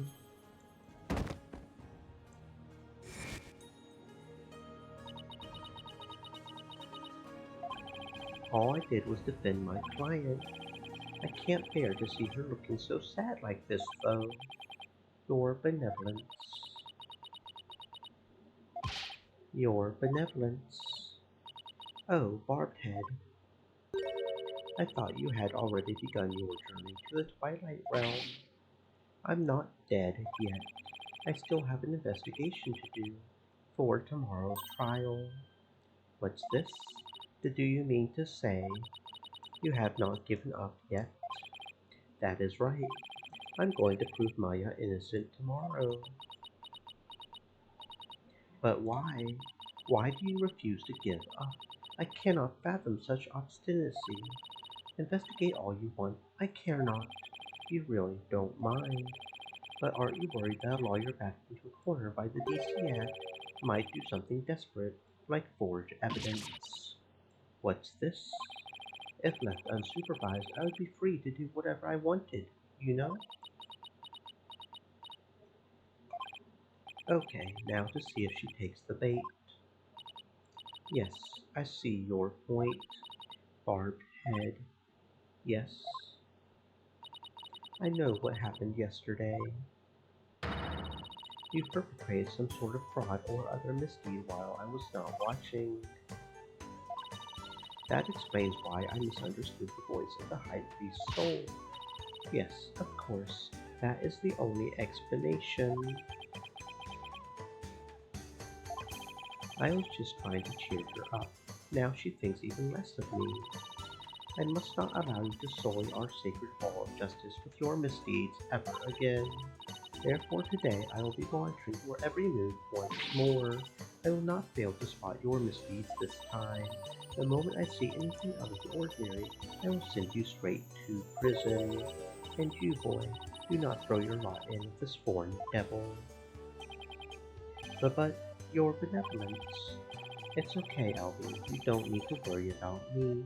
I'll be back before you know it. But first I should probably lighten my load a bit. Albie, would you mind holding on to some evidence for me? Of course not. I'm always glad to help. Unnecessary evidence unloaded onto Albie. May the Holy Mother's blessings be upon you. Now then, the scene of the crime is the logical place to start. If I recall correctly, the body was found at the Plaza of Devotion.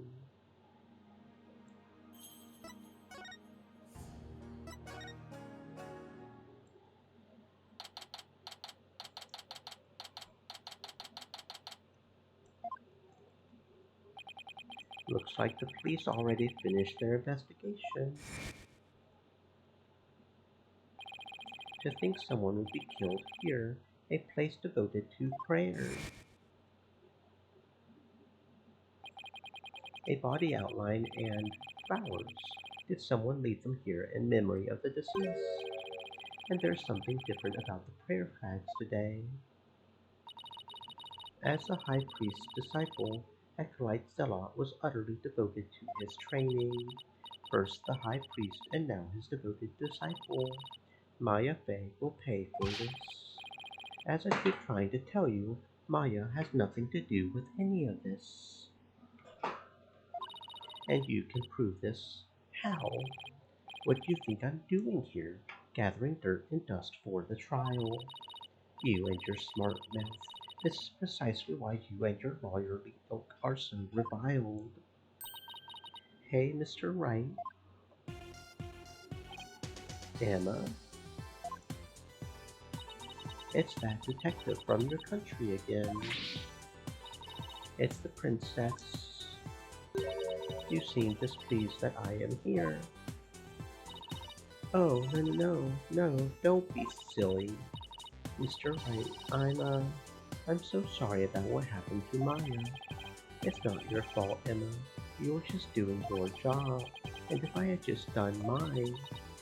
Mr. Wright, there's no use crying over spilled milk. Would you mind telling me what you know about the murder? It's do or die in court tomorrow, and I mean that literally. Gladly, I help in any way I can. Remember, I have my eyes on the both of you, so see to it that you commit no misdeeds. Of course not. You're talking to a professional here. Let's see, how about starting with an overview of what happened? Sure, the victim is Puree Zealot. He was the high priest's disciple. His body was discovered around noon today, right after the rite wrapped up. So, during the high priest's murder trial. That's right. Apparently he had been here praying since the day before the rite even started. Talk about serious devotion. Yeah, I barely lasted a few minutes. This is a picture of Mr. Zealot's body. That dagger in his upper back looks like it would have been particularly painful. Is that a tattoo on the back of his neck? It's peach-shaped. Everyone started leaving when the praying was finally done, but the victim remained bent over in prayer, and when they went over to check on him, they discovered he was dead, right?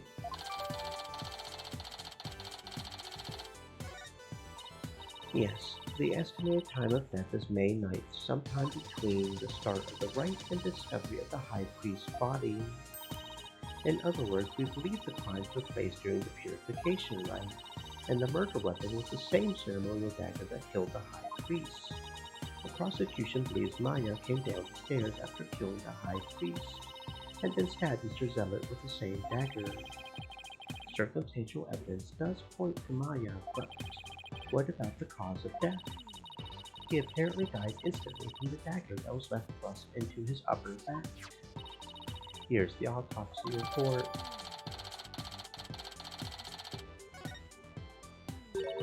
Estimated time of death, you say? How can you know such a thing? I want to know. Well, barbed head, out with it. Oh, so the princess of the Spirit Medium Kingdom is interested in forensic science. I have no interest in science, forensic or otherwise. Nevertheless, I will someday be queen. As such, it would be wise to know what silly things the common folk believe in. There's nothing silly about it. I'll have you know, even Prosecutor Sadnati holds forensics in high regard. Does he? Perhaps I should not underestimate the power of science. Still, I suppose it's nothing much compared to the divination seance. She really doesn't have an adorable bone in her body. Emma, I think she's actually interested. Would you mind explaining it to her? I guess I have to now. Okay, there are many ways to estimate the time of death, but the most well-known method uses a change in body temperature. Interesting. Body temperature drops at a steady rate from the moment a person dies. That means you can tell how long someone's been dead by measuring their temperature. I see. That was quite enlightening. Barbed head, present your forehead now. What? Why? You feel just a little over 95 degrees. It seems you're not dead yet. Of course I'm not. It was but a test. After all, you're still the dead while you're walking. I fail to see the humor in any of this. Were there any witnesses? With so many people here at the plaza, you would think somebody would have seen something. You would think so, wouldn't you? But we have found a single witness. How's that even possible? Because everyone was bent over, utterly devoted to prayer, naturally. Oh, right, the back-shattering pose that nearly killed me. Still, you would think someone would have noticed something. I thought so too, but with the monk's scarf he had on, no one could see the dagger in his upper back. Plus, everyone was so absorbed in prayer they didn't see or hear anything. I can't believe this. What you choose to believe is your choice, but the fact remains there were no witnesses. However, there's one piece of irrefutable evidence. The dagger. Sadly, yes.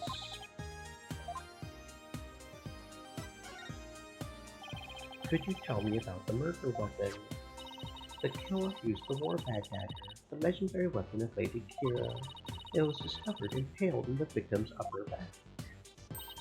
The accused fingerprints were found on the dagger, were they not? Yes, they were.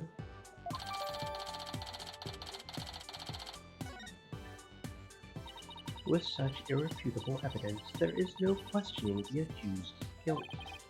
Not so fast. What about a motive? Maya had no reason to kill Acolyte Stella. What do the police think about this matter?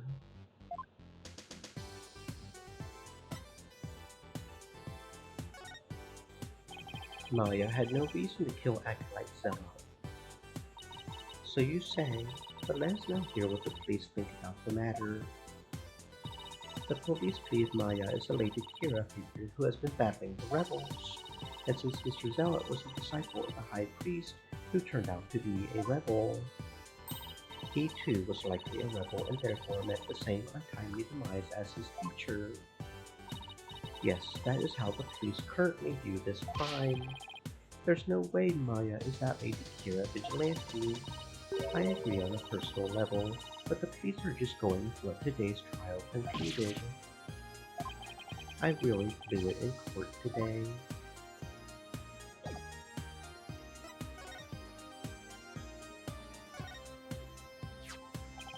So these flowers were left here in memory of Acolyte Zealot. What are they called? They are known as Namanda, and they are given to express sorrow when a life is lost. It seems offering flowers in memory of the dead is a universal practice.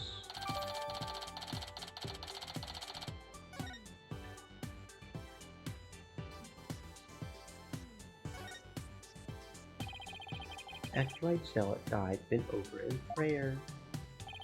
There's no trace of blood on the ground, though. The fact that there's so little bleeding could mean it was a single stab to a vital point.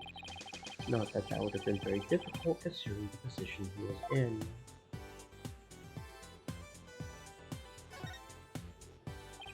This prayer flag looks much newer than the rest. Your benevolence, what does it say here? The dearest wishes of our subjects are written upon these prayer flags. Reading the prayers of others is considered rude, but if you must know, it says at the usual spot, bring grub, the key too. That is one of the more direct and practical prayers I have ever seen. I wonder if it's even a prayer, or if it's actually a secret note.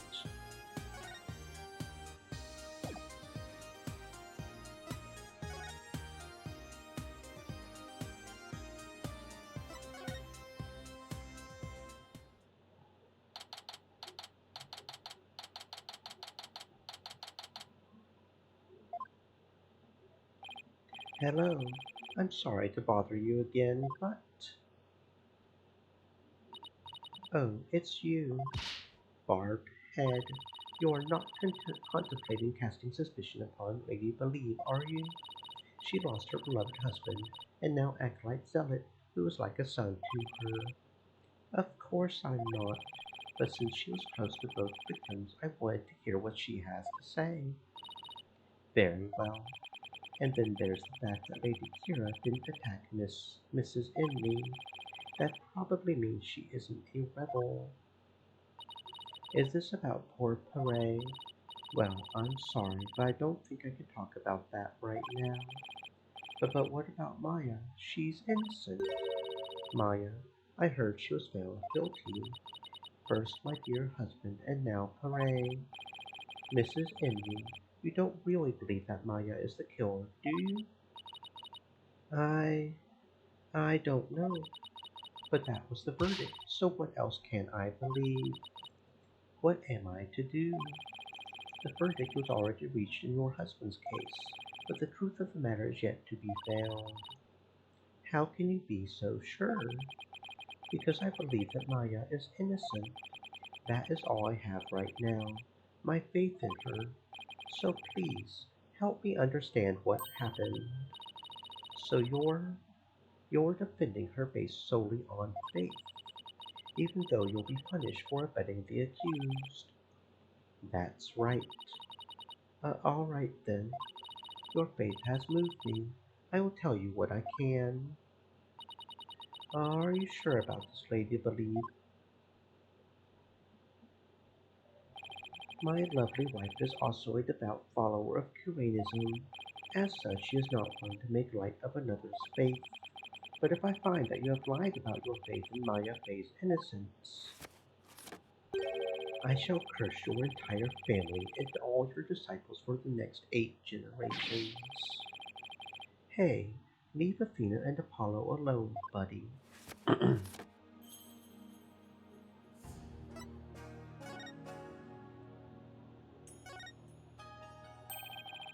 A photo of the High Priest, his wife, Acolyte Zealot, and Maya. Since Maya's in it must have been taken the day before the rite. I should ask Mrs. Inley about it.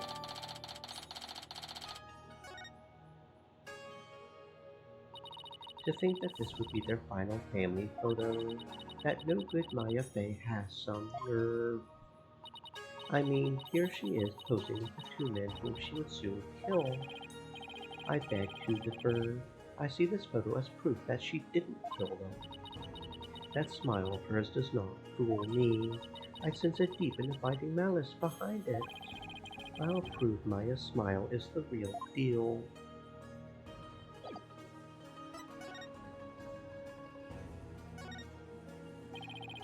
How did Acolyte Stella end up living here as your husband's disciple? About 2 years ago, while my husband was at a spiritual retreat in the mountains, he came across Pere trapped on the ground. That's when he brought him here. You were always one to help those in need, weren't you, dear?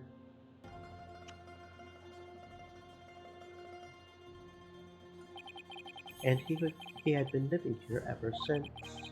About 2 years ago, that's around the same time Maya arrived in Kurain. Yes, he was born in a poor village and had nowhere to call home. My husband felt pity for the boy, so he took him in as his disciple. But not only as his disciple, he was like a member of our family too. I see. If this is where Acolyte Zealot lived, there might be something I could learn about him lying around here.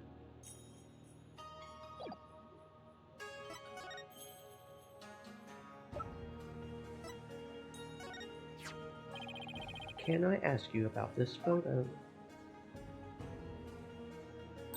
It was taken during the Feast of Blessings, the day before the rite was held. The Feast of Blessings. Would you mind telling me a little more about it? This photo was taken during the Feast of Blessings. The Feast of Blessings. Yes, it is forbidden to eat during the days of the rite, so the day before we enjoy dishes full of gingil, an herb known to strengthen the body and mind. You loved the gingil-based dishes I made, didn't you, dear? Gingil, I heard you could go 3 days without sleeping after eating some. Yes, but many foreigners don't care for it because of its strong smell. Our customs say that these dishes can only be eaten the day before the purification rite, and only between noon and 3. That's pretty specific. Is it because the smell is too strong? A very good guess indeed. It is to ensure the smell is gone by the time Lady Kira is welcomed the next day. Wow, is it really that strong? Come to think of it, the evening before the murder, an overwhelming odor was all over town. It was like a cross between garlic and mint. After the Feast of Blessings, Pere went over to the plaza to begin his supplication. I never thought that would be the last time I would see him. What was Maya doing at the time?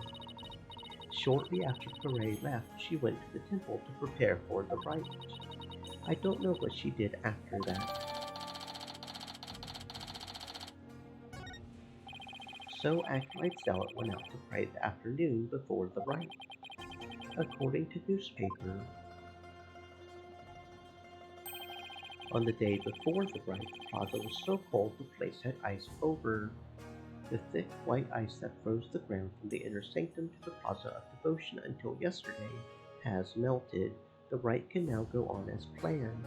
We give thanks for the blessings of the Holy Mother and Lady Kira. Hat Paraki. Pere always prayed a lot, far more than anyone I have ever known. He was a devout young man whose faith was twice as strong as others. I don't know why, but that's kinda intimidating to me. I thought I would have made some progress by now, but I haven't come across any particularly insightful information, even here. You seem disappointed. Mrs. Enemy, is there anything else you could tell me? Forgive me if I keep thinking about these two any longer. Barbed head. Yes, I understand. Thank you for your help. I'm sorry to have troubled you. You have not found or heard anything of particular worth. Are you ready to give up? No, I'm not calling it quits yet.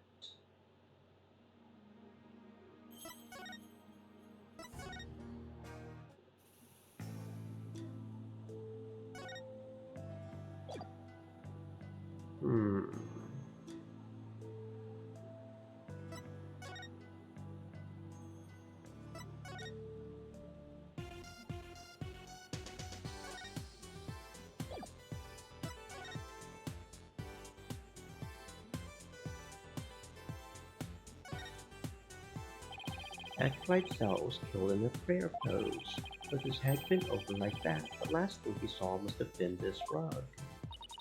It is a prayer rug woven by devout monks. May the Holy Mother's blessing be upon his departed soul. It's strange that there are no bloodstains, though. Perhaps it was so cold his blood froze, or perhaps it was absorbed by his vestment. It is pretty cold. Maybe the blood really did just freeze inside his body.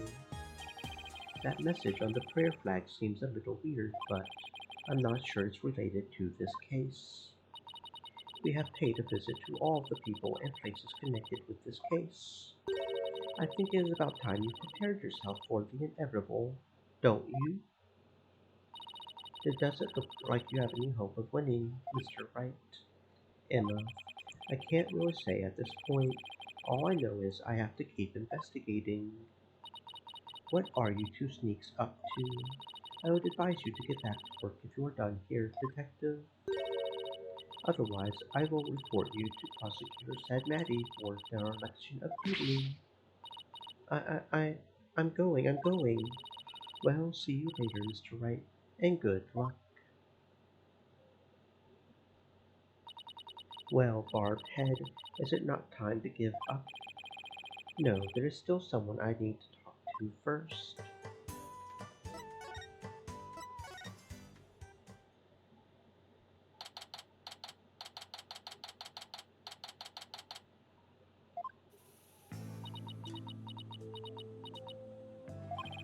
Maya sure looks tired.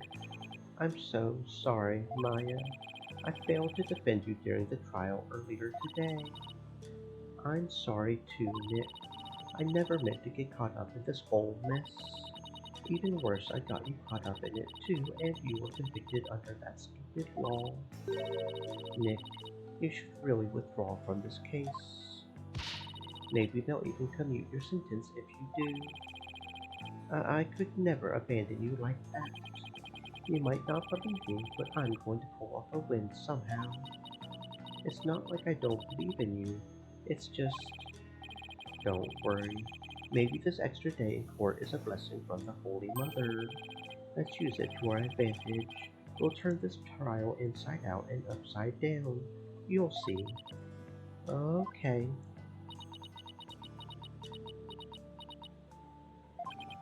You're awfully quiet, Your Benevolence. It is only a matter of time until your executions are carried out. I simply thought I would allow you a good talk before you depart from this world.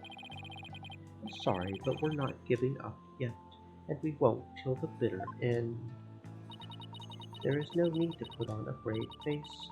Your fates were sealed with today's verdict. Worthy not of Naya Bay. The Twilight Realm will cleanse the taint from that neophyte practitioner's soul. Then perhaps the Holy Mother may finally forgive her. Wait, was that her attempt at comforting me?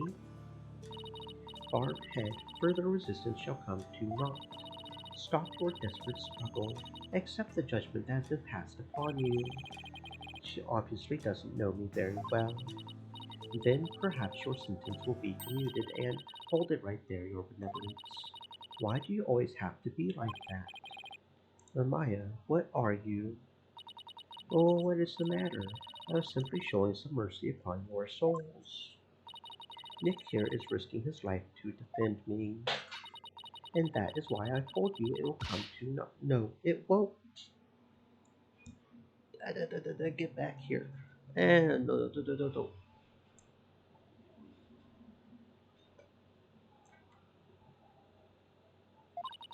Nick is just doing what lawyers are supposed to. He's defending his client no matter what. Enough. There is no place for lawyers in the Hall of Justice, for we have the divination seance. But your insights were wrong.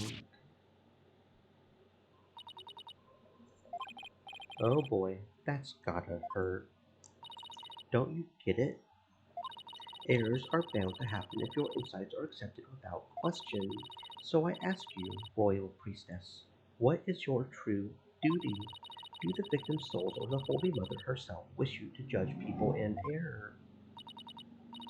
you dare bring Her Holiness's name into this? You know nothing, you phony baloney.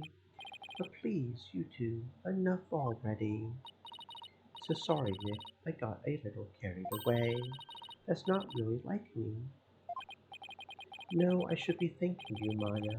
It's good to have you in my corner. How dare you mock me so? You will not get away with this. I was a fool to show you compassion and to think I could convince you to accept your fate. So struggle all you want in the Hall of Justice tomorrow. You will receive your just deserts as the scorn of our kingdom is heaped upon you. I can see straight through that contorted smile on your face, you know. She may say these terrible things, but it's just the way she was raised, I guess.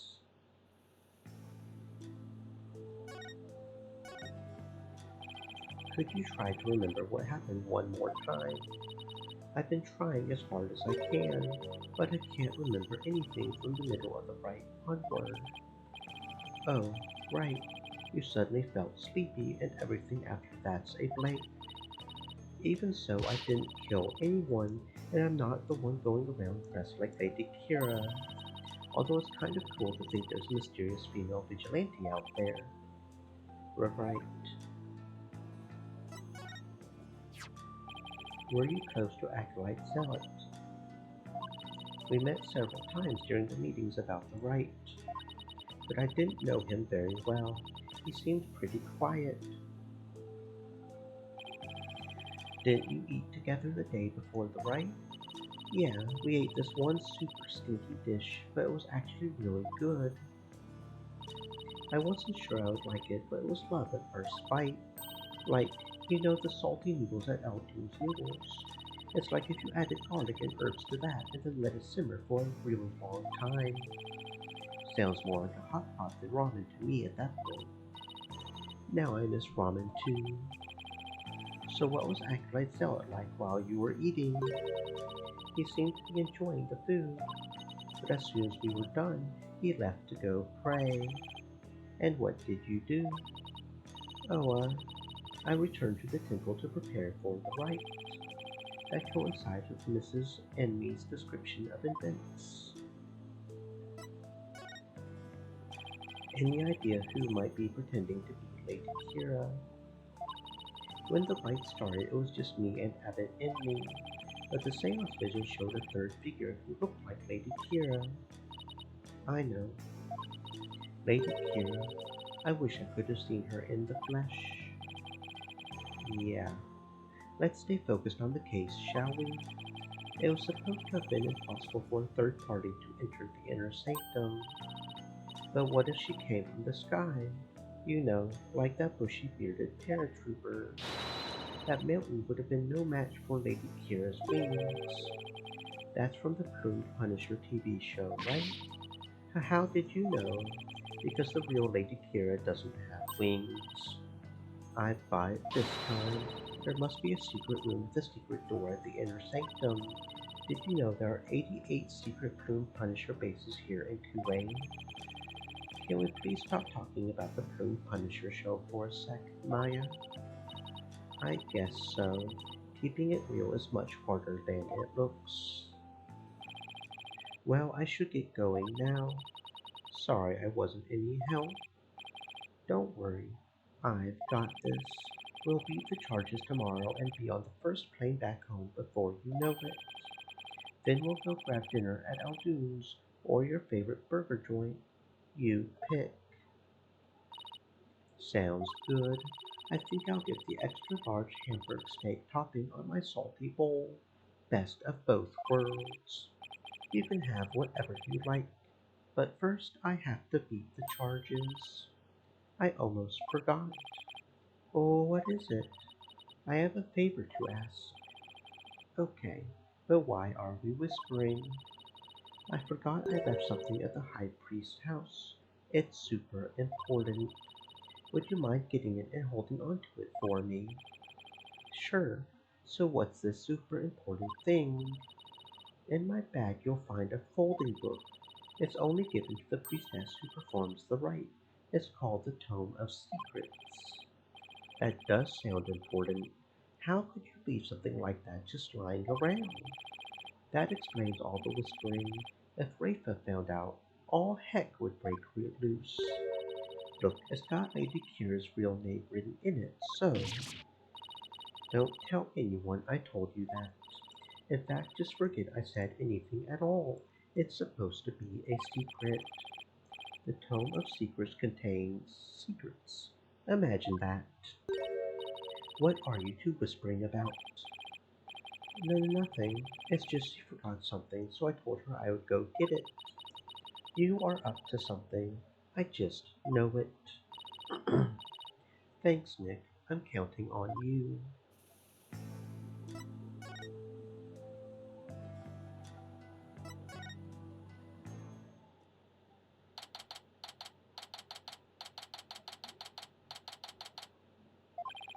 Hello? Anybody home? No answer. Mrs. Enmy's probably out right now. Well, I'll just get what I came for. I am watching you like a war-bad, barbed head. You had better not steal anything. I would never do something like that. I'm just here to get what Maya asked for. Then get on with it. If you would, I would if you would stop interrupting me.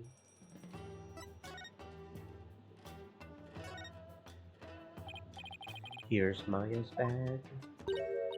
What is that strange patch on her bag? It's the Steel Samurai. He's the hero of an action hero show back in my country. It's actually Maya's favorite show. She's got all sorts of merchandise related to it. I see. He looks strikingly similar to the Coon Punisher. They are similar, but the Steel Samurai definitely came first. I see. How interesting. Rafa seems genuinely intrigued. There must be a common thread between Coon Punisher and Steel Samurai fans. Come to think of it, didn't Maya mention something about trading with a Coon Punisher fan? But I digress. I had better find what she asked me to look for and get going. Let's see here. This must be that Tome of Secrets that Maya was talking about. Well, Barbed Head, are you finished now? Hold on a second. The string around it is coming undone. Whoops.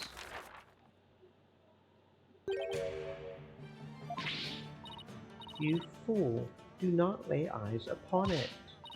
Pull it away quickly before we go blind. Relax, my hand just slipped. This is the Tome of Secrets. Are you trying to get us cursed? Lady Kira is liable to swoop down and gouge our eyes out. Oh, right. This book is related to Lady Kira, isn't it? Your benevolence. Would you mind if I asked you some questions?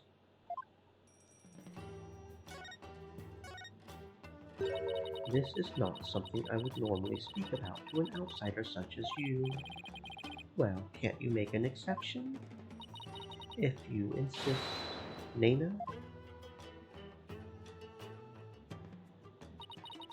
What of this folding book?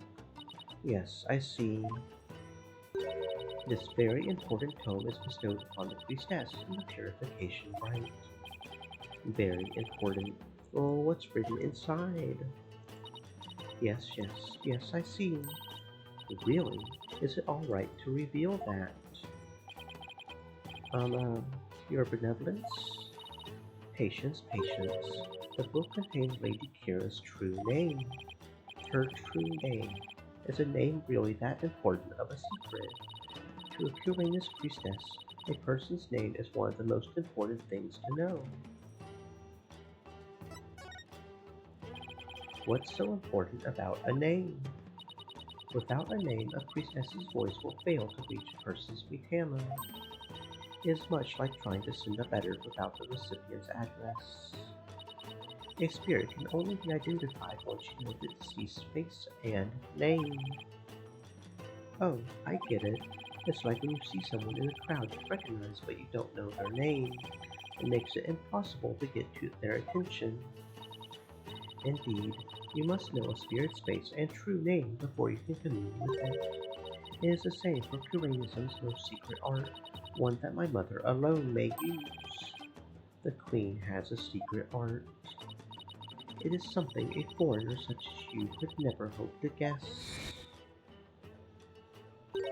In Curanism, spirit channeling is a secret art that can only be performed by the Queen. No one else is supposed to be able to do it. I should pretend this is all new to me. Besides, I get the feeling she secretly really wants to tell me all about it.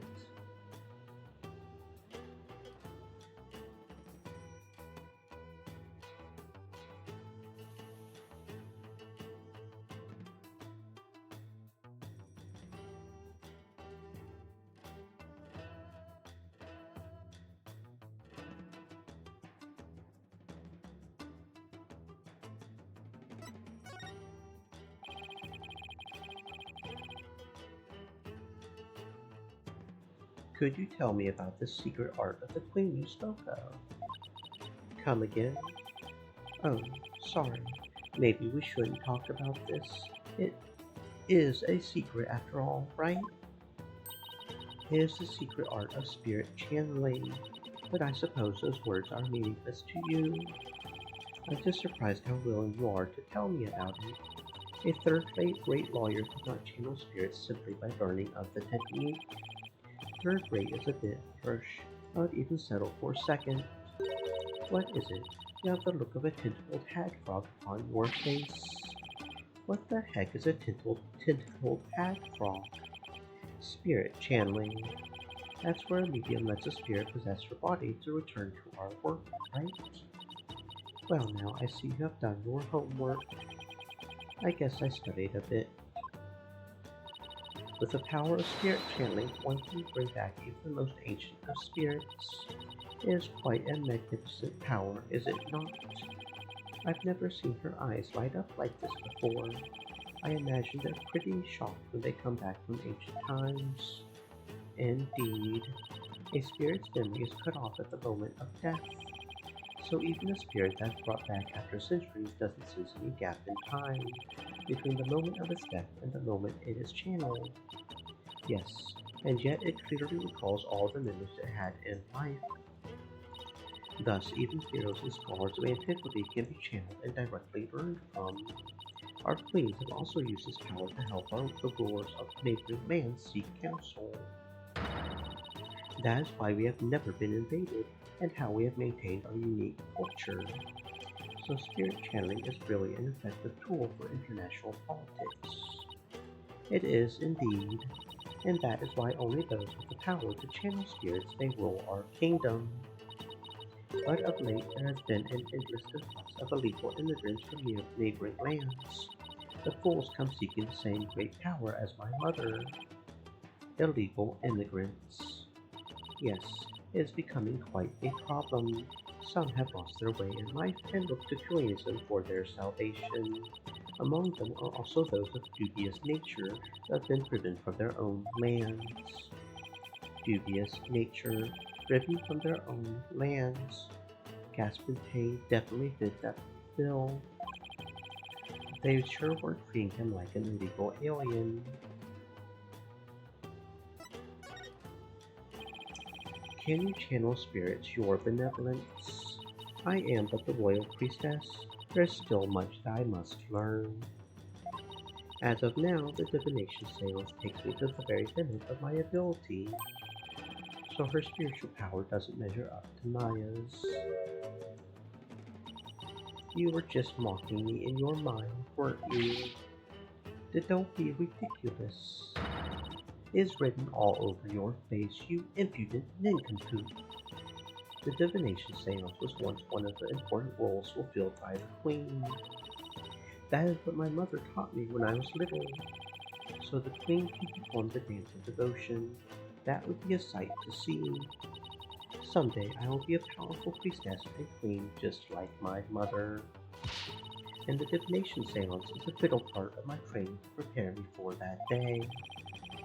But forgive my ignorance, your benevolence. You shall see. It will not be long before I, too, master the secret art of spirit channeling. I will be a magnificent queen who unites her people for the greater good of Kurain.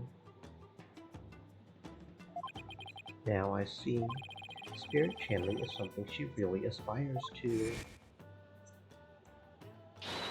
I'm going to ace that test and become the next master. After all, I can't let my clan and the other builders down. It looks like she actually has something in common with Maya. Are you quite through now? There are more important things to do than to stand around here and talk about spirit channeling. That's true. It doesn't have anything to do with this case, as far as I can tell. Or does it? If the Queen is a spirit medium, are you about to suggest that my mother was channeling Lady Kira? I guess she saw that one coming. Lawyers are indeed a witless breed. On the day of the rite, my mother was engaged in other duties at the palace. Of course. My mother is a very busy woman, and the idea itself is preposterous. Do you truly believe the Queen of Kurain would personally battle the insurgents? This is precisely what makes you third-rate. Another dead end. This is bad. Anyway, I need to continue looking for leads, so... Over there, after him. Don't let him escape. What is all that racket?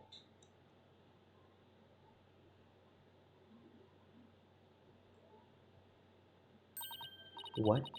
That escaped prisoner has surfaced here in town. Escaped prisoner? You mean that guy with the bushy beard? There is no reason to panic. The police are on his trail. He's no longer a suspect. But he might know something considering he was at the scene of the crime. Let's go take a look. Wait.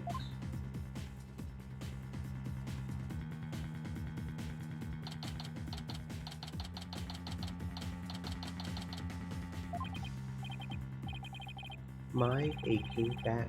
I forgot how badly I had injured it. I need to do some stretching and exercise more when I get back home. Mr. Wright. Hey, Albie. That's a rebel. Have you seen him? Are you alright, sir? 1 second. Have you seen that escaped prisoner around here? Oh, so that's why all those police came rushing over here. I heard them saying something about an escaped prisoner disappearing in this area. He disappeared in this area. He couldn't have taken to the air again, could he? Barbed head. I told you to wait. It's too dangerous for you around here, your benevolence. Mr. A rebel could be lurking nearby. What sort of a princess would I be if all it took was an escaped prisoner to frighten me? She's fearless, I'll give her that. I can't be responsible if something happens to you. As long as I'm here, though, I might as well search the area myself. If I were an escaped prisoner, where would I hide?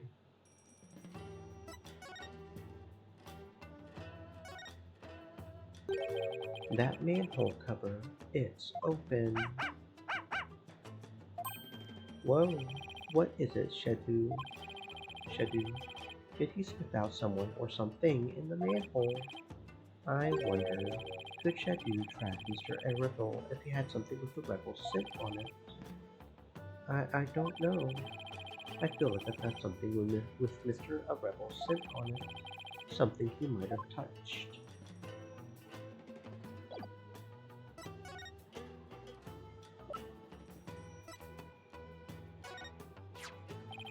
Here, Shedu.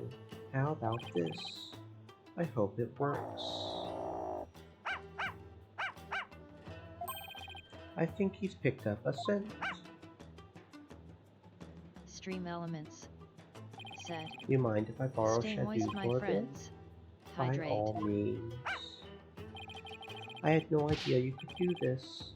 Yeah, go get 'em, boy. Your benevolence, I'm heading down the manhole now.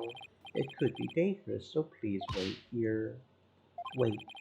Don't worry, I won't commit any of those misdeeds you're so worried about. That's not what I fear. There may be a vicious insurgent lurking down there.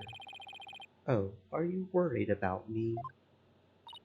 No, I was simply wondering why you would go to such lengths in your investigation. After all, if you would simply withdraw from this case, they might commute your sentence. I'm doing this to prove Maya innocent. But how can you be so sure of the accused's innocence? She has already been found guilty. Don't worry. Maybe this extra day in court is a blessing from the Holy Mother. Let's use it to our advantage. We'll turn this trial inside out and upside down. You'll see. Okay. I believe in her. If she says she's innocent, then that means she's innocent. Lawyers must trust in their clients to the bitter end. That's just what we do. You, lame brain, do what you will. Well, I'm going in. Let's go, Shadu. Be careful.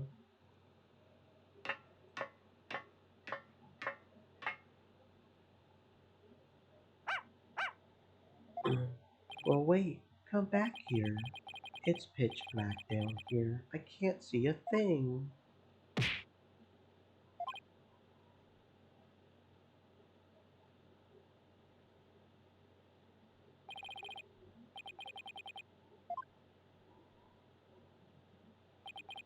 What happened? I went down into the manhole and then... Oh, you finally came too. I remember that face anywhere.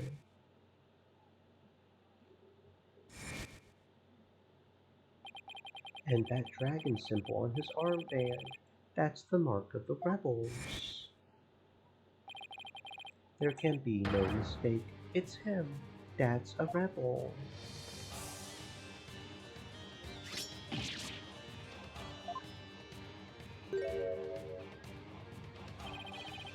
Sorry I got a little rough with you back there. Thought you were the cops. Why are you making that face? Hey, want an apple? Oh, you're eating apples now. I thought he was going to kill me.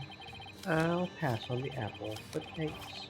I don't mind a good apple, but not right now. What is this place? This is the office of my brother-in-arms, Dirk. But right now we're using it as a rebel safe house. Wait, back to the set. What kind of office is this exactly? A law office, what else? Really? Dirk used to be a lawyer. Yep, just like you. Tulane's public enemy #1 is an ex-lawyer. Didn't see that coming. I don't suppose I'll be coming round here anymore. You won't. Are you planning to flee or something? It's just, I want to get out of the rebel business. Tired of being hounded by the cops and all that. So I came by today to pick up the last of my stuff. Oh, really? I'm going to sell Dirk Control to the Minister of Justice, then slip out of Kurain. Oh, wait a second. You're a key person of interest in this case. You can't go running off like that. Relax, Julia. I'll tell you whatever you need to know. Oh, and sorry about punching your lights out back there. My bad. So, Mr. Lawyer Man, what do you want to know? Tell me about the murders of the High Priest Tarust and me and his acolyte Perezal. Sure, I'll tell you whatever I can. Don't know if it'll be much help, though. I mean, I'm not a rebel anymore, so... I wonder how true that really is. Tell me everything you know about the High Priest's murder. Well, as you know, I don't remember much about that. I banged my head on a rock as soon as I parachuted into the inner sanctum. So when I told you I had nothing to do with his murder, I meant it. Okay then, where were you when you came to after banging your head? By the time I came to, it was already dawn. I must have been out cold the whole time. So you didn't see the crime happen at all. You got that right. Then why did you say you did when you testified? About that, since I didn't remember a thing, I was afraid I would seem suspicious, so I came up with that whole story. Does he even realize how much trouble his big fat lie has caused me? Sorry for the trouble. It was definitely my bad. He doesn't seem very sorry to me. So the bottom line is you were at the scene of the crime, but weren't involved in it. Got it. So Dirk used to be a lawyer. Yep, he was a force to be reckoned with back when he was still practicing. He was a juggernaut of the law, and as mighty as a dragon. He could strike terror into a prosecutor's heart just by glaring at him. People called it his dragon's glare. He even got criminals to confess and pass out with a well-placed glare. You've got to be kidding me. The most important of all, he would never surrender. He would fight for the accused no matter how the odds were stacked against him. Is that what you mean by the will of the dragon? Yep, that would be it. Actually, your work in court yesterday was mighty impressive too. You didn't give up, no matter how hard of a beating you took. Not unlike Dirk, I might add. Thanks. Even if a big part of that beating I took was because of you.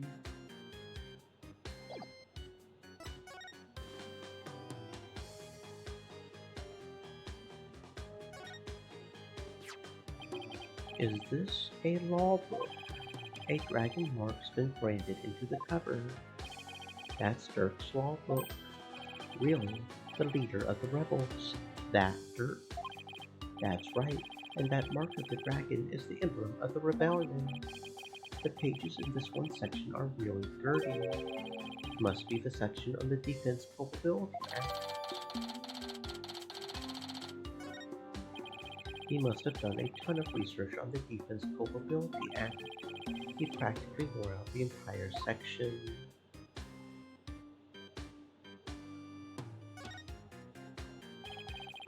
There are bowls and platters of food here. They are still warm as if this was all recently prepared.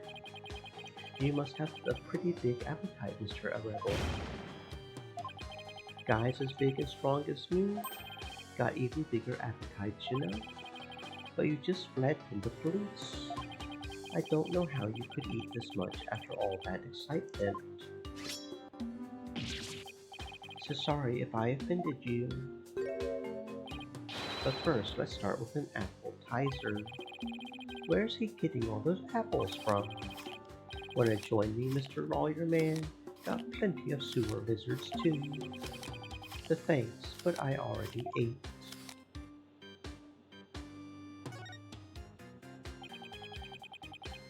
Incense and white flowers. The flowers are still fresh. They must have been put here maybe today or yesterday.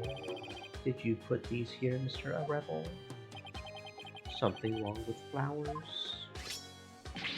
Oh no, it's just a traditional thing here in Kuwait. Pay it no mind.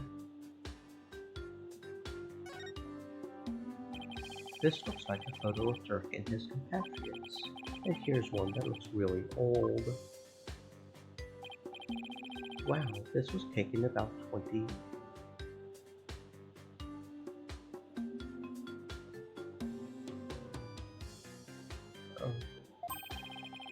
years ago.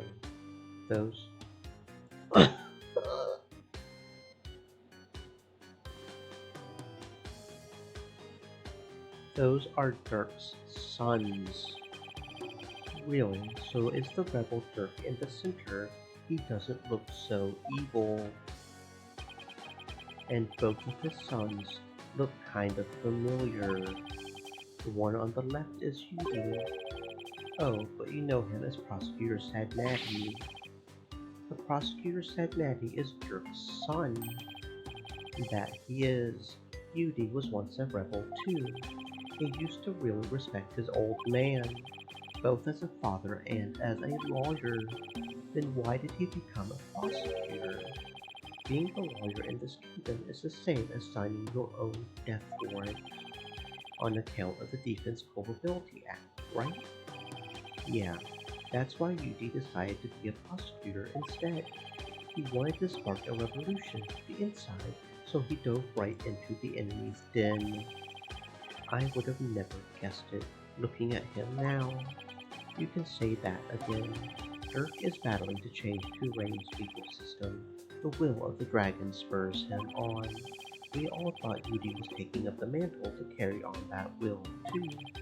We were sure he would help overthrow Garan one day, but as you've seen, he now uses the law to do her bidding. Dirk's been beside himself, so he can no longer carry the will of the dragon in him. I wonder what happened between father and son for it to come to this. What about the other child in the photo? That's Dirk's adopted son, but he's gone back overseas. His name's Apollo. Apollo? Wait a second. That bracelet, it really is Apollo. He was a rascal, that one, and his voice could shake the entire room. I imagine he's out there raising high hell somewhere. Yes, I'm sure he's doing just fine. Considering how far he's come, Mr. A. Rebel's description really doesn't do Apollo justice. Apollo, I've been watching you grow over these past 2 years. That's why I know you're ready. Why I know I can leave Trucy and the office to you. I believe in you, Apollo. Thank you. I'll be fine. Everything will be fine. He's a responsible young man now. He never lost that loud voice, though. Well, I gotta start packing. Who knows when they might catch up with me if I don't scram soon. Please wait. I still need to ask you something. Go ahead. Shoot. What are you rebels trying to do? And why were you at the Inner Sanctum in the first place?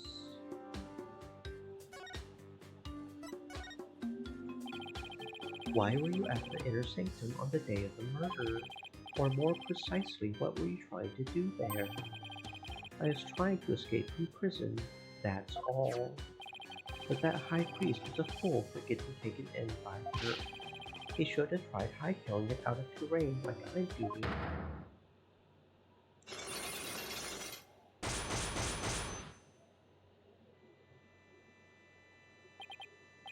Cyclops. Mr. Rebels is hiding something, but I won't know exactly what until I can undo the locks. What exactly are you trying to hide, Mr. A. Rebel? I'm not hiding anything. No way, no how. I'll just have to use my Magatama on him then. Take that!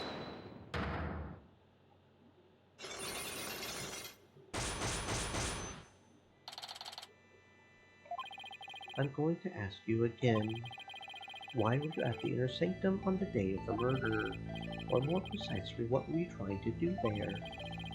You can keep asking, but the answer is still the same. I was trying to escape from prison, that's all.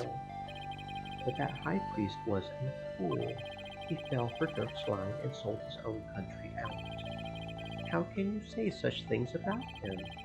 He helped you escape, didn't he? Don't you even care about what happened to him?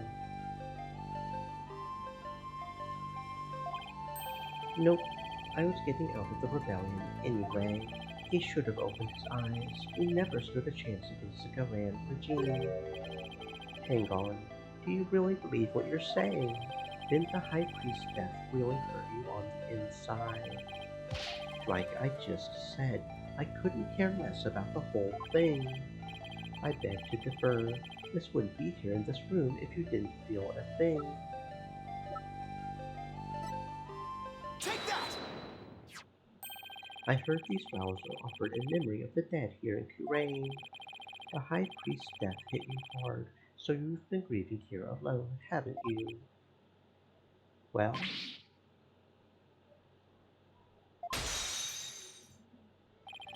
those flowers don't mean anything. It's just a Kuranese way of saying goodbye. Why hide the fact that you're mourning his death? You're reading into this too much. I told you, I'm done with the rebellion. I haven't even heard from Dirk or the rest of them for a few days. And tomorrow, I'm planning to kiss this kingdom goodbye. No, I know you've been in contact with the other rebels lately. And how exactly do you plan on proving that? This piece of evidence ties you to the other rebels. Take that! I found this prayer flag at the Plaza of Devotion. You wrote a message on it and left it behind for your fellow rebels, didn't you?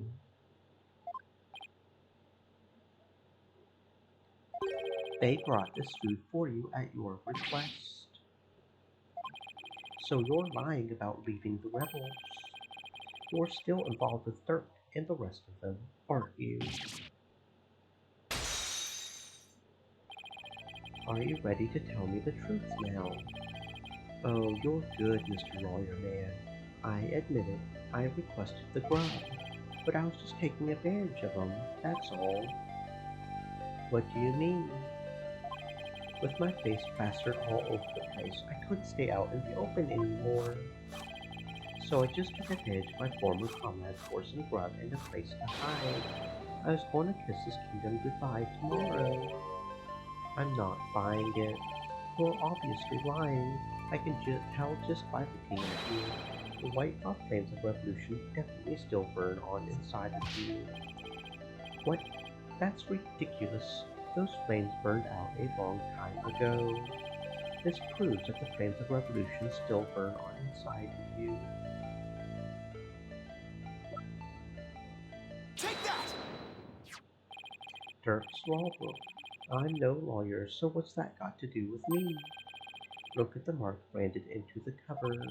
This mark that stands for an unwavering commitment to the revolution. It is Dirk's way of representing the will of the dragon. Yeah? So what of it? You have that same mark on the scarf tied around your left arm. But you wouldn't be wearing that if you were no longer a rebel.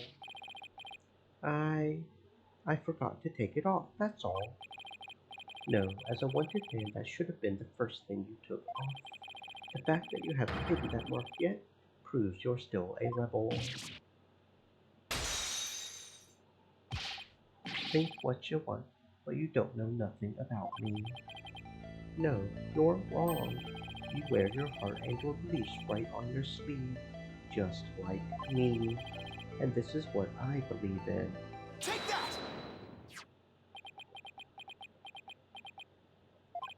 When a person's back is against a wall, they always fall back on what they believe in.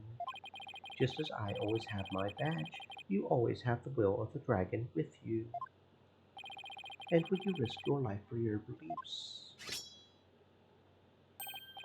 No, I wouldn't. No, because I wouldn't be much use to my clients dead. Now, admit it. You've never once thought about leaving the Defiant Dragons, have you? That look in your eyes, it's just like Dirk's.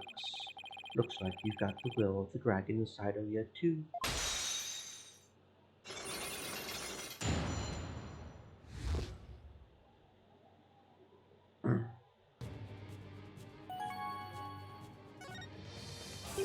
I had planned to take it out if it turned out to be on the side of the boils.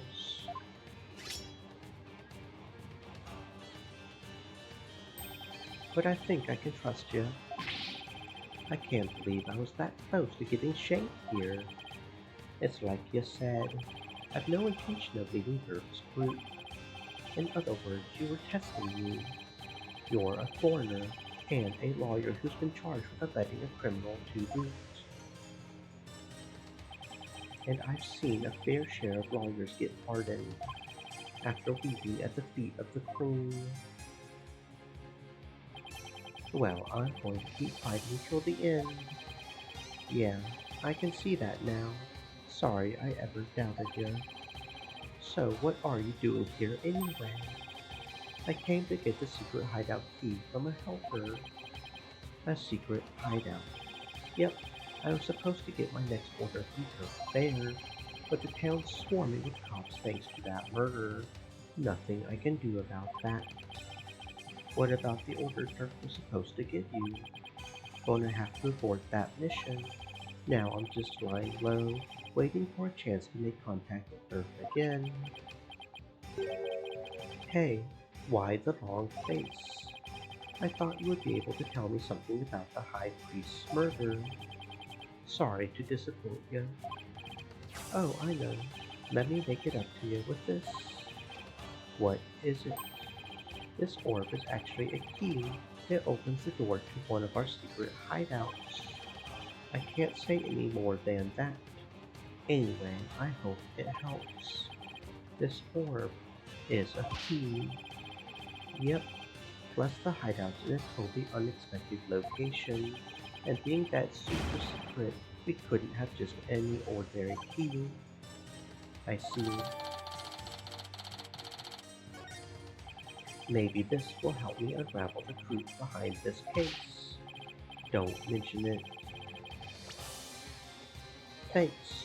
Don't mention it. Besides, you're a fellow brother in arms fighting the powers that be. If it'll help you, feel free to pick my brain a bit more. Everyone's been talking about the return of Lady Kira lately. Well, my friend Maya suspected of being the rebel hunter disguised as Lady Kira. You wouldn't happen to know who she really is, though, would you? Beats me, but whoever she is, she bushwhacked me and hauled me off to jail. Even worse, on top of attacking us and delivering us to the cops. She's been watching us like a hawk and framing us for different crimes. Watching you like a hawk, framing you for crimes. Why would anyone go to all that trouble? Our kingdom likes to pretend that its people are free to think what they want. Because of that, the authorities can't arrest you just for sympathizing with the rebellion. So they resort to framing people for things they didn't do. And then that Lady Kira figure is... Yep, she's just some lick-spittle working for the Garen regime. Wow. Even without the DCF, Turk and his insurgent scum buddies' days are numbered. Well, what's that supposed to mean? Let's just say I got a little trick up my sleeve, so I would watch it if I were you. 'Cause you got a defiant attitude, like one of them dragon dupes. So he was talking about Lady Kira then. Advanced combat skills, detailed surveillance, and clever setups. She's no amateur if you ask me. So, you're saying the monarchy is using Lady Kira to secretly take out the rebels? Exactly. The Grand regime is using her to control the people, even down to what we think. Why don't the people protest if the monarchy is doing things like that? Unfortunately, we don't have any conclusive evidence, and without that we can't prove anything. I know the feeling. If I bring this up in court, they would probably dismiss it out of hand.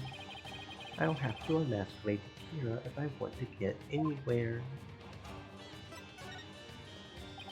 Our goal: to get rid of that evil, no-good Defense Culpability Act. I can tell just by looking at Dirk's law book. The DC Act has turned this kingdom into a corrupt cesspool, where false charges are overlooked and prosecutors are the only ones heard in court. It's been 23 years since it was first enacted. What happened 23 years ago to make them pass such a terrible law? The assassination of Queen Amara. That's where it all began. It happened before I was even born, but Queen Amara, the previous queen, was assassinated, and it was the rebel leader Dirk who did it. Dirk assassinated the former queen, didn't he? That's the official line, but the official line. Those charges were completely trumped up. Dirk was frayed, I'm telling ya. That he was? Plus, Dirk was a lawyer. Once the people thought a lawyer had killed the queen, they turned against all lawyers. And that's how the DC Act was first passed. So, that's why there aren't any lawyers left in Hooray. Even worse, it changed the significance of the divination seance. The significance of a divination seance. They were holding seances in court even before the DC Act. You bet they were. Lawyers and prosecutors used to hotly contest insights that came out of seances. You mean like what I've been doing? Right. It's like Dirk used to say, the royal priestess's insights are just another piece of evidence. Right.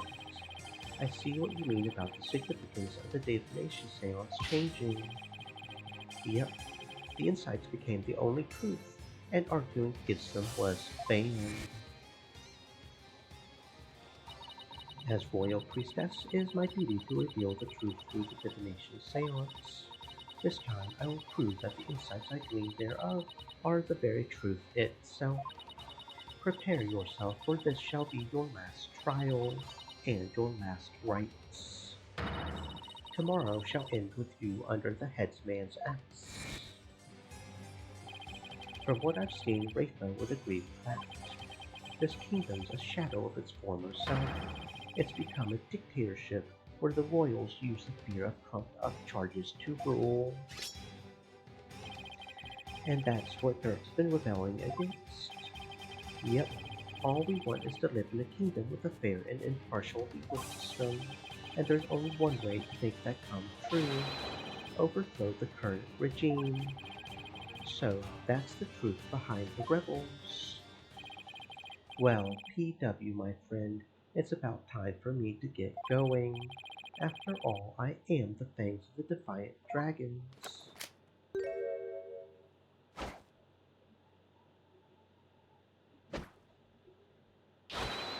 That's a rebel. You're not going to do that alley-oop thing again, are you? I was just getting to that. See ya when I see ya. Alley-oop. Why does he have to jump like that before running off? Because it's cool? Well, I guess we're friends now. But enough about that. I've already spent way too much time here.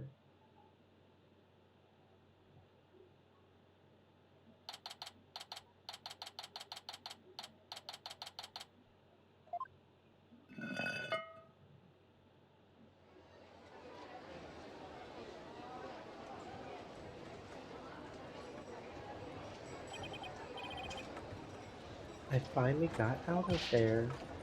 Mr. Wright. I'm so glad you're okay. I was so worried about you. Shudder. What happened to him anyway? He came out of the manhole about 5 minutes after you went in. Sorry he wasn't much help.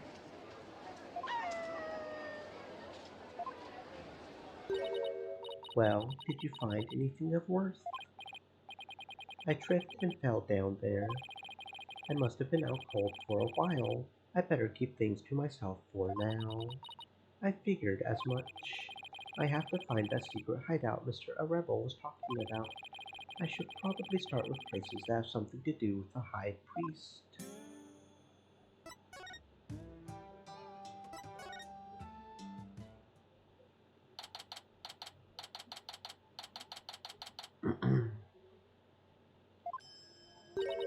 Barb Head, you already searched here, did you not? I just thought I would look around again, you know, in case I missed something. I probably shouldn't tell her I'm looking for the secret rebel hideout. We have a saying back home, Leave no stone unturned. Yes, you cannot stump me. I know that one. Actually, I don't have a clue is written all over your face.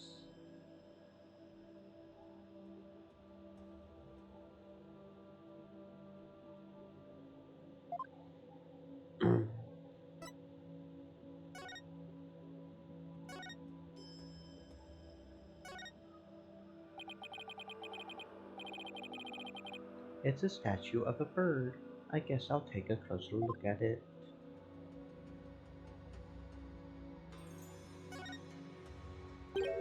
Hey, this eye is missing.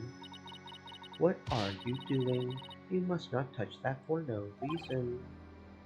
So sorry. But that shape, I wonder.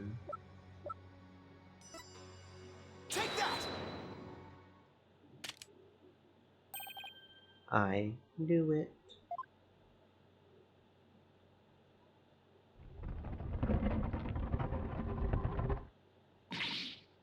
Whoa, what?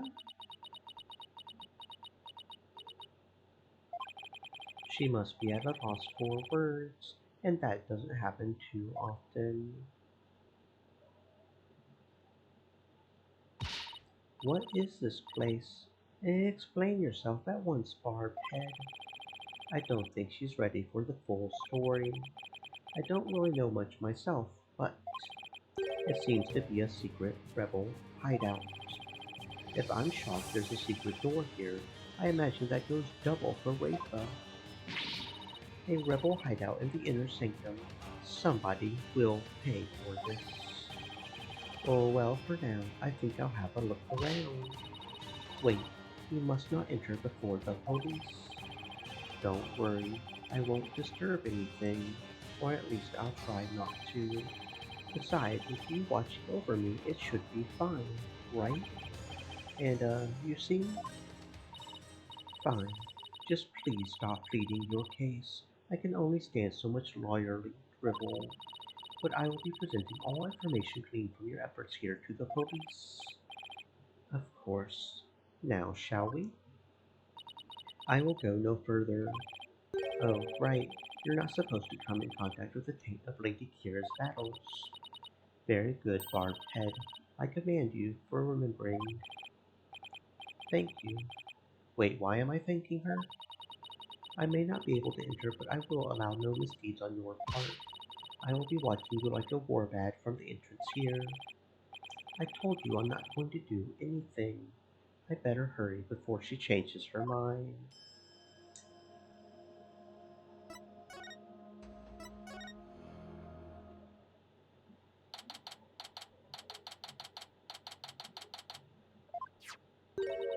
I believe this to be a sacred space that enshrines the source of the spring water. That makes sense. The rebels must have converted it into a secret hideout. But what about that warbad revolving door?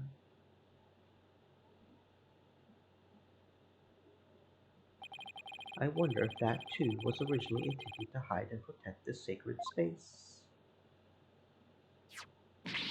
To think those filthy rebels were scheming their schemes in this most sacred place is a desecration upon Curanism itself. The Defiant Dragon shall pay for this.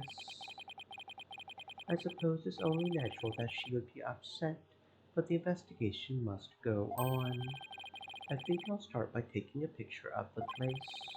Good thing I brought a camera to snap some souvenir shots. Stop that. You must not take photos here without permission. Rafa's really fired up. She's sticking her head in as far as it will go. I guess she won't be tainted as long as she doesn't touch anything. Now to search every nook and cranny. Barbed Head. Just because it is hard for me to see your every move, do not use that as an excuse to touch and break things. I heard you the first time.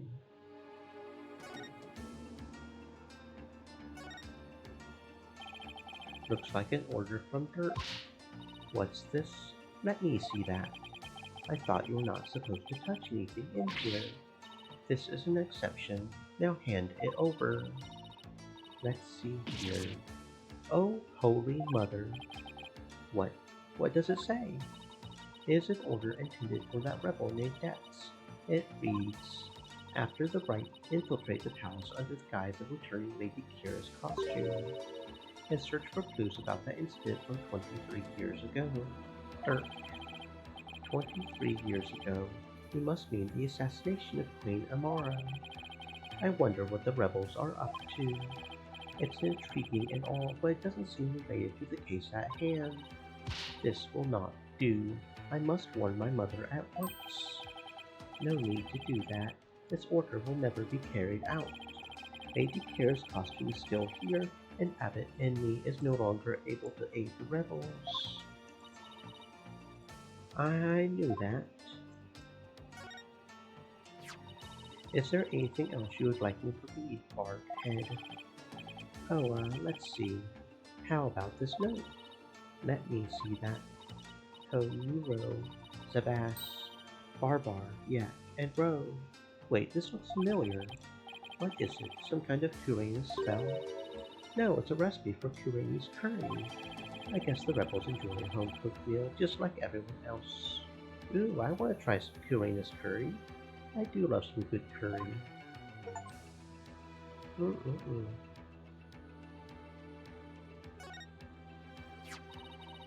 How dare those filthy insurgents raise their banner amid such a sacred space?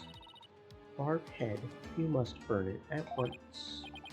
Didn't you tell me not to touch or damage anything? This is an exception. Very well, if you will not do it, then I will. But your benevolence, I thought you're not supposed to come in here. For once, the strange customs of this kingdom are working in my favor. There's something under the banner. A microphone. What's this doing here? Was someone trying to record something with it?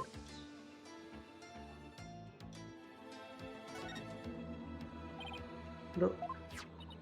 What is it, Bardhead? It's a plumed Punisher clock. Why, I believe it is a limited edition promotional item given to 50 lucky viewers. This rare item plays the plumed Punisher theme song every hour. Hand it over now, Bardhead. She snatched it away from me. No matter what she says, Rafa is definitely a huge fan. What a fine item. And this switch, if I'm right.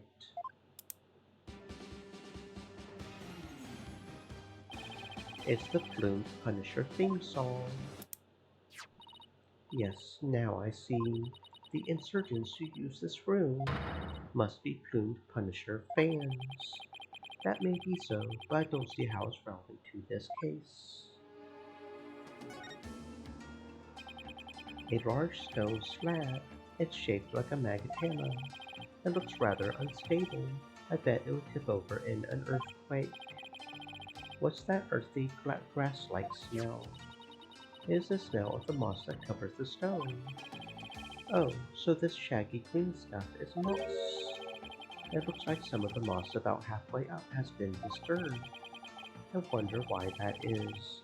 One quick touch can't hurt, right?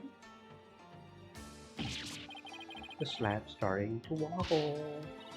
What is happening? What have you done to the sacred space? No, nothing. All I did was nudge it a little. I knew it looked unstable. Probably best not to touch it again.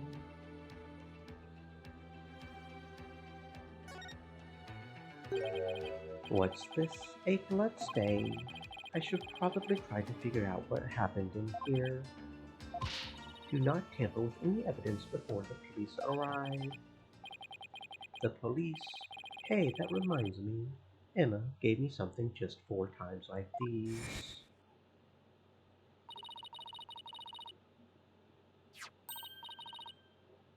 I thought it might help your investigation. Here, it's all yours. I wanted to bring you a bunch of other forensic tools, but they were confiscated at the airport. Luminol testing fluid. This actually might come in handy.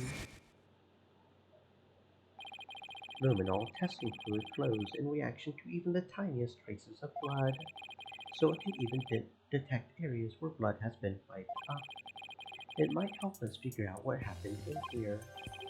Okay, time for science to do its thing. First, let me put these red tinted glasses on to see the luminols glow.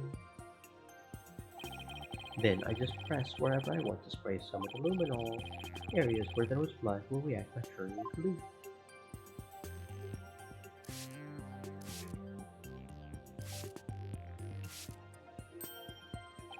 This is a huge blood stain. Something big must have happened here. Perhaps the High Priest's blood flowed in there from under the Warbad statue.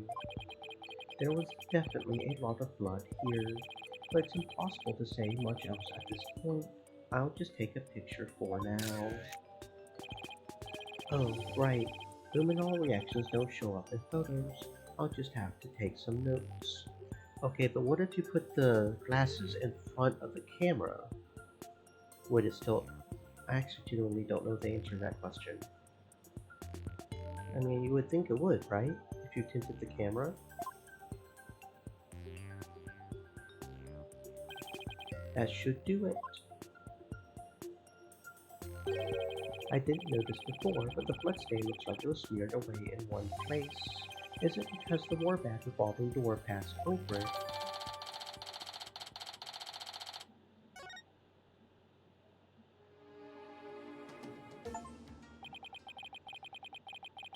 Well, I think that covers about everything here. Mr. Wright, you shouldn't have come in here before the police.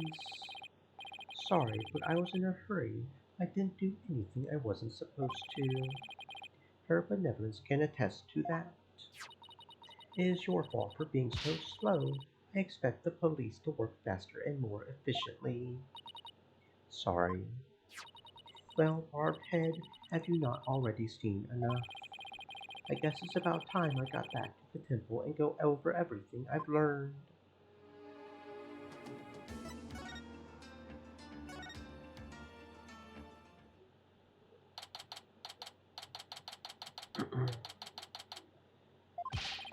Welcome back, Mr. Wright. How did it go? Unfortunately, I didn't find anything conclusive. No way! I do not understand, Barbed Head. What don't you understand? Why you did not commit any misdeeds during your investigation? After all, lawyers ply their trade primarily through illicit means and methods. What? Who told you that? My mother. Are you saying she was wrong? No, that cannot be. You must have committed some sort of misdeed right under my nose. If that were so, she wasted her whole day following me around. What is it?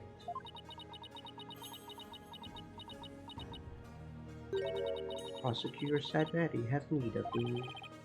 What's going on? I must go perform a divination seance for Puree Zealot. It is our custom for the prosecution to review its contents before trial begins. I see. The third time will be the charm. My insights will finally bring you to your knees tomorrow. And I will teach that neophyte practitioner a lesson. Looks like the Royal Priestess is back with a vengeance. She's made a full recovery from when we started the investigation earlier today. I look forward to seeing you in court, your benevolence. Your overconfidence will be your downfall. You will not look so confident when I am finished with you tomorrow. Actually, I'm not really looking forward to seeing her tomorrow, especially without any solid evidence. Why don't we go over everything you know so far? Alright, let's see here. Acolyte Zealot was killed during the rite with Lady Karen's dagger, and Maya's fingerprints were found on it. That doesn't sound very good. I know, it's the very definition of being up a creek without a paddle. The day before his murder, Salat enjoyed a meal with the High Priest, his wife, and Maya. I also learned about spirit channeling here in Kurain. None of that sounds very helpful, but I did hear something interesting. That the rebel hunting Lady Kira might be working for the Justice Minister. What? Really? Our kingdom is supposed to be ruled through faith and laws. We can't allow the people to be controlled by fear and violence. Albie, that sounds like something a rebel might say. It does. But if that Lady Kira really is one of Mr. Ingus' subordinates, that would exonerate Miss Maya. Unfortunately, I have no way of proving it in court. Oh, that's too bad. Oh, I almost forgot about the secret rebel hideout we found at the Inner Sanctum. There was a bloodstain inside, but I don't know if or how it's connected to this case, though. Wow, a secret room at the Inner Sanctum. That would be a huge hit with tourists. This kid really is an entrepreneur at heart. What I mean is that hideout could be important to your case. Maybe, but still too early to tell. Looks like I'm heading into court without any useful evidence. You'll just have to pray something appears during tomorrow's trial. Princess Rafa's divination seance might be my only hope. There could be some new information in it that might help. There's a divination seance, but I thought it always works against the accused. Not always. Right, it's like Turk used to say, the royal priestess's insides are just another piece of evidence. Really? I never heard anyone say that before. It's hard to figure you out sometimes, sir. Divination seances work both ways before the deepest culpability acts. It's only now that the people of Kurain find it strange. Mr. Wright, I just wanted to say, good luck tomorrow. Thanks, I can't afford to lose this next one. I've collected all sorts of information, but I haven't even started connecting the dots. If I could do that, I might have a shot at pulling off a win.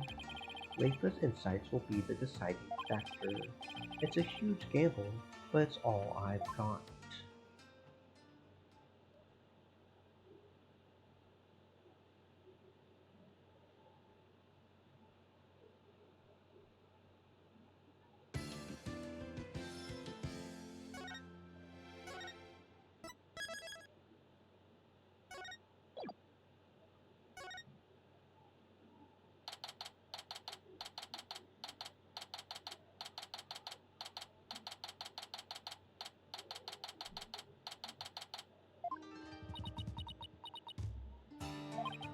Maya looks exhausted, but I can't blame her.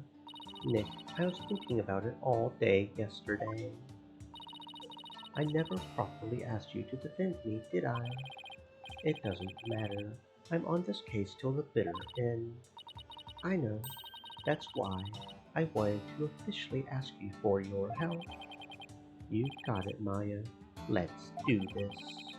We gotta wrap this up and get back home so you can make your dream show come true. The Steel Samurai versus the Plumed Punisher, right? You bet. You look as if you did not sleep last night. Barbed head is written all over your face. How can you expect to put up a respectable defense like that? I'm all fired up and raring to go. I guess Maya's not the only one looking exhausted.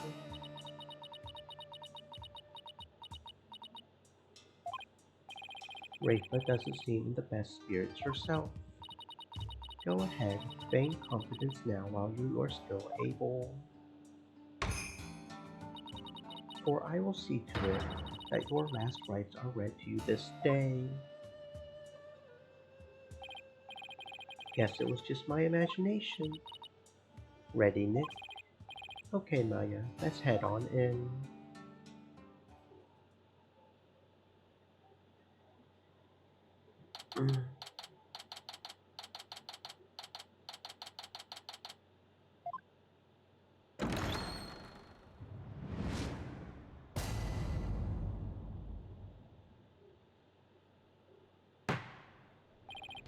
Now then, if everyone is ready.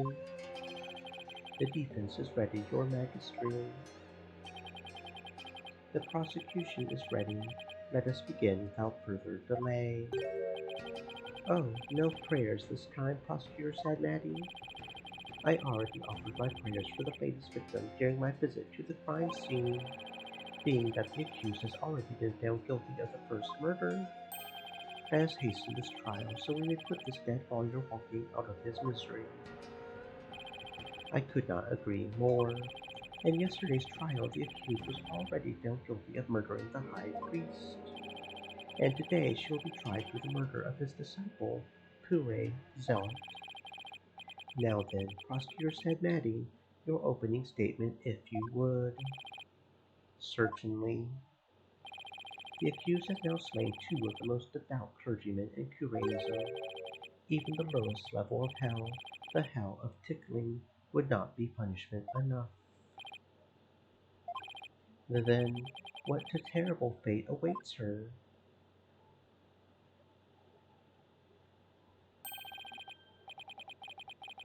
Bal Gilpokon Hell. Bal Gilpokon Hell, a realm of eternal agony. There she will suffer the infamous punishment of Jagar by the Galan of Pomotin. Furthermore, enough. My blood runs cold at the mere thought that such a terrible place exists. I was going to ask for a translation, but on second thought, ignorance is bliss. Now then, please continue, minus the part about the terrible hell awaiting the accused. As you wish. The victim of this heinous crime was the high priest's disciple, Pure Zealot. He had been training under the high priest while living at the priest's home. I had met him a number of times, and he seemed like an earnest young man. How tragic that he met such a terrible end.